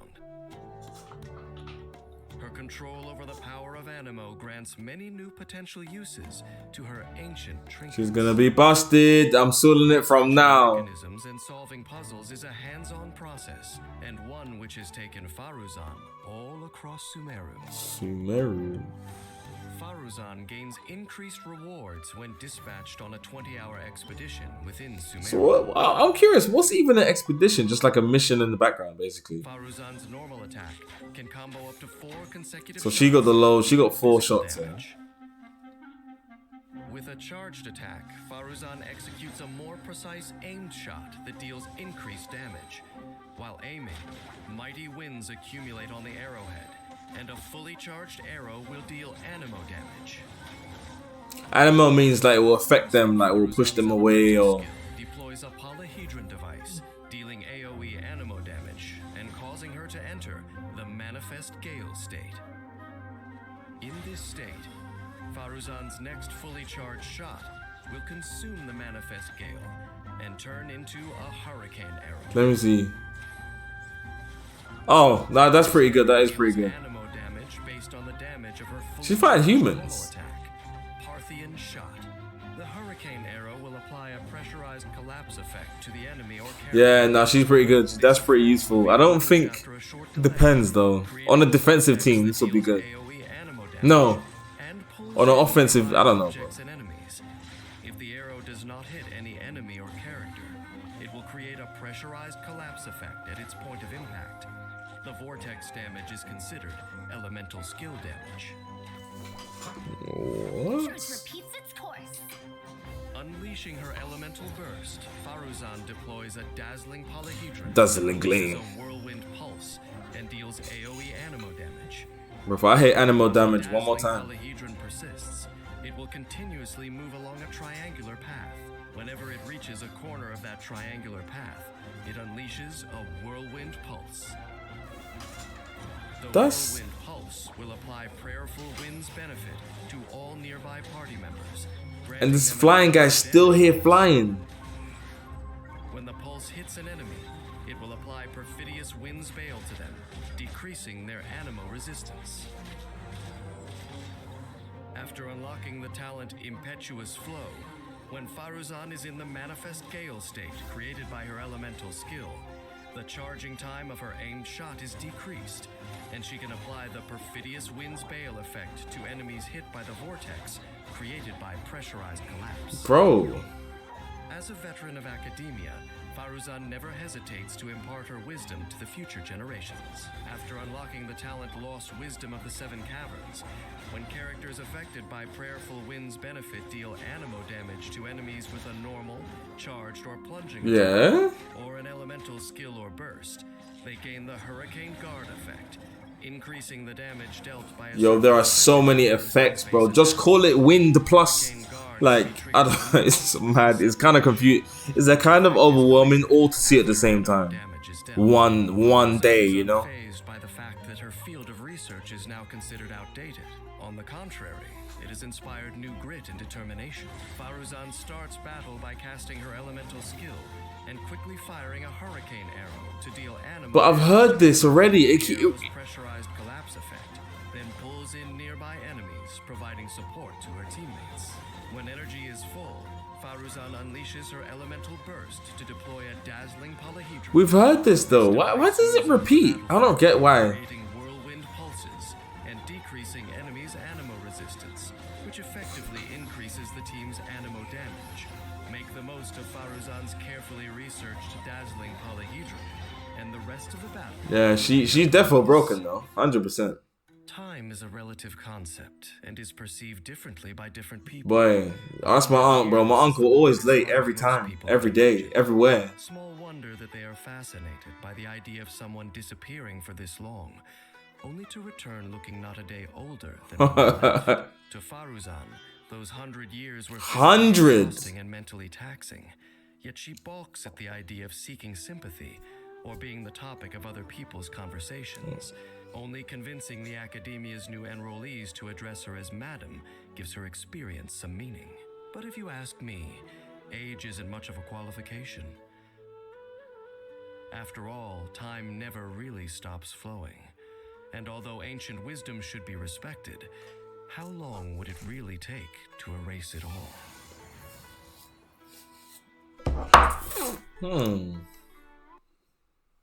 I'll say one nuclear war, bro. That's all we need, man. And the world's gone, bro. fully erase it though.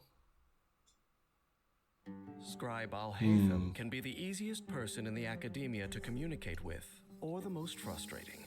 He ignores the irrelevant and filters out the fluff, focusing solely on the logical steps and appropriate process for the task ahead. For his more pragmatic colleagues, this makes him a joy to work with, though not everyone shares their enthusiasm. Let's get down to business. Most scholars I missed this guy's name, bro. Al-Haytham.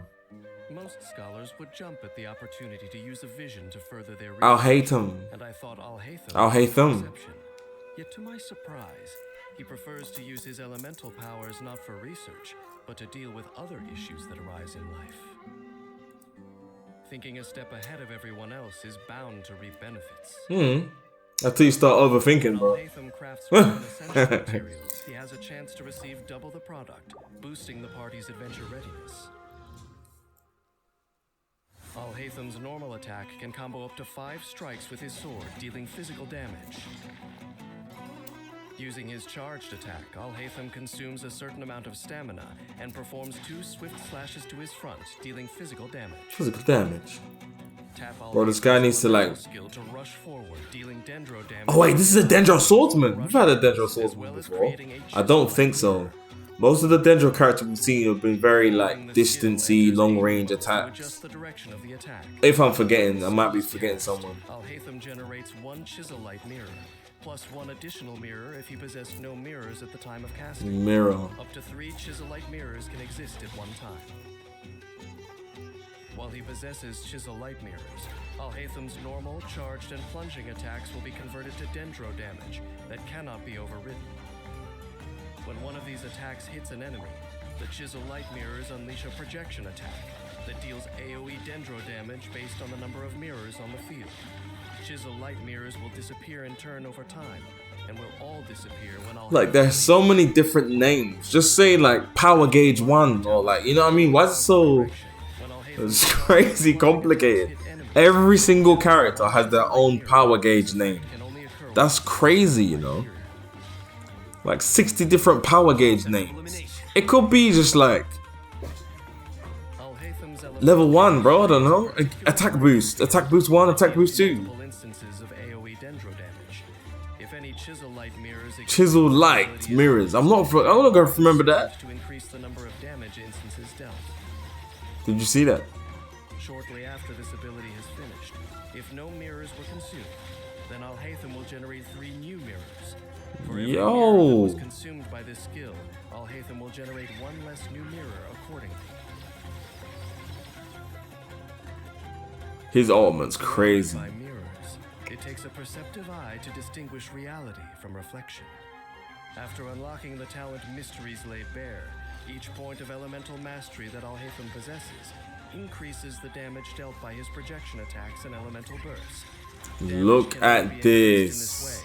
Up to a certain limit. To Al-Haytham, remaining rational under pressure is the key to solving difficult problems. As it is with us too. This is an ability that few of his foes possess. Al-Haytham's combat strategy is centered around the efficient use of his Chiselite mirrors. His elemental skill allows him to quickly traverse the battlefield, while dealing dendro damage to enemies and generating Chiselite mirrors. Then Al-Haytham can use these mirrors and their projection attacks to easily gain... This guy's good, you know. When energy is full, Al-Haytham unleashes his elemental burst, creating the particular binding field and dealing several bouts of AoE dendro damage. He possesses no Chiselite mirrors at this time. Some are generated after he has used his burst. Yeah, this guy's good, defo. If he already has mirrors when he casts his burst, then he is able to deal more dendro damage and swiftly seize... No, this guy's good, defo, 100%. A comfortable life looks much the same for everyone, but the people who lead those lives may be nothing alike at all.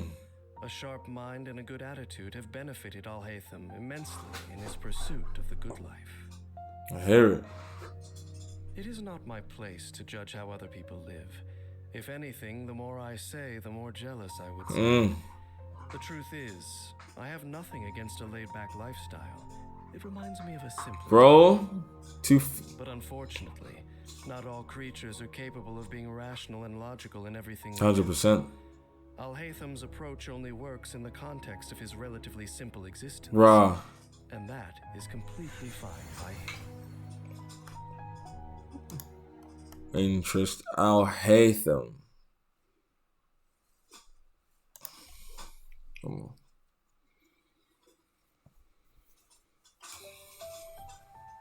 Yao Yao is Yao Yao? Sacred Rambler's disciples. Liyue's Adepti are a strange group. You'll never see most of them setting foot anywhere near the city, and yet the instant they find a human whom they take a liking to, they'll come flocking in. Oh yeah, she got a little bunny rabbit with her. And lavishing them with gifts the next. One of these favored few is Yao Yao, a young and enthusiastic disciple who is thriving under their care. She's a dendro. I'll take good care of everyone. Yao Yao's young age posed no obstacle to her making contact with the Adepti. In fact, they were thoroughly won over by the young child's inquisitive nature. She's like 4 years old, bro. What do you expect? You expect us to? When she saw how Yao Yao used an Adeptus contraption, Yuegui, in conjunction with the power of her dendrovision.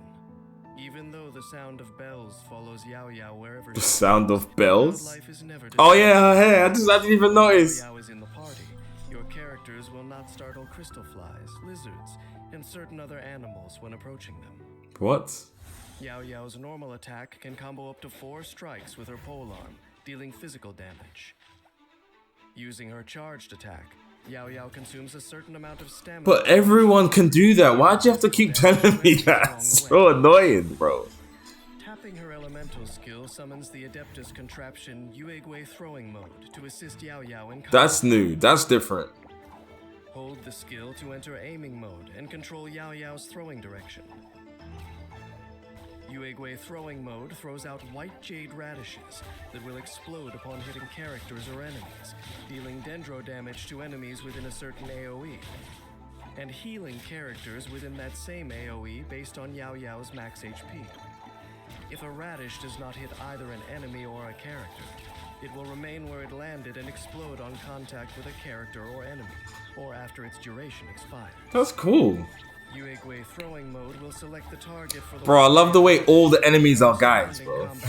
What the hell? Nearby characters have relatively high HP. It will target an enemy. If there are any nearby characters whose HP has dropped below a certain percentage, it will target the character with the lowest HP percentage. And if no enemies are nearby, it will target a character even if their HP is relatively high. I like the way it flips. 2 instances of Yuegui throwing mode can exist at any one time.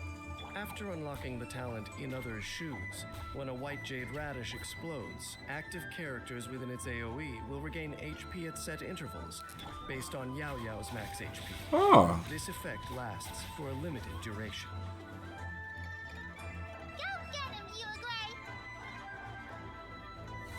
Per the instructions of Moon Jade descents. Yao Yao casts her elemental burst in emergencies to unleash Yuegui's full potential, dealing dendro damage to nearby enemies and entering the Adepta Legacy state.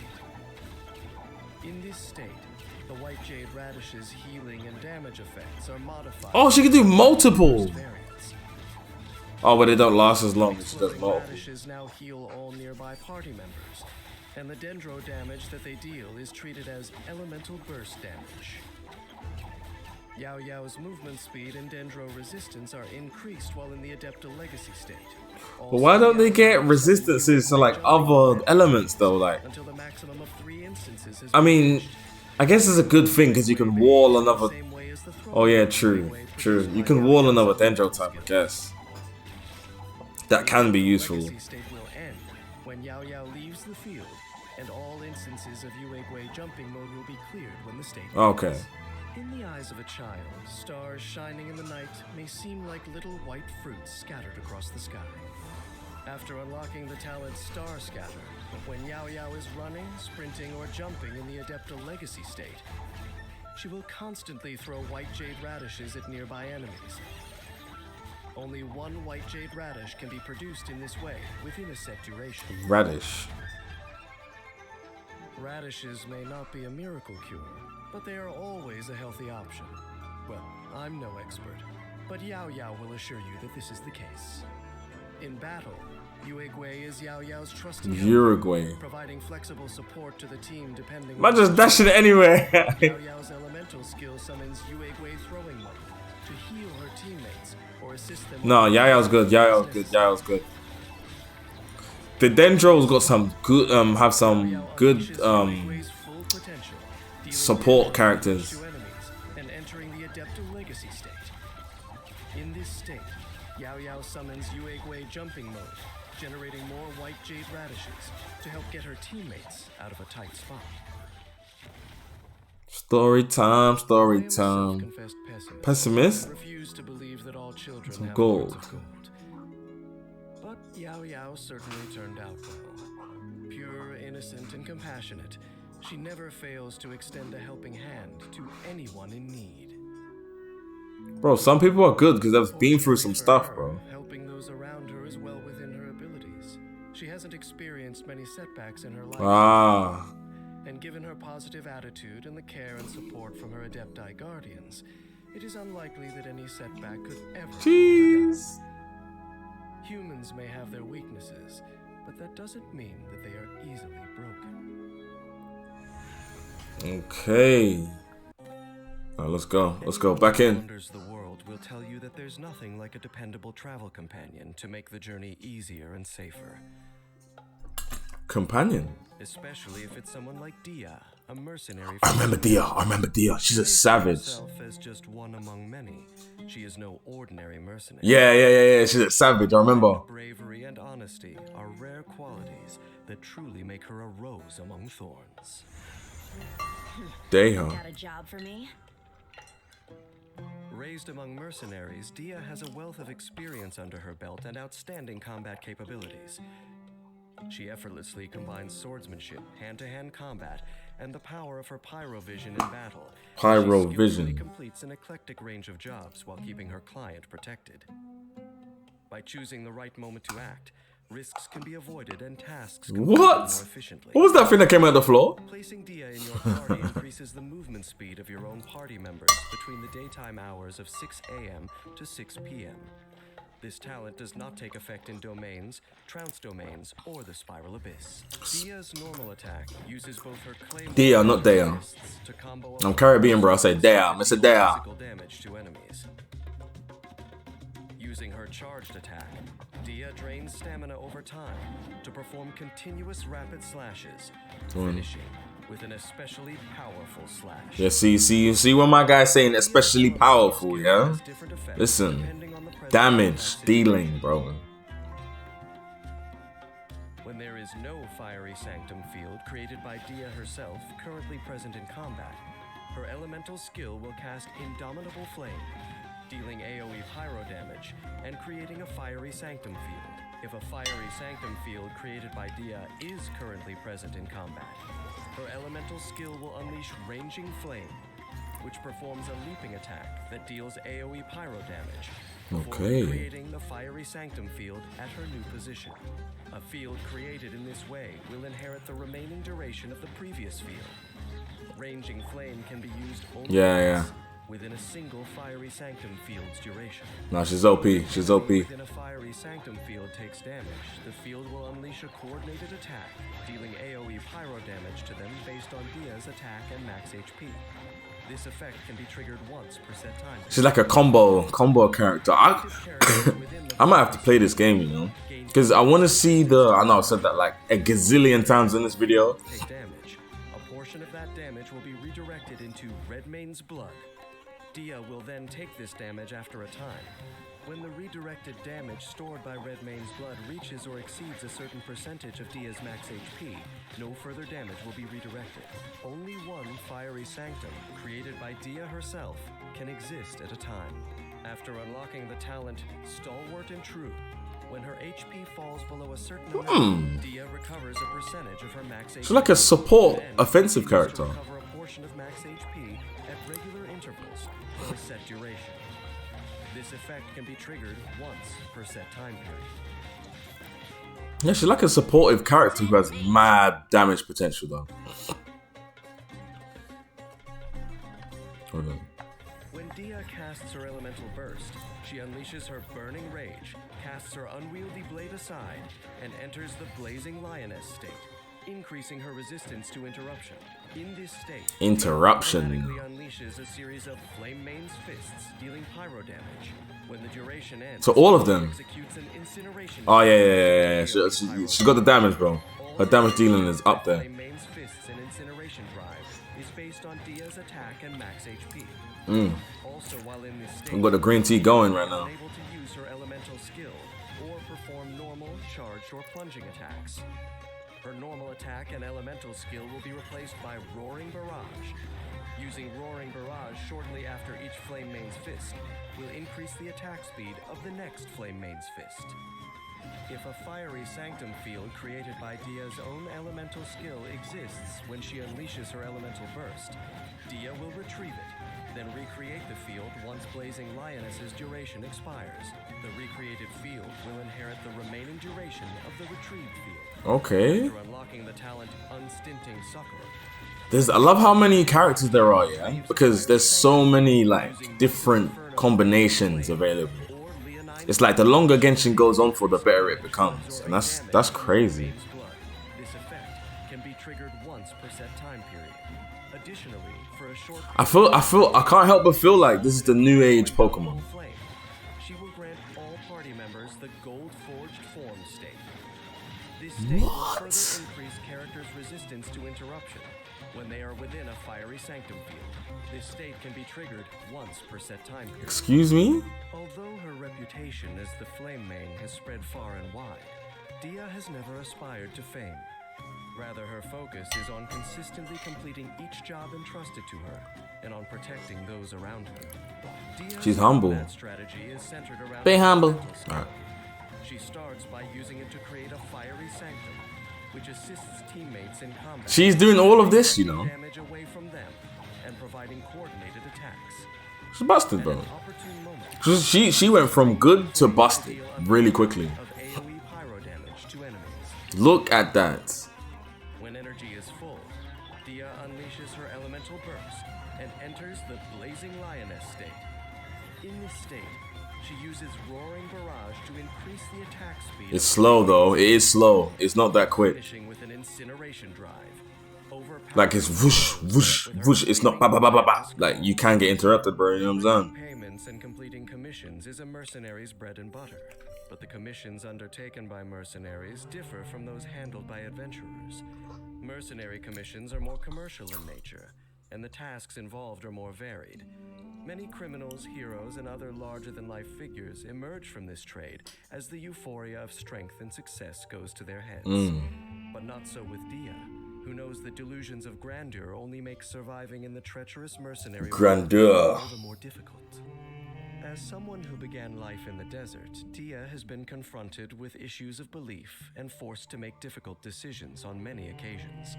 She may wear a stern gaze, but she treats others with fairness and generosity. Okay. I would even say that she, of all mercenaries, is a pioneer of living a genuine life, attuned to the realities of the world around her.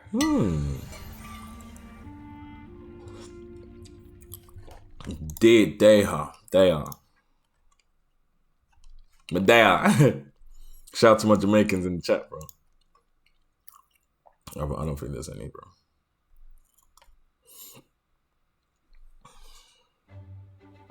All recording, everything's going well. For the Knights of Favonius, when frontline surveyor Mika returned from the expedition. Not only did he come bearing news of his team's well-being, but his presence brings everyone a general sense of security. After all, it's always good to have an efficient mapmaker on hand, just in case a certain someone blows another mountaintop or ancient ruin into oblivion. All right. Mika. Everything's ready. Cryo. I do not remember this Mika. Mika's primary duties are pathfinding and surveying, and he also has a hand in logistics. Mika. An observer and a cautious operator. We've seen this guy before. Mika keeps one eye on the enemy's weak points and the other on his teammates' health during battle. I'm British, bro. Got to get the tea in, bro. You know I have to get the tea in. Come on now. Can be ready to resupply at any time. When Mika is in the party, the location of items unique to Mondstadt will appear on your minimap, making it easier to gather resources. Mika's normal attack can combo up to 5 strikes, alternating between the crossbow and polearm, dealing physical damage. Using his charged attack, Mika consumes a certain amount of stamina to lunge forward, dealing physical damage to enemies along the way. Tap Mika's elemental skill to fire a flow frost arrow. One Pierces through opponents and deals cryo damage to enemies it hits. Huh? Hold the elemental skill button and Mika takes aim at an enemy, then fires a rhyme star flare at them. He's running from squidgies, bro. What are they called? Called them squidgies. What are these like blob things called? Fire rhyme star shards at a maximum of 3 other enemies, dealing cryo damage. Additionally, Mika's elemental skill grants the Soul Wind status to nearby party members. This guy's busted. I know he's broken. Party members with the Soul Wind status benefit from increased attack speed. Let's keep going, team. I'm not gonna lie, Mika, you're looking like I don't know, bro. I'm gonna be real. You're not looking too powerful right now. His teammates, restoring health to all nearby party members based on his max HP. He's a support player. And granting them the Eagle Plume status. When an active character with the Eagle Plume status strikes an enemy with a normal attack, Mika heals them by an amount based on his max HP. We've seen someone with that before. I guess I'm now getting to the end of the video. Yeah, I'm getting to understand like the the general layout of the characters, support, defensive. We only had like one tanky player though. That one girl ages ago, bro. From Mika's elemental skill has a chance to grant the detector buff, which increases physical damage dealt by the active Physical character. damage. When Mika's flow frost arrow hits more than one enemy, 1 stack of detection is gained per additional enemy hit. A detection stack is also gained when a rhyme star shard hits an enemy. Only 1 stack can be gained per shard. Soul Wind's detector buff has a maximum of 3 stacks. If Mika's elemental skill is used again while Soul Wind and Detector are still active, these effects are clear. Wait, where are the magicians? After unlocking the talent Linny, I think. topographical mapping, an active character under the effects of both the Eagle Plume and Soul Wind statuses. Guys, you gotta understand how much information this is for me to take in, bro. What? Only 1 detector stack can be gained in this way during a single instance of Soul Wind. Additionally, the maximum number of Soul Wind's detection stacks is increased by 1. This is explained in a crate. I think I need like visual numbers on the screen. Like, has molded him into someone his team can depend on. In battle, Mika uses his elemental skill to unleash either a Flow Frost arrow or Rhyme Star flare, dealing cryo damage to enemies and providing the Soul Wind status to teammates. Once active, Soul Wind's detector buff helps his teammates to rise to the challenges of the battlefield. what the hell? Energy is full. Mika unleashes his elemental burst to provide an extra level of support Let me see. to all his nearby teammates, restoring their HP while also granting them the Eagle Plume status. By healing his teammates. No, this guy does not, bro. These enemies be nah. This guy's not great. He's not great. If he is great, let me know, bro. I don't think he's that great, man. Nah, he's kind of, I don't know. He's a humble character, bro. One must have a clear view of the way ahead. This On the makes it battlefield. trivial, yet how many walk blindly down their paths?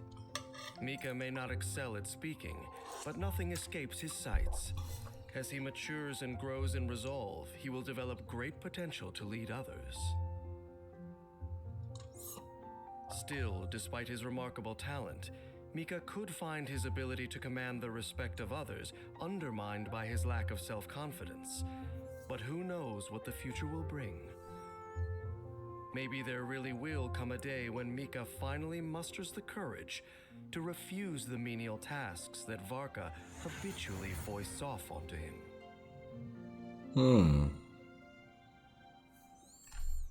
I don't know about Mika, bro. Bazu. His name Baizu. Baizu.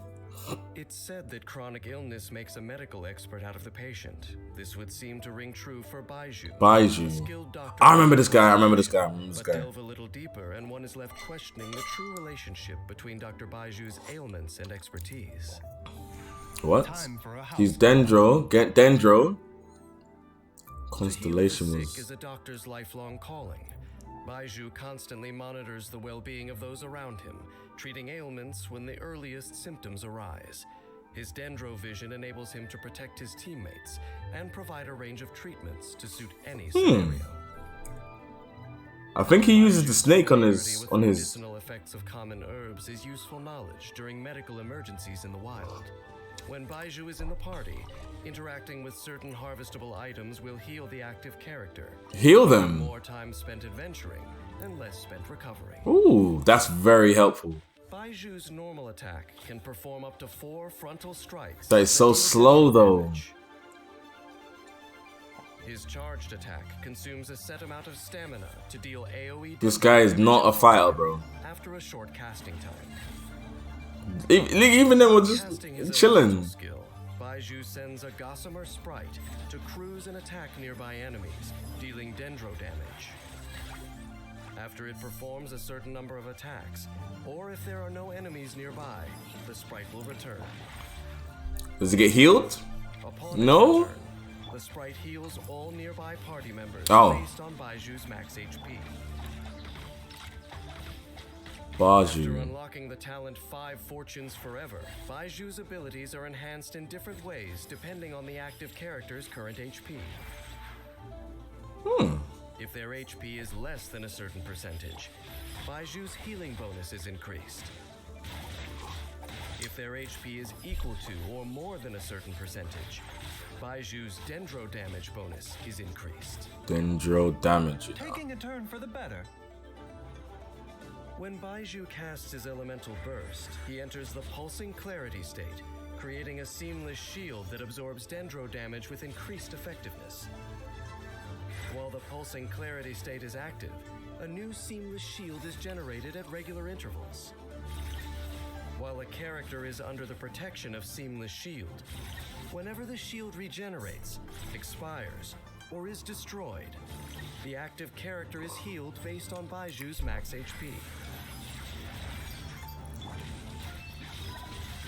At the same time, spirit veins are unleashed, which attack enemies, dealing dendro damage. Hold on. Medicine Hold on. is a vast and complex discipline whose methods range from the strictly therapeutic to the thoroughly transformative. But there's nothing stopping him from getting hit though. He has no movement. The Earth. When a character is healed by Baiju's seamless shield, they will gain the Year of Verdant Favor effect, which increases damage dealt by burning, bloom, hyperbloom, burgeon, spread, and aggravate reactions triggered by that character. Okay. The size of the damage boost depends on the element. So it kind of gives them like serene grace, like they get added effects. Max HP up to a certain limit. This effect lasts for a limited duration. Okay. There's a lot of similarities between Genshin and Pokemon. There's a lot of similarities, bro. Or I'm bugging, bro, but I can see similarities. Like Pokemon, the new Pokemon games are trying to be like Genshin. That's what I'm trying to say. When energy is full, Baiju enters the pulsing clarity state by providing protection and healing for his teammates with his seamless shield, and also unleashing spirit veins to deal damage to enemies. Baiju gives his team healthy odds of finishing the battle in one piece. So it's like a tank, like an initiator, support type of weird type of character. Humans typically live short lives. Aye. People chase after immortality for countless reasons, most of them selfish in nature. But Baiju defies the norm. I know of no one else who yearns for eternal life as a means to endure limitless suffering. Perhaps this stubborn defiance is necessary to practice medicine. What doctor can expect to bring patients back from the brink who does not cling to the hope of life despite impossible odds? However sheer his determination, the future is always uncertain. But surely anyone bold enough to shoulder responsibility for the lives and deaths of others deserves reverence and respect. Okay, Baiju. Okay. Alright, last 10, yeah, guys.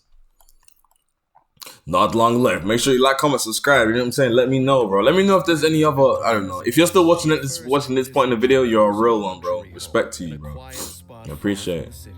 With ample space to house her countless possessions. This has been like a 4-hour video, bro. Oh my days. The palace of Alcazar's array has ended up as an iconic landmark known far and wide. Dory occasionally grumbles about this unexpected twist of fate. But in Kave's life, unintended consequences like these are all too typical. Kave. Another Dendro character. Oh, it's you! Kave is rarely without his assistant, Marak, a multifunctional that runs on ancient technology. As well as assisting him with routine mapping work, Marak also helps Kave deal with all manner of that guy got blown back. When trying to strike a balance between aesthetics and practicality, budgeting is an essential skill. When Kave crafts landscape building and courtyard type furnishings, some materials are refunded, ensuring efficient utilization. Kave's normal attack uses Marak to combo up to 4 strikes, dealing physical damage to enemies. His charged attack consumes stamina over time to perform continuous rapid slashes, finishing with an especially powerful slash. Did he get blown back? Yeah, he's good. I reckon that, I don't know, guys. I reckon that's really helpful, yeah? When you can hit enemies on the floor. Performing a radial scan that deals AoE dendro damage and causes all dendro cores in range to burst. Oh my days. After unlocking the talent An Architect's Undertaking, when Kave is hit by dendro cores damage, including Burgeon and Hyperbloom damage, he will restore HP based on his elemental mastery. This effect can be triggered once per set time period. Breaking new ground! Kave's elemental burst unleashes the full power of Marak, which maps out a cubic area, dealing AoE dendro damage to all enemies within it, and causing all dendro cores in range to burst. For a set duration, it also enhances Kave's combat capabilities by increasing his resistance to interruption, expanding his normal, charged, and plunging attack range, and converting his attacks into dendro damage that cannot be overridden. Additionally, all dendro cores created by your own party members' bloom reactions will deal additional damage when they burst. Oh, see that combination? Once Kave leaves the field. Kave's kind of OP, isn't it? He's kind of OP. He looks it. I can't help but feel that the Dendro characters look very underwhelming compared to the others, you know? Like, they're strong, but not strong. After Kave strikes an opponent with a normal, charged, or plunging attack, his elemental mastery will be increased. This effect can be triggered once per set time period, and is stackable up to a limit. When the elemental burst duration expires, these effects are cleared. The path of the idealist is rarely a smooth one. Even the kindest of souls must find the strength to confront the obstacles ahead. In battle, Kave makes deft use of his elemental skill. He scans for all dendro cores in a certain range, instantly causing them to burst and deal dendro damage to enemies. When energy is full, Kave uses Marak at full power, dealing dendro damage to enemies and enhancing his personal combat capabilities for a period of time. Kave continues to deal dendro damage with his normal attack and elemental skill, while boosting damage dealt by bursting dendro cores, finally tackling the problems in his life once and for all. Many struggle to understand how Kave, despite his academic brilliance, has wound up leading a life fraught with disappointment. What do you mean? In what aspect? The truth is that Kave is his own worst enemy and brings most of his woes upon himself. Run it with my wows. I find myself reluctant to be too critical of him. Go on. After all, surely anyone with a heart would be moved after witnessing Kave stand up for what he believes in. Kave. Interesting. There's no Kirara. One courier from Inazuma's Komaniya Express stands head and shoulders above the rest. Instantly recognizable from her twin tails and paw pads. This girl has paw Known pads. for her professionalism and excellent customer service. But nothing speaks to her popularity like her loyal customers, who, impressed by her integrity and can-do attitude, ask for her by name whenever they need an express. Oh, the Amazon girl. Dendro. She's the Amazon girl. That's so funny, bro. Has more than earned her reputation. They put an Amazon girl in the anime, in the game. She provides a first-rate service by every measure. With her hand, Kirara clears all roadblocks to progress and delivers every order safely and swiftly. I know she's broken. I know she's broken. Kirara's feline hunting instinct never sleeps. When Kirara is in the party, animals who produce foul, raw meat, or chilled meat will not be startled as easily when your party members approach them. Kirara's normal attack can combo up to 4 sword strikes, dealing physical damage to enemies. Using her charged 4 sword strikes when dealing with enemies. Stamina to perform 3 frontal slashes with her claws, dealing physical damage. Tapping Kirara's Meowtio kick. Pouncing forth like a cat from the underbrush. That's good. That's helpful. Flicking flying kick, dealing AoE dendro damage to enemies. At the same time, Kirara gains a shield of safe transport that absorbs dendro damage with increased effectiveness. Yeah, see, this is good. Becomes affected with dendro for a short time. The shield of safe transport's damage absorption scales off of Kirara's max HP, exceeding a certain percentage of her max HP. Any remaining damage absorption on a shield of safe transport will be transferred to a new shield when created, and the duration will also be reset. Okay. Hold her elemental skill, and Kirara psychs herself up for a same-day delivery. She deploys a shield of safe transport identical to the shield produced by tapping the skill, and also enters the urgent Neko parcel state, curling up into a special express delivery box to move and fight at a faster pace. Jeez! While in this state, Kirara will deal dendro damage to enemies she runs into. And she has the shield the whole time? Once per set time period for each enemy. When the duration ends or the skill is used again, Kirara executes a flip claw strike, which deals AoE dendro damage and is more powerful than the attack performed by. Yeah, she's good. She's good. She's good. I never knew Amazon girl would be this strong, bro. She is strong. When adventuring in the wild. While in this state, her movement speed, climbing speed, and jumping ability are all increased, though her stamina consumption from climbing also increases.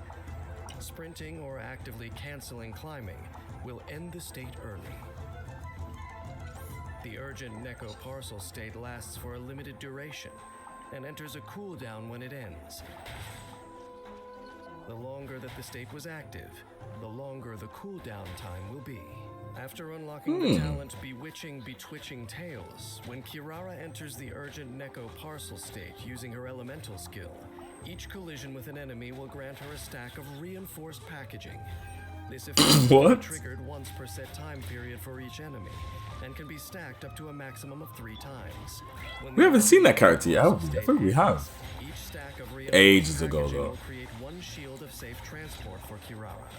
The damage absorption of shields created in this way is based on that of her elemental skill shield. Okay. If Kirara is already protected by a shield of safe transport created by her elemental skill, the shield duration will reset, and any remaining damage absorption will carry over. Service with a smile! Kirara uses her elemental burst to punish would-be package thieves, attacking with a special delivery package that deals AoE dendro damage. After the special delivery package explodes, it will split into numerous catgrass cardamoms, which explode and deal AoE dendro damage on contact with an enemy, or after a period of time. Okay. Just as a cat's eyes stay sharp in the dark, Kirara adjusts her attacks to suit the needs of the battle. How, though? After unlocking the talent Pupillary Variance. Kirara's elemental skill and elemental burst damage are increased based on her max HP. Okay.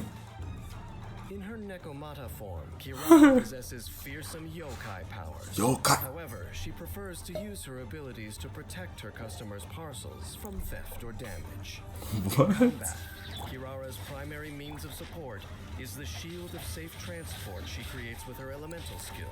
In a pinch, she can also switch to her urgent Neko parcel state and dart around the battlefield as the situation demands, while keeping her allies safe. And she can heal. If they have a healer in the team with that ability, she'll be busted, you know.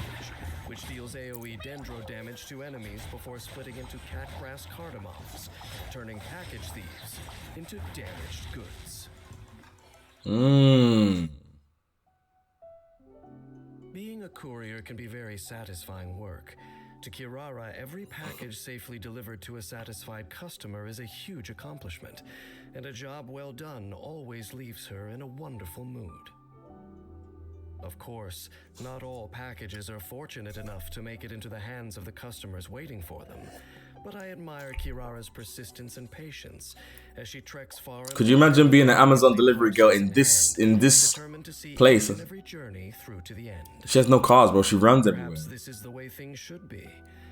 After all, given enough time, is there any price too great to pay in order to achieve your goals? Message. Oh, whoa, you shut me up with that one, narrator, sir, guy. Hey, Lenny, we got Lenny, bro.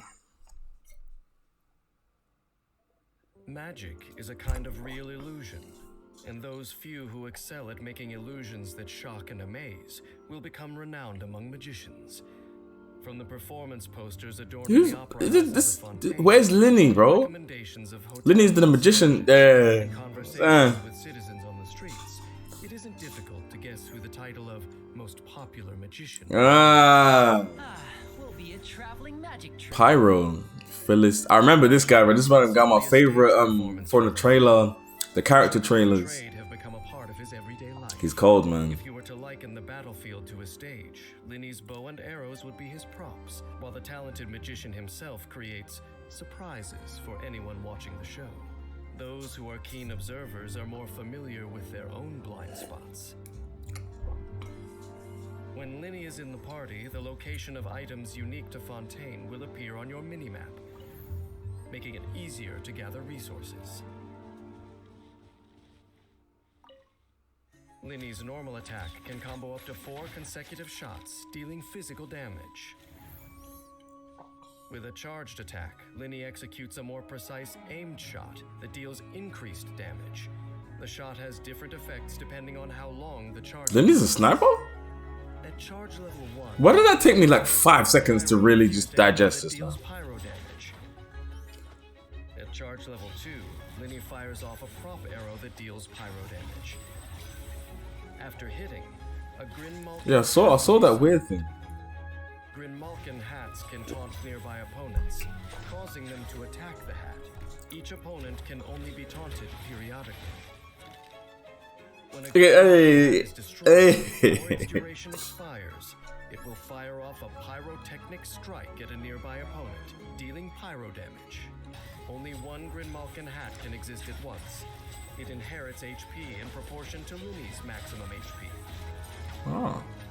In addition, if Lenny's HP is higher than a certain threshold when he fires a prop arrow, Lenny will consume a portion of his own HP to obtain 1 prop surplus stack. Okay. The number of stacks is limited, and all stacks will be removed once Lenny stays out of combat for too long. Lenny's HP cannot fall below a certain threshold in this way. Oh, okay, you gotta keep it high. So you need a healer. If you want to use that properly, you need a healer in the team. Consumes HP by firing off a prop arrow. The Grin Malkin hat will restore a certain amount of elemental energy. Was that 6,000? And will gain increased damage 9,000. on its attack. Prop arrows periodically call down spirit breath thorns upon the location they hit, dealing Numa aligned. I like the way it dances. It's the hey. Using his elemental skill, Lenny does a flourish with his hat, unleashing a firework surprise. When a Grin Malkin hat created by Lenny is on the field, the fireworks will cause it to explode violently. And then leave lots of fire. The AoE, yeah, the AoE environmental damage. Damage dealt by the Grinmalkin hat in this way is considered charged attack damage. When Linny uses his elemental skill, all prop surplus stacks will be cleared, dealing AoE pyro damage to opponents in front of him. Damage will be increased based on the number of stacks cleared. And Linny's HP will be regenerated based on his max HP. Let's get this show on the road! Using his elemental burst, Linny unleashes his magic, turning into a fast-moving Grinmalkin cat. This is not to be I did not expect that. You saw my face? I did not expect that, bro. When the Grinmalkin cat gets close to opponents, it will call down flames upon them, dealing up to 1 instance of pyro damage to each opponent. When the duration ends, Linny will dismiss the Grinmalkin cat and ignite magnificent fireworks that deal AoE pyro damage. AoE pirate damage. And gain 1 prop surplus stack. Linny can also Pyro damage, not pirate. Prematurely. A magnificent performance always leaves the audience yearning for an encore. If the applause is rapturous enough, the magician might even improvise a few new tricks on the It's a freestyle. After unlocking the talent Conclusive Ovation, Linny deals increased damage to opponents affected by pyro. In addition, each pyro party member other than Linny will increase this damage bonus. The damage increase that can be gained in this way has a maximum limit. Only an actor who has mastered their skills and who can instantly adapt is worthy of being a maestro of magic, and Linny is fully deserving of the title. In battle, prop arrows are Linny's primary source of damage. By continually firing prop arrows, not only can Linny summon Grinmalkin hats and fire off combinations. Oh, and then you switch out and switch back, and you still have this. It still stacks. And when you switch out, you can get heals. You can get someone else to heal in the party. This guy could be good, you know, like really good. Moving agilely about the battlefield, getting close to enemies, and delivering a magnificent final performance under a shower of Yeah, he could be good. He could be good. But you need a healer. You need a healer in the team. Must. But people willingly take their seats to watch a magic show whose purpose is to deliberately deceive. Is it to lose themselves in a splendorous illusion, even for a short while? Or is it to see through the illusions and trickery? Either way, we need not pry too deep. For regardless of how real the magic seems, look at that dog design, bro. Just consider it a rare piece of entertainment in a world of fickle fate. Is that not enough? Linny. No, next we got Lynette. I think that's his sister. I thought it was his girl or his sister, bro. You ain't got no DMs, bro.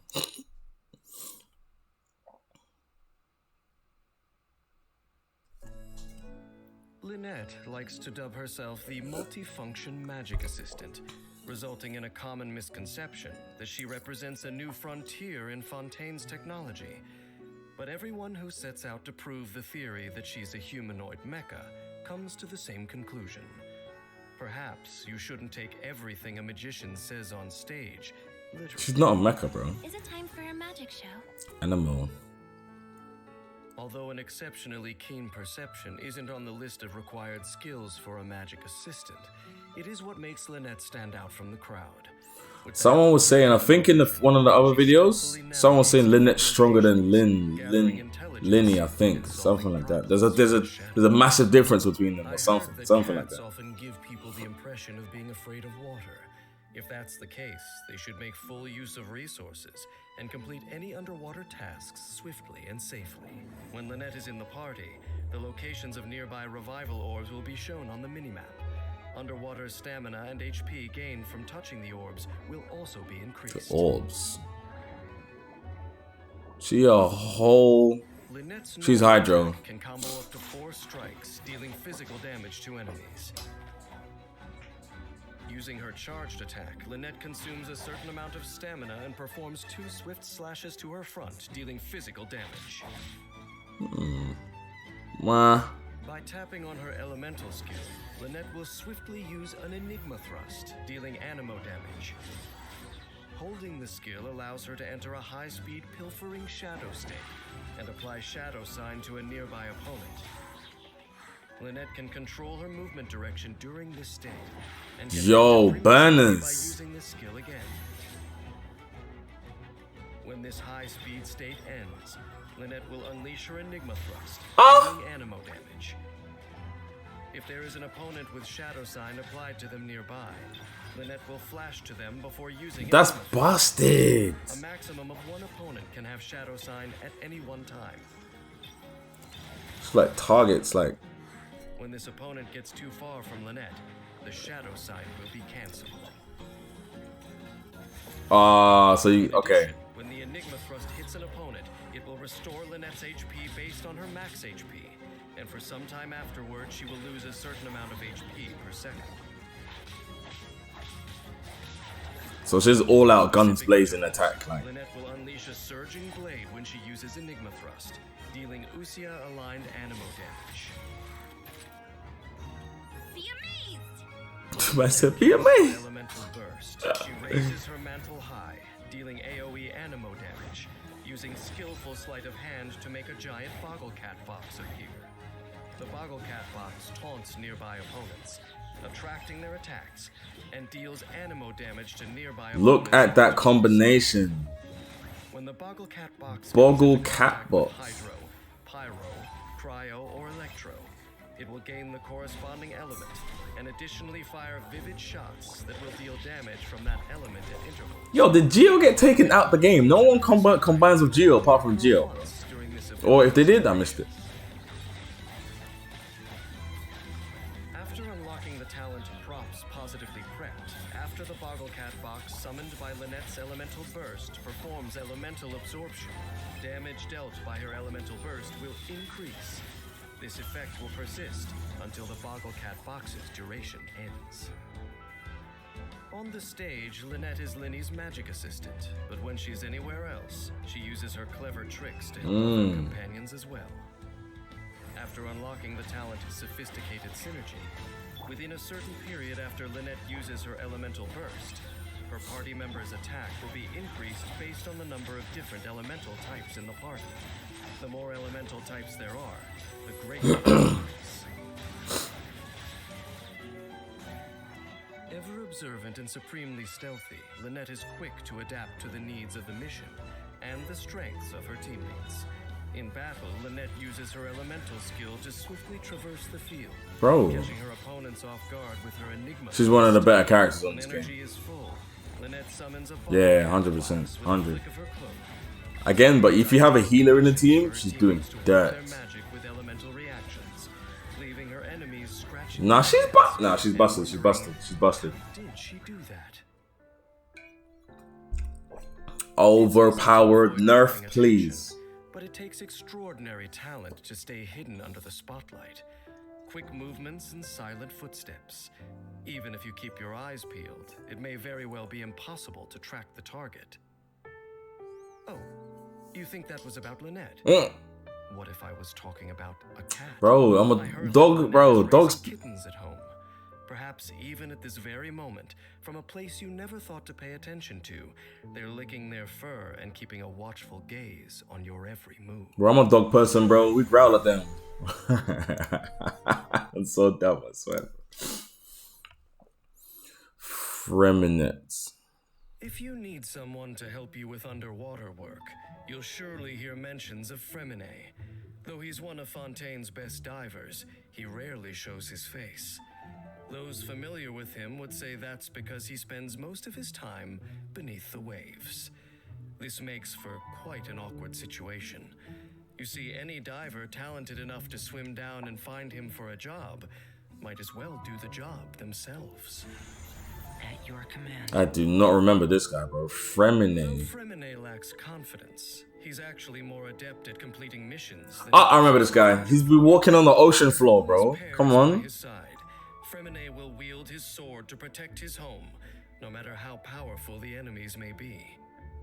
Even before gaining his vision, to Freminet, diving had become a part of his everyday life. Jeez. My boy, ultra swimmer, bro. Freminet is in the party. He will reduce the consumption rate of party members' aquatic stamina.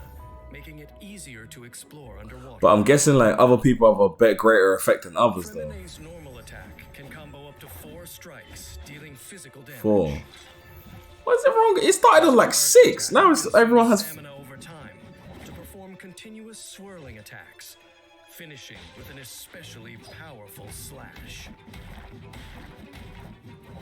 people getting blown back by that, bro. Using his elemental skill, Fremenay performs an upward Fremenay. cryo damage and enters pair timer for a period. While pair timer is active, Fremenay's normal attacks will cause the timer to increase the pressure level. Hold on. And release waves of frost that deal cryo damage. Everyone has like a little gizmo they fight with. Will be considered elemental skill damage. In addition, while under the pair timer, Fremenay's elemental skill will turn into shattering pressure. Shattering pressure will execute different attacks based on pair timer's pressure level, and then cancel the timer. At level 0, shattering pressure will unleash a vertical cut that deals cryo damage.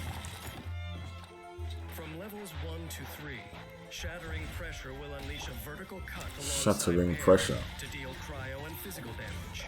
The damage dealt will scale based on pressure level. At level 4, Fremenay will borrow the power of a fully pressurized pair to deal physical damage. At this time, Fremenay's normal attacks will also be replaced by shattering pressure. He just bat the pigeon. He just smacked the pigeon. The penguin. Specific intervals. After performing the upward thrust, a Spirit Breath Thorn upward thrust will also be created, dealing Numa-aligned cryo damage. Commencing cleanup! With his elemental burst, Fremenay unleashes a wave of cold Fremenay. that deals AoE cryo damage, resets the cooldown of his elemental skill. This will be another one of those characters I'm looking at like, this guy's weak sauce, bro. But then he'll be so overpowered. Fremenay's interruption resistance will increase. This will be one of those guys. I can feel it. I can feel it. I'm like, this guy's cheeks. And the damage of its normal attack frost waves is increased. In addition, while pair timer is also active, Fremenay's normal attacks will give pair 1 additional pressure stack. These effects will be cancelled when Fremenay leaves the field. Fremenay. Bro, his name, yeah. Saturation deep dive. If pair timer has less than 4 levels of pressure, when pressurized flow shattering pressure is used, the cooldown of pressurized flow will Pressurized flow. Fremenay's efficiency at completing missions has gradually increased. Like I'd rather what as a new Genshin like person, I'd rather them just say attack power, attack stack, than give them everyone their own individual names, bro. For a new person, it's ridiculous to learn all of them. But like, I guess you learn when you're playing, you know. Fighting in battle is not so different from operating. You definitely learn when you're In playing. both cases, knowledge of general principles and communication of orders are crucial to resolving difficult problems. But what is he talking about? Fremenay can easily adapt his combat style to the needs of the situation. With pair by his side, Fremenay can use his elemental skill to unleash shattering pressure on his opponents, dealing damage based on the pressure level of the pair timer. When energy is full, Fremenay can enter subnautical hunter mode, reducing the cooldown of his elemental skill and increasing the pressure accumulation rate of the pair timer. This will boost his damage output. Okay. And allow him to finish his See what I'm saying? Nah, see what I'm saying? Look a bit OP now. Like I'm saying, like this definitely will be a guy. I don't think it's strong. He's strong. Look at this dog design, bro. You'll realize that obeying orders is no easy task. Fremenay likely knows this as well, or he wouldn't have tried to seal away his emotions, performing. Look at this. Like a clockwork mecha and Look at the crabs as well. to empty his mind. Even so, Fremenay is no mindless machine, and the people and things around him will continue to pull him back out of the sea. Perhaps one day, he will finally realize that orders are not delicious dishes presented to him on a silver platter, but rather frozen walls that are obstructing him from completing his final Metamorphosis. Fremenay. Fremenay, come here. Fremenay. In Fontaine, Yes. where the world's waters converge, the stage blurs the line between drama and reality. But high above the histrionics stands a solemn figure whose demeanor seems at odds with the spectacle below. The pleasure is all mine. I remember Nouvellette. He is overpowered, bro. This guy's broken. I already know he's broken. Bro. Surely this power is the true source of his capacity for imparting. Nouvellette is broken. Despite having neither a vision nor any professional training, Neuvillette's diving skills are vastly superior to the ordinary person. If Neuvillette is in the party, underwater sprint speed is increased for your own party members. Neuvillette's normal attack calls forth the waves with his cane, performing up to 3 strikes that deal hydro damage. 3? While charging, Neuvillette's charged attack slowly gathers the power of the source water to form a seal of arbitration. He can move freely and change direction while the seal is formed. See, this is already broken. Do you know how useful that is? Movement is the way games are played now. Neuvillette consumes a set amount of stamina to perform a charged attack. Look. Shooting a powerful blast of water What? that deals AoE hydro damage. If the seal is fully formed when charging stops, he performs a charged attack, Equitable Judgment, instead, releasing a surging. He used Hydro Pump. Look, and look for that long. Hydro damage to enemies in a straight line in front of him. Charged attack Equitable Judgment does not consume stamina and lasts for a set period. Oh my If his days. HP is higher than a certain percentage while using it, he continuously consumes HP. After unlocking the talent Heir to the Ancient Sea's authority, when a party member triggers a Vaporize, Frozen, Electrocharge, Bloom, About to do it. Bah! This guy's busted. Well, not busted, but good. He's powerful. He's defo powerful. Wouldn't say he's overpowered, but he's defo powerful. Yeah, with a little shield going on, like. Bro, he is wiping everyone with the Hydro Pump attack. Neuvillette's elemental skill calls down a raging waterfall that deals AoE hydro damage to enemies in front of him, based on his own max HP. After striking an enemy, the skill generates 3 source water droplets near the enemy. While he is charging his charged attack, he absorbs source water droplets within a certain radius.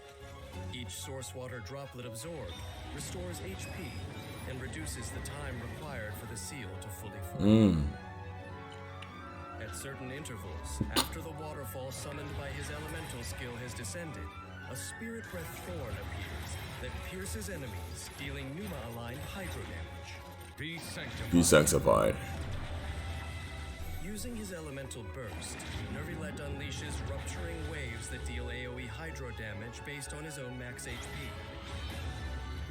After a short interval, 2 waterfalls descend that deal hydro damage in a smaller area and create several source water droplets within a given radius. That's mad. See that?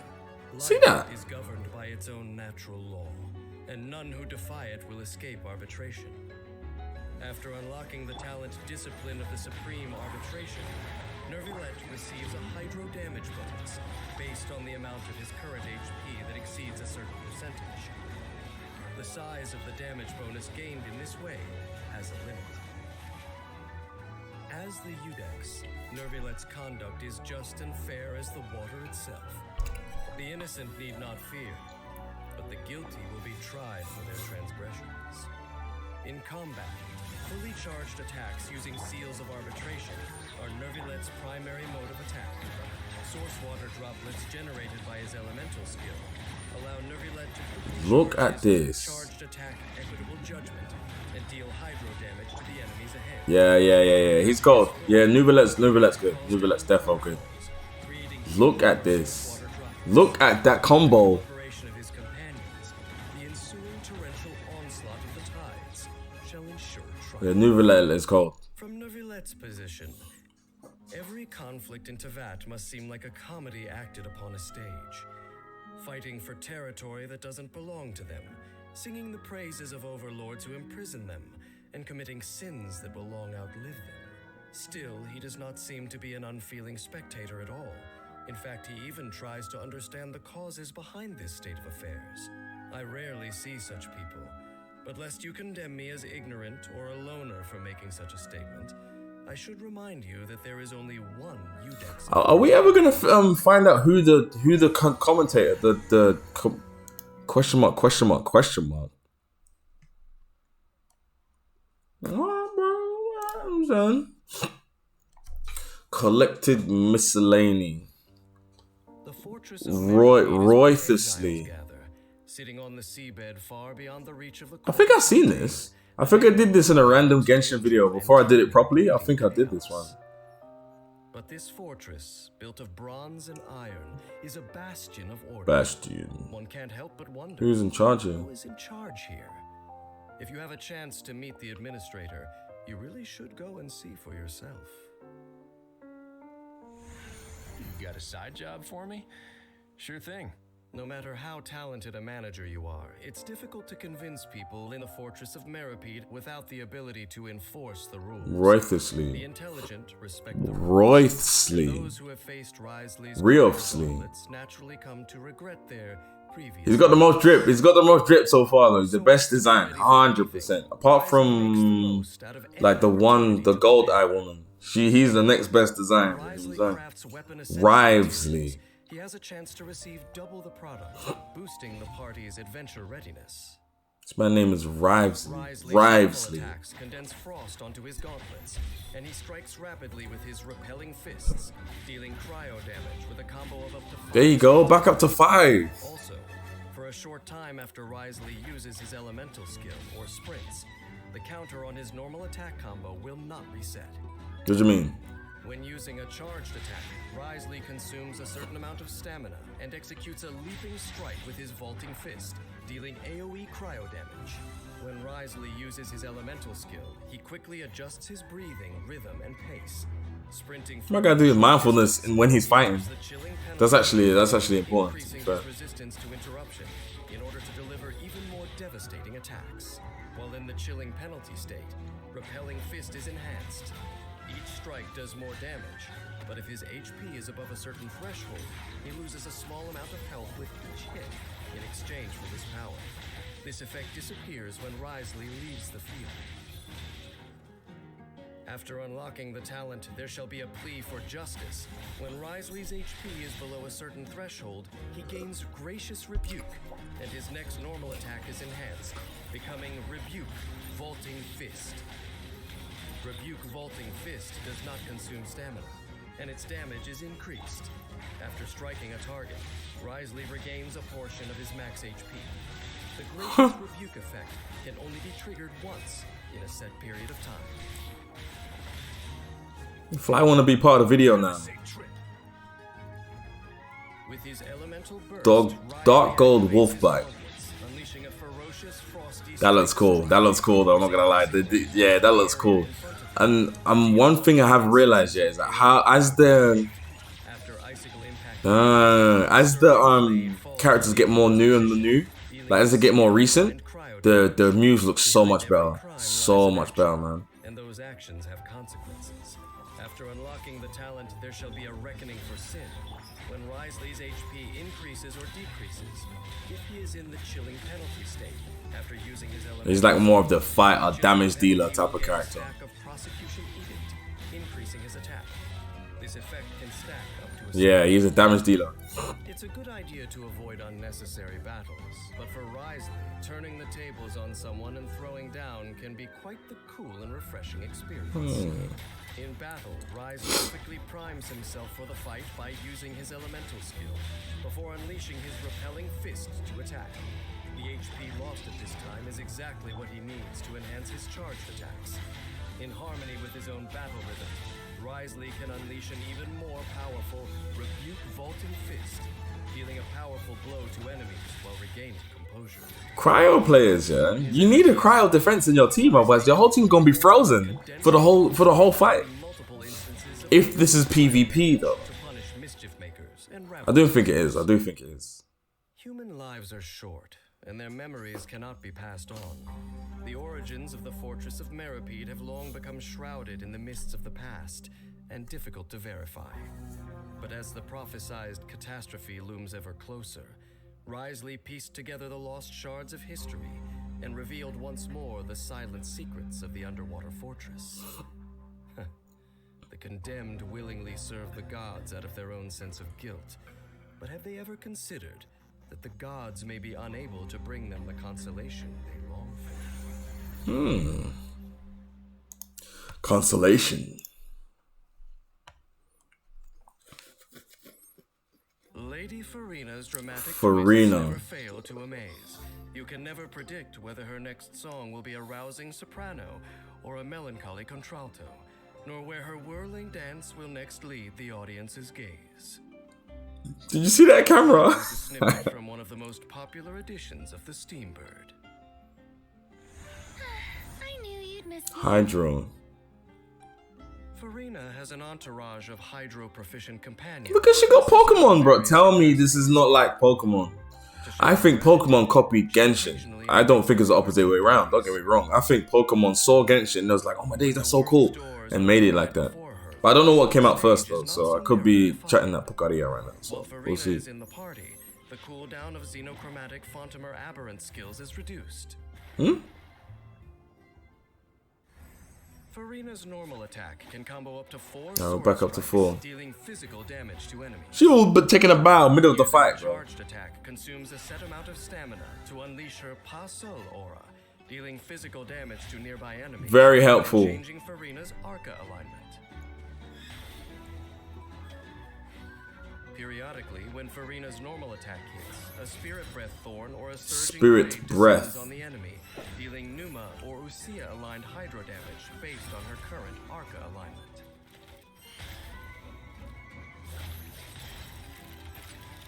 Her elemental skill invites the guests of the Salon Solitaire into battle to support her performance. When Farina's Arca alignment is Usia, she scatters a spray of celebratory bubbles, dealing AoE hydro damage based on her max HP, and summons the 3 members of the Salon Solitaire. Namely, Gentilhomme Usher the Ball Octopus, Surintendant Cheval Moran the Bubbly Sea. She has goons, like genuine. Armored Crab.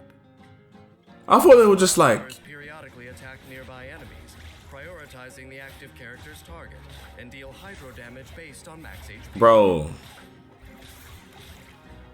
When a Salon member attacks, the strength of the attack increases based on the number of nearby party members whose current HP is over a certain percentage. See, and then again, they need a healer in the team. The more characters that meet the requirements, the greater the increase. Oh my. When Farina's Arca alignment is Numa, she summons the Singer of Many Waters, which periodically heals nearby active characters by an amount based on max HP. See the healer we needed for Lenny? Broken now.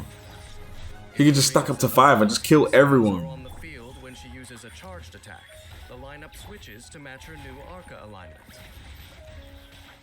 The Salon members and Singer of Many Waters share a duration. Oh. So when the lineup changes, the new guests inherit the remaining duration.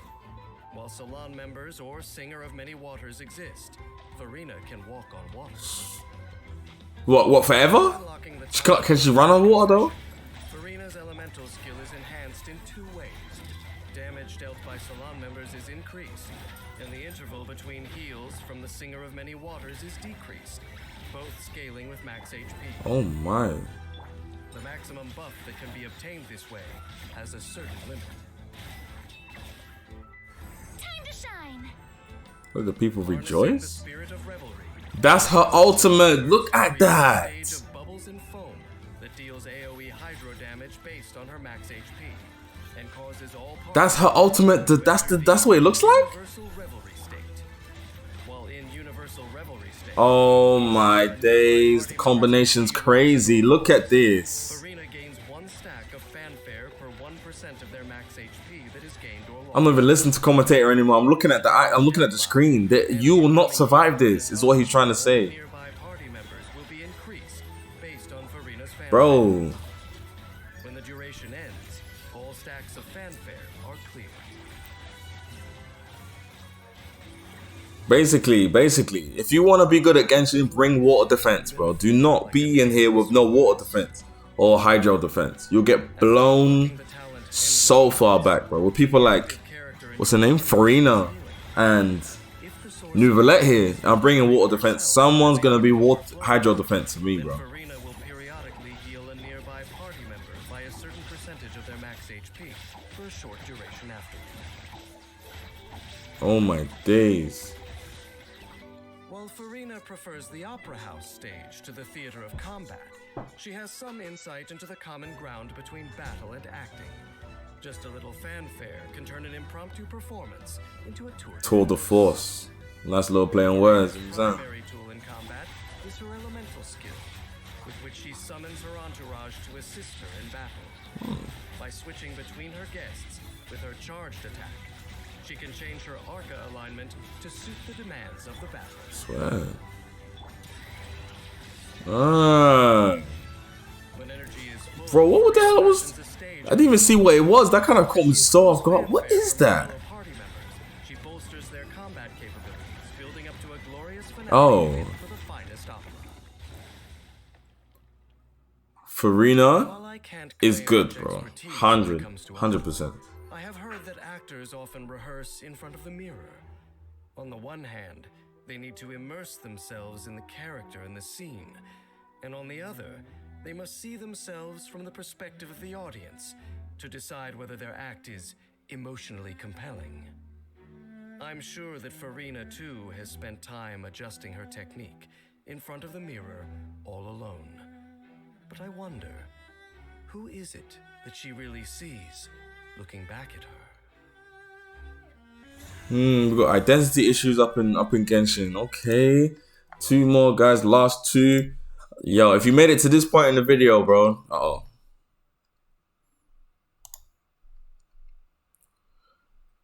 Last 2 guys. Yo, if you made it to this point in the video, make sure you like, comment, subscribe. Let me know, bro. Let me know. I appreciate it. This has been the longest video I ever recorded on this channel, bro. You know what I'm saying? Who's her name? Charlotte. Let's get this interview started. Wherever there's a lead to a new scoop, you'll likely find Charlotte. Custom-made camera companion, Monsieur Venti. So if you're ever on a fact-finding mission, What's her name? Charlotte. She will no doubt be of great assistance.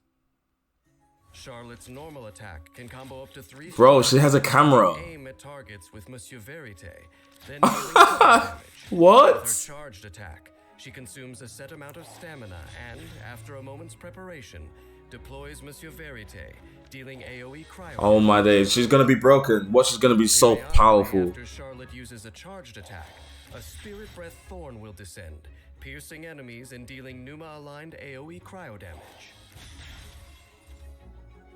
When her freezing point composition. Tapped, Charlotte's dauntless determination as an ace reporter kicks in. She snaps a quick photo with Monsieur Verite, dealing AoE cryo damage to enemies in front, and applying Snappy Silhouette to a limited number of them. Snappy Silhouette periodically deals cryo damage to affected enemies throughout its duration. Let's see. Wait, guys. Stay with us, guys. Let's see. When her elemental skill is held, Charlotte opens Monsieur Verite's viewfinder and enters composition mode. In this mode, the viewfinder range gradually expands until it reaches its maximum size. Charlotte can move freely and change direction during this time. When the skill is released, Monsieur Verite deals cryo damage to enemies locked in the viewfinder. They look frozen. Applies Snappy Silhouette as if the skill were tapped. If the viewfinder has reached its maximum range, Focused Impression is applied instead, which deals greater damage and has a longer duration. Okay. Composition mode can only last for a limited period and affect a limited number of enemies. After unlocking the talent Moment of Impact, Charlotte's elemental skill cooldown is reduced when enemies affected by Focused Impression are defeated. The amount by which the cooldown can be reduced in this way within a certain duration is limited. Charlotte's flair for photography is the finest feather in her journalistic cap. After activating the special analysis zoom lens, holding her elemental skill does not trigger composition mode, enabling her to take photos in a rather unique Bro, why'd you need to take photos though? Hard-hitting exclusive! I don't get it. This game is so open. Like, you can do whatever you want. And dealing AoE cryo damage, while healing Bro, look at that design. Personally, if I was Pokemon, I would hire the makers of Genshin. Genshin might be bigger than Pokemon by now, bro. But their designs are amazing. In addition, active characters within the field are continuously healed. The amount of HP restored is based on... Oh, look at this guy coming use Hydro Pump again. Different people with their diverse perspectives offer fresh angles of approach on breaking Message. news. After unlocking the talent Diversified Investigation, Charlotte gains a set healing bonus for each Fontanian party member other than herself. For each non-Fontanian party member, she gains a set cryo damage bonus.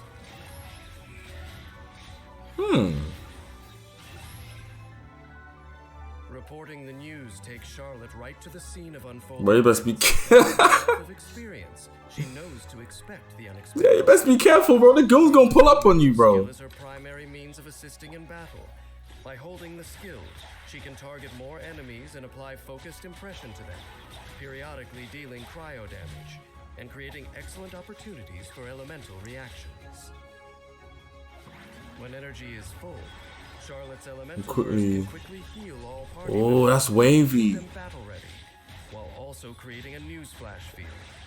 Thanks to Monsieur Verité's periodic Monsieur Verité. she is able to collect crucial evidence from every angle before it disappears for good.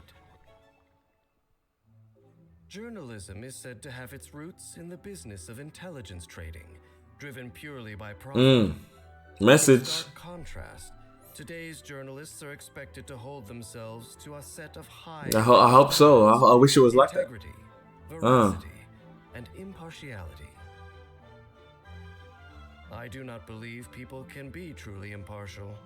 What is true to one person may not be so. Message. My words, for example, contain numerous subjective opinions, which may sound like nothing more than a tall tale to others. If Charlotte were willing to interview me, I'm curious to see how she would deal with my Subjectivity.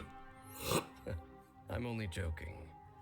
My story would bring her nothing but trouble. What she doesn't know. Mr. Commentator, sir, who are you, though? That's gonna rattle me, you know. Like, guys, last one.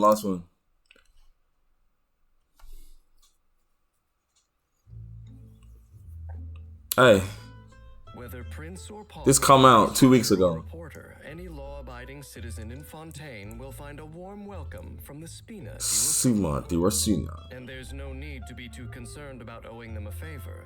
In the words of the current president, come on, let's be friends. Oh, no, I haven't seen Navia. Count me in. We see her in the 4.3 video we did. Check that out. It's in the Genshin playlist on the channel, bro. Make sure you check that out. She has an umbrella. Vision adds an extra dose of firepower and is perfectly color matched to the rest of her. We needed a Geo. We haven't had a Geo player in ages. Other times president. She got a drip though. And her design's cold. I'll be real. Breaks the mold.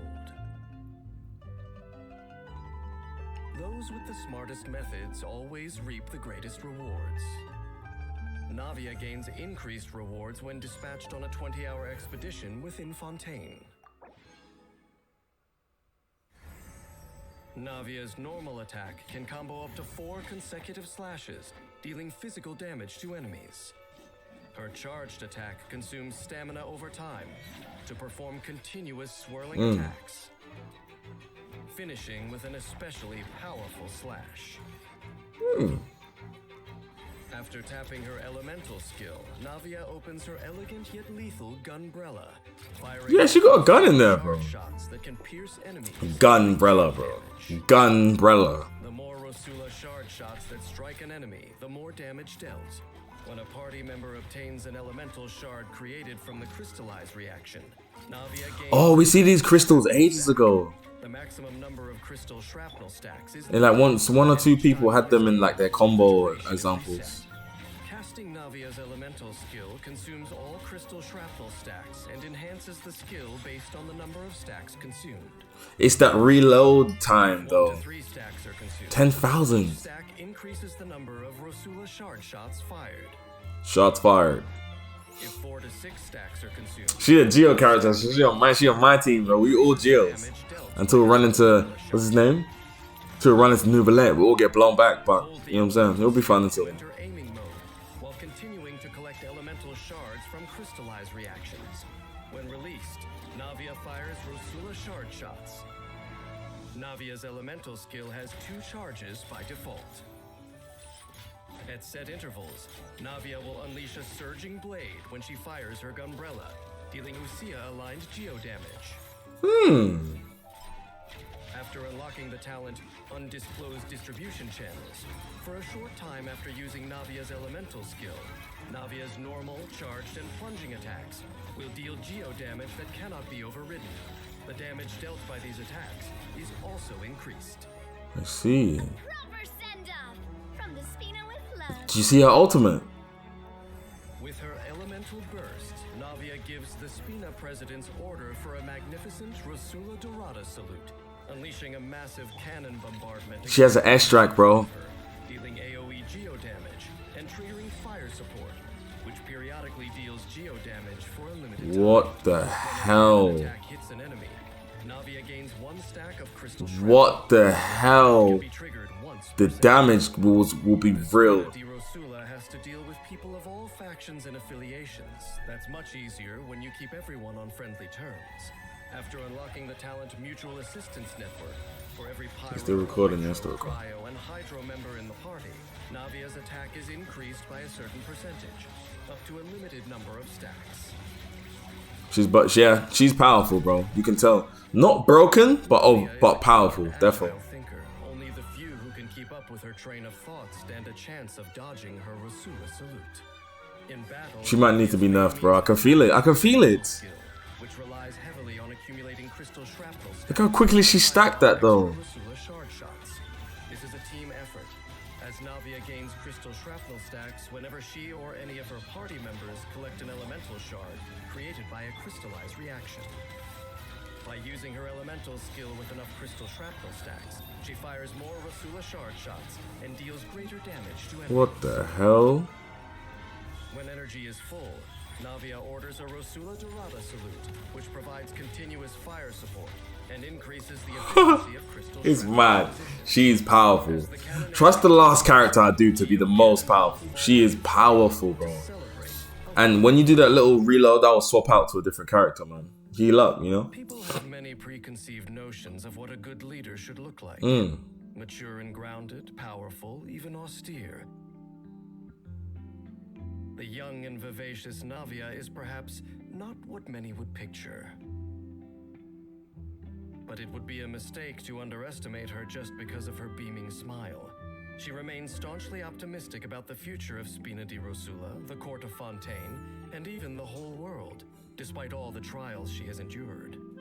It's unfortunate when the path to a brighter future compels her to close her umbrella and turn it against others as a weapon. But all budding roses need thorns for protection. I mean, boy, message. Okay. Navia. Okay, and guys, those are all of the Genshin miscellaneous videos.